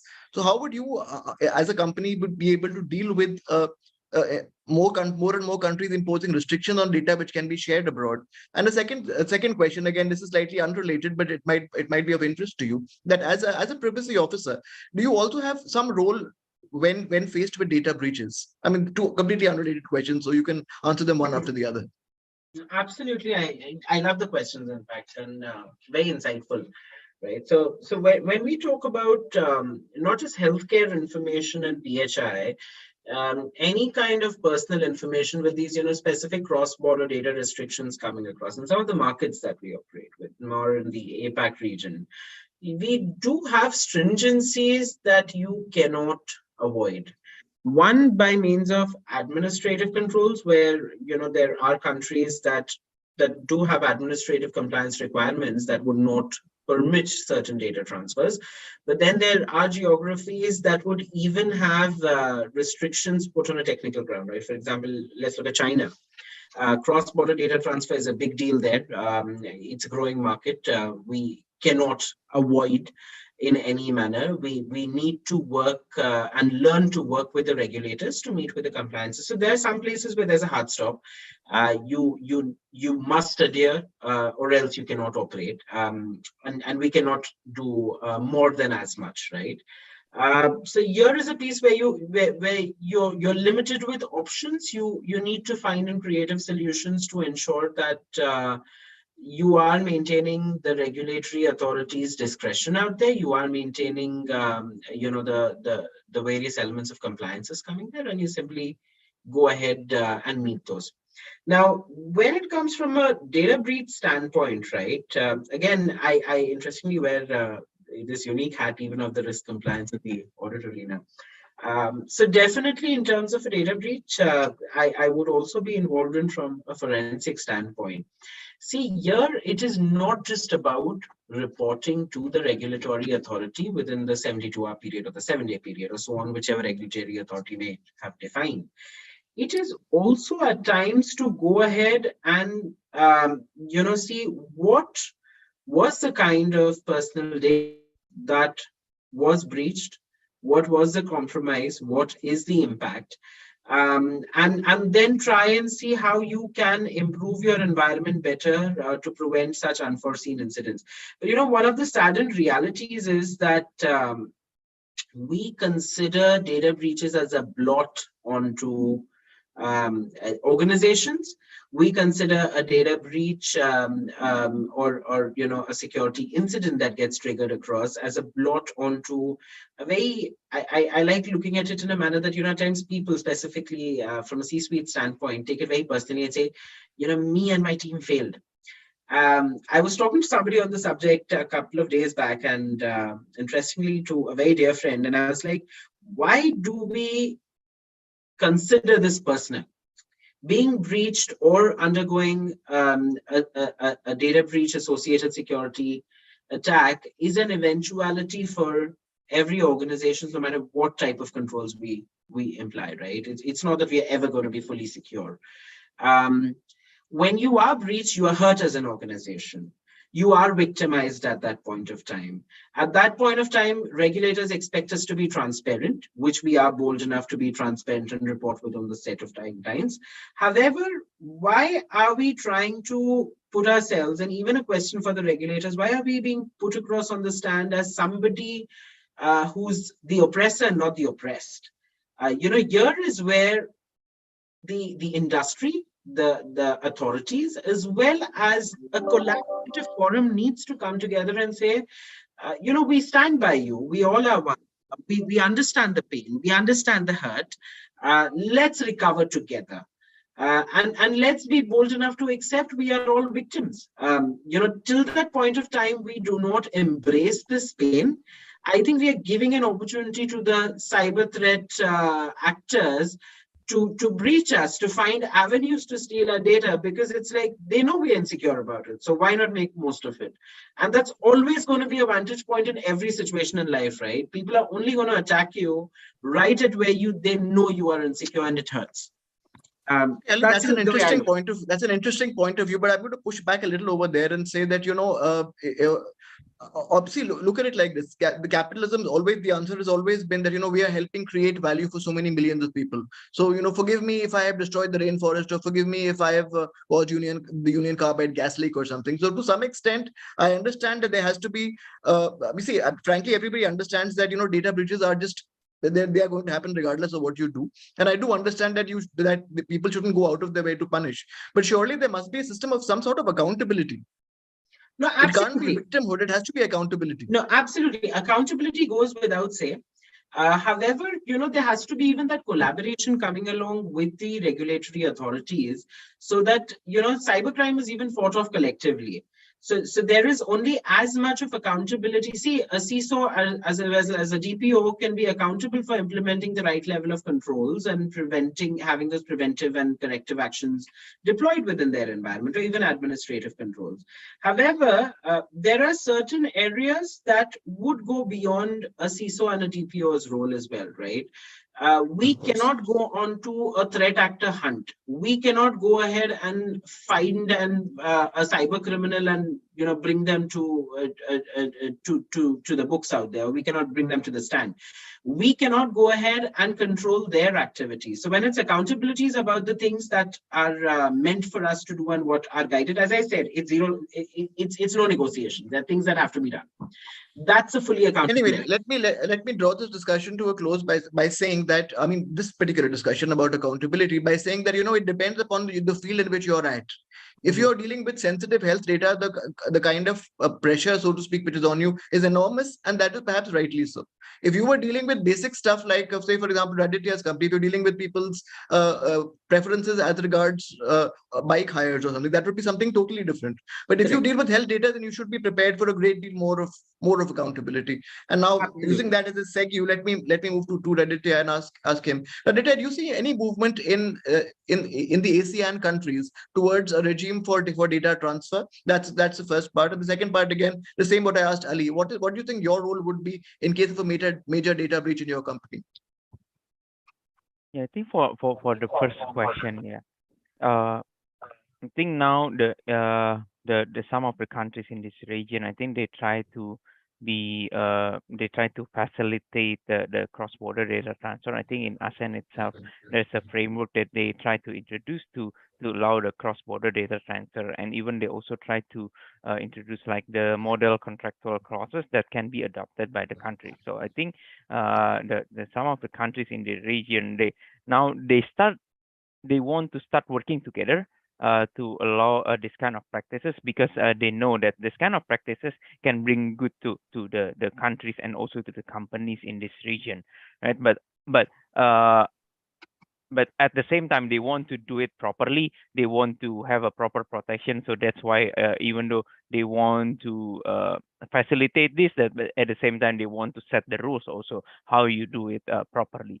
That's for the first question. And I think for the second question, what is exactly my role in terms of like when there's a data breach? So I think, yeah, it's quite important. The role of the privacy officer, because sometimes the privacy officer might have a wider visibility of the business in like group companies, right? Because sometimes your data privacy team, they're working in some specific area, or maybe they're specifically working on the financial sector or the ride-hailing sector, but the chief privacy officer or the group data protection officer, usually they have a wider visibility. So when there's an incident, I think the role of privacy officer to make sure that they can guide the teams, to make sure that they really can contain the issue and make sure that there's no bigger incident, or maybe like a bigger breach in the future. And maybe if the data is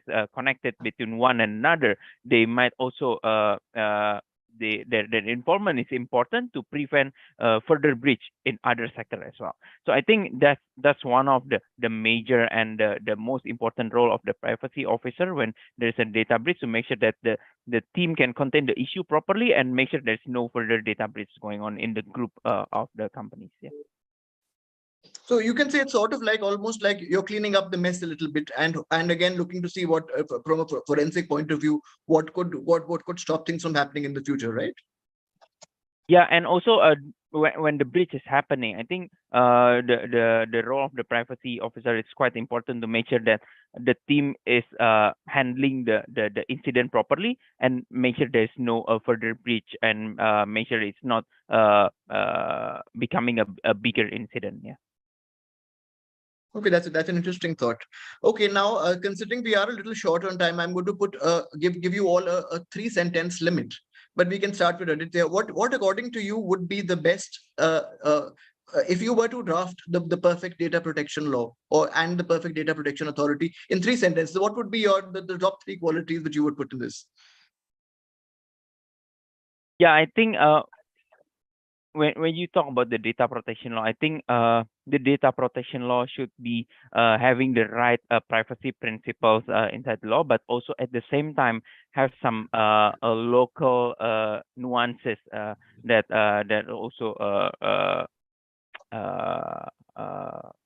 also relate to the characteristic of the people in that country.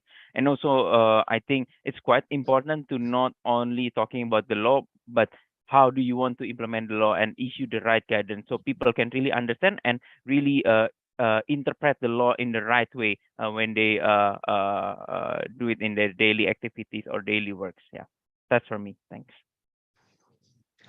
Okay, can you move on to Monica then? Monica, what do you think? 3 sentences, the ideal data protection law and or data protection authority. Well, 3 sentences, here you go. I'd probably say avoid bureaucracy, first sentence. Promote accountability, second sentence. Third sentence, enable innovation. I think that's probably easier said than done, but indeed, this is important. In terms of a data protection authority, I think we all like to work with those that are firm but progressive and technology savvy, and the ability to understand the reality on the business side from a technology and business perspective, but also with principle-based, risk-based approach to enforcement that has I think also the sandbox may be a good concept for other people to adopt, right? I mean, just to see how different businesses work. Anyway, on to Ivana and then to Ali. Yeah, great. So in terms of in terms of privacy, it's not an easy question, but I would say I mean, for me, first of all, it has to be centered on sort of people's autonomies, people's freedoms, and human rights focus. I mean, this is, to me, is the most important thing. The second is, I agree with Monica, you know, is innovation led. So the idea that through sandboxes, it has to be, and particularly when it comes to sandboxes where we can experiment and company can experiment on how to bring together the sort of human rights and respect for individuals' dignity and autonomy, especially in the age we live in with technology. So to me, those are the sort of the most important things that I want to see in privacy legislation. Ali, on to you. That's putting me in a very, very tough spot, because Monica as well as Ivana have really touched on the perfect spots. But then you know, probably I would agree with them on a couple of aspects from a data privacy law. Key aspects, one, definitely being transparent, not just for organizations, but across the board.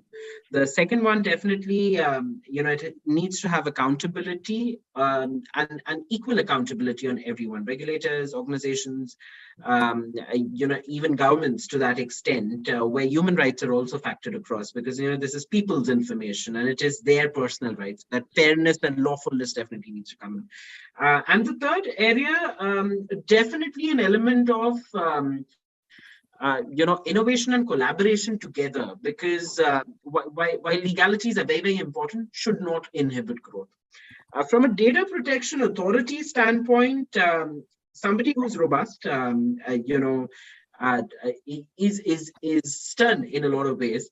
But collaborative to the extent also not just focused from the reporting aspect, but also looking at collaborating with preventing data theft and crime. You know, those are the aspects that need to come across. Somebody who is innovative, progressive towards growth and technology, very, very important requirement as well, right? Because we live in a digital age. Data is currency, as I said. We need to move on. Okay, these are very good answers, and I hope that the MediaNama team has been writing them, and they can put this in an article. That according to the privacy experts across the jurisdiction, this is what they think a good data privacy law should be, and how the officer should behave.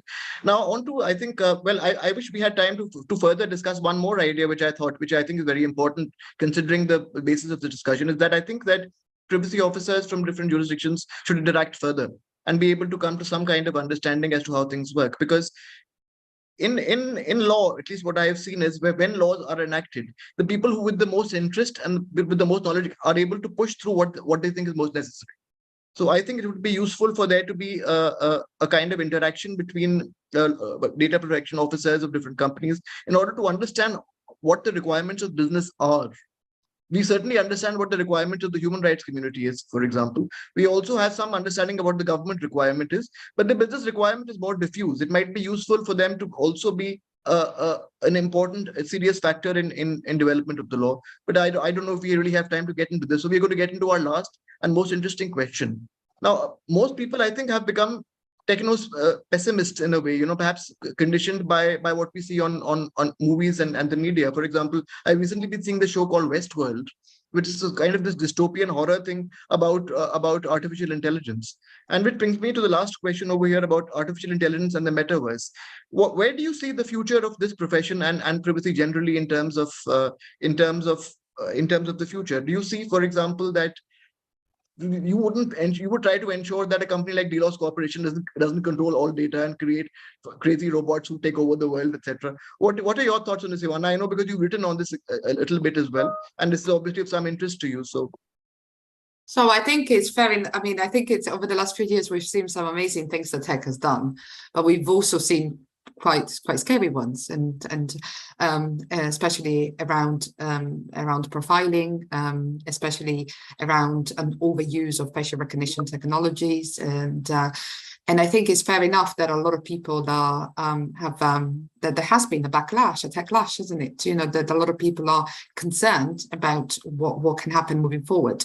And legislators are coming to terms with it, and a little bit late. So in all around the world, you have legislation trying to curb the power of algorithms. Then they're increasing power in terms of editing the news that we see, making policy decisions about the allocation of funds, or deciding whether we have got access to a loan or not. And sometimes these algorithms code sort of existing inequalities that we have in societies.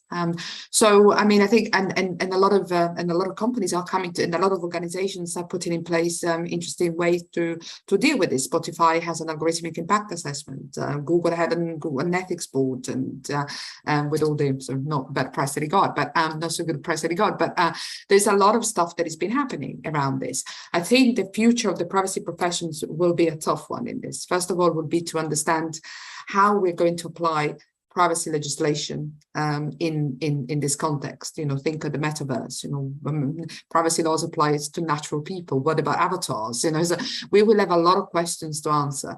But at the same time, there is no other way, because people want to trust the tools that they use, and this is happening. I mean, if I think of sort of the work that, for example, China has been putting on algorithmic accountability, the US is putting on biometric, Europe is putting on competition and the mark and this sort of through the Digital Services and Digital Markets Act. I mean, this is happening globally.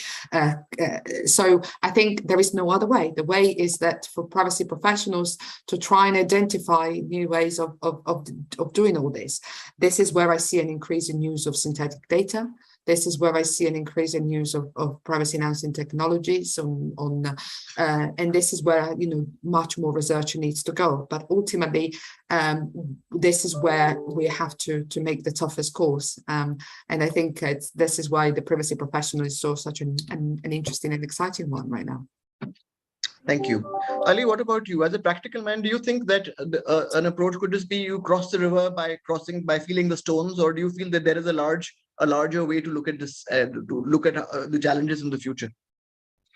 I'm sure there is a larger way, and specifically, you know, when privacy leaders come together, there would be a lot of operational nuances and thought process as well that we bring across, right? It moves beyond the textbook approach that here's a framework, here is a standard, and that's how we've evolved across our frameworks and requirements. We start looking at the practicalities of the implementations as well, rather than saying here's a control objective.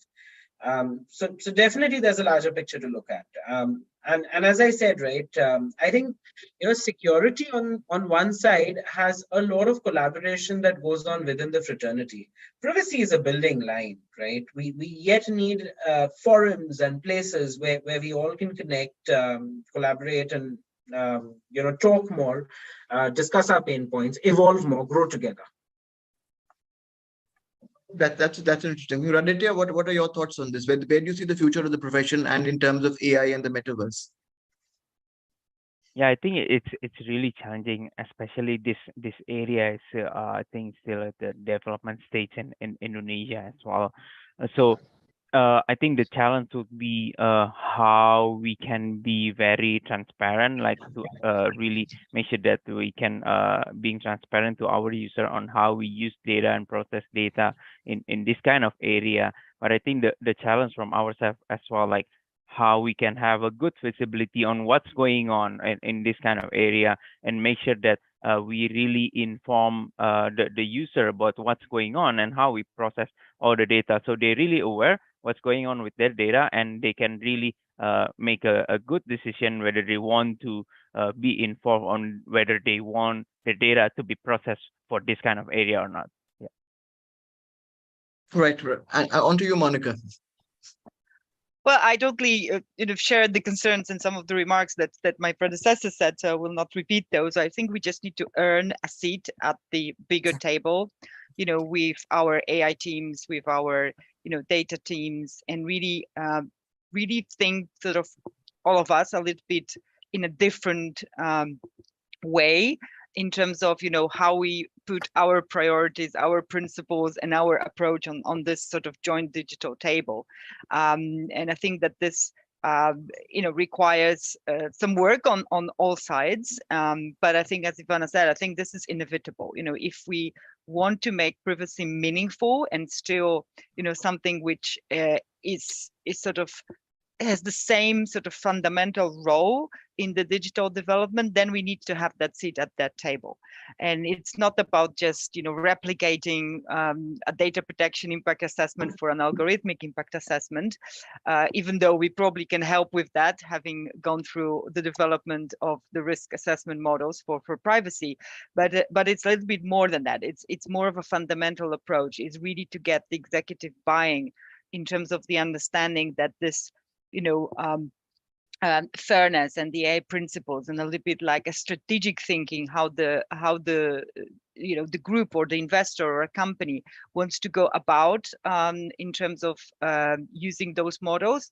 I think it's necessary, and it is happening, and it's at early stages. We're sort of finding our ways, but I think a lot of good stuff has happened over the past 1-2 years, with much more realization about the negative impact of AI, sometimes even too much negativity in terms of the discussion. But on the other hand, also a little bit waking up to the need to, you know, use more widely standards and tools and privacy enhancing technologies, which currently are a little bit on the, you know, for the very few selected rich companies, to make them more democratically used in cases where, you know, AI is, you know, is an kind of a feature of the models that are being built, you know, like the bias detection tools. I think there's a lot of research that is in the space.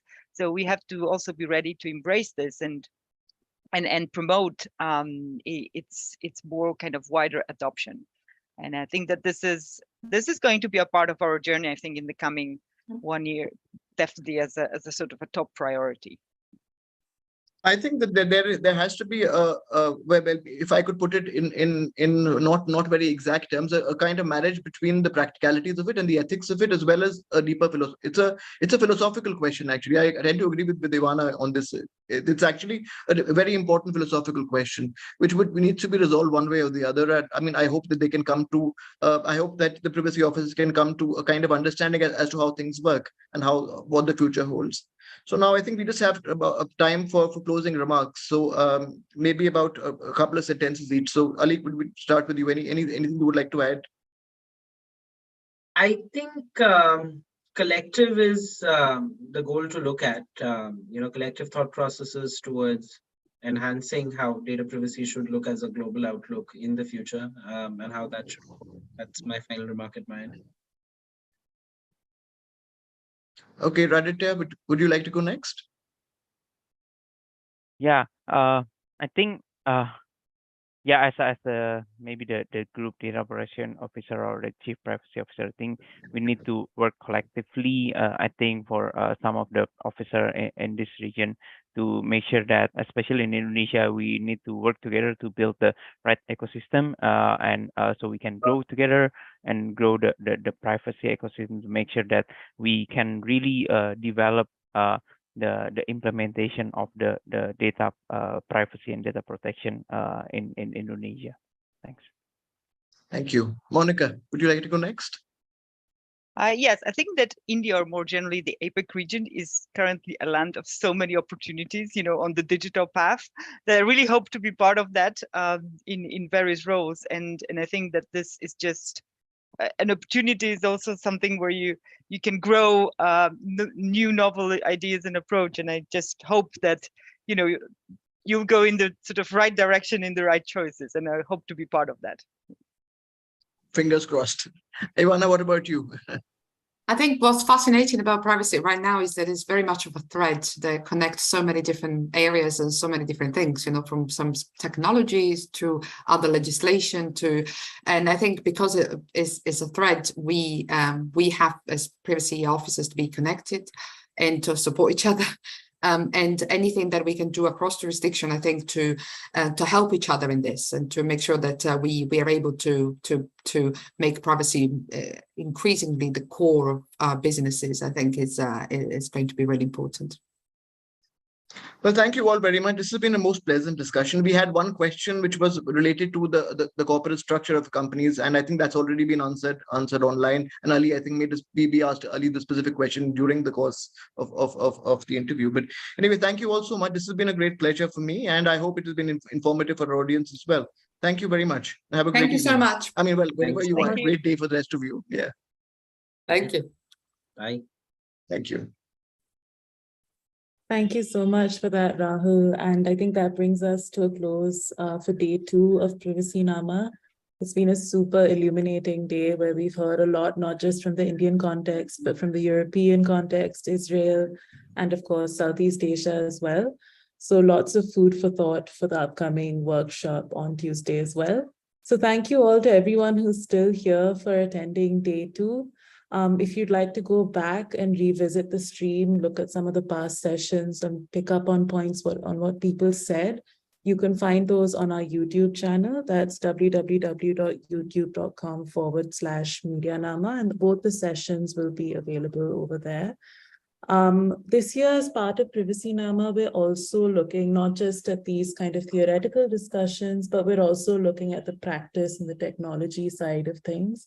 So we also have a very interesting workshop coming up on privacy enhancing technology and how that can be specifically applied to the advertising sector. We have demos with 3 fantastic startups from India, namely Dusra, PrivaSapien, and Dissecto. And we'll also have a wonderful workshop after that from the folks at Mozilla looking at the aspects of privacy enhancing tech and advertising tech and how they can be deployed by different companies who are looking to shift their operations towards one that respects privacy. So there's also a link that Himanshi has just posted in the chat. So if you're interested in attending that, please do register there. And you can also find these links on our website as well. Once again, we'd like to thank Walmart, Meta, Amazon, and Mozilla for their support in organizing PrivacyNama this year. We're also thankful to Access Now, CCG at NLUD, the Center for Information and Society, and ASCI for partnering with us for this discussion. Thank you all so much for attending today's session, and we look forward to hopefully seeing you on Tuesday. Have a good night. Bye-bye.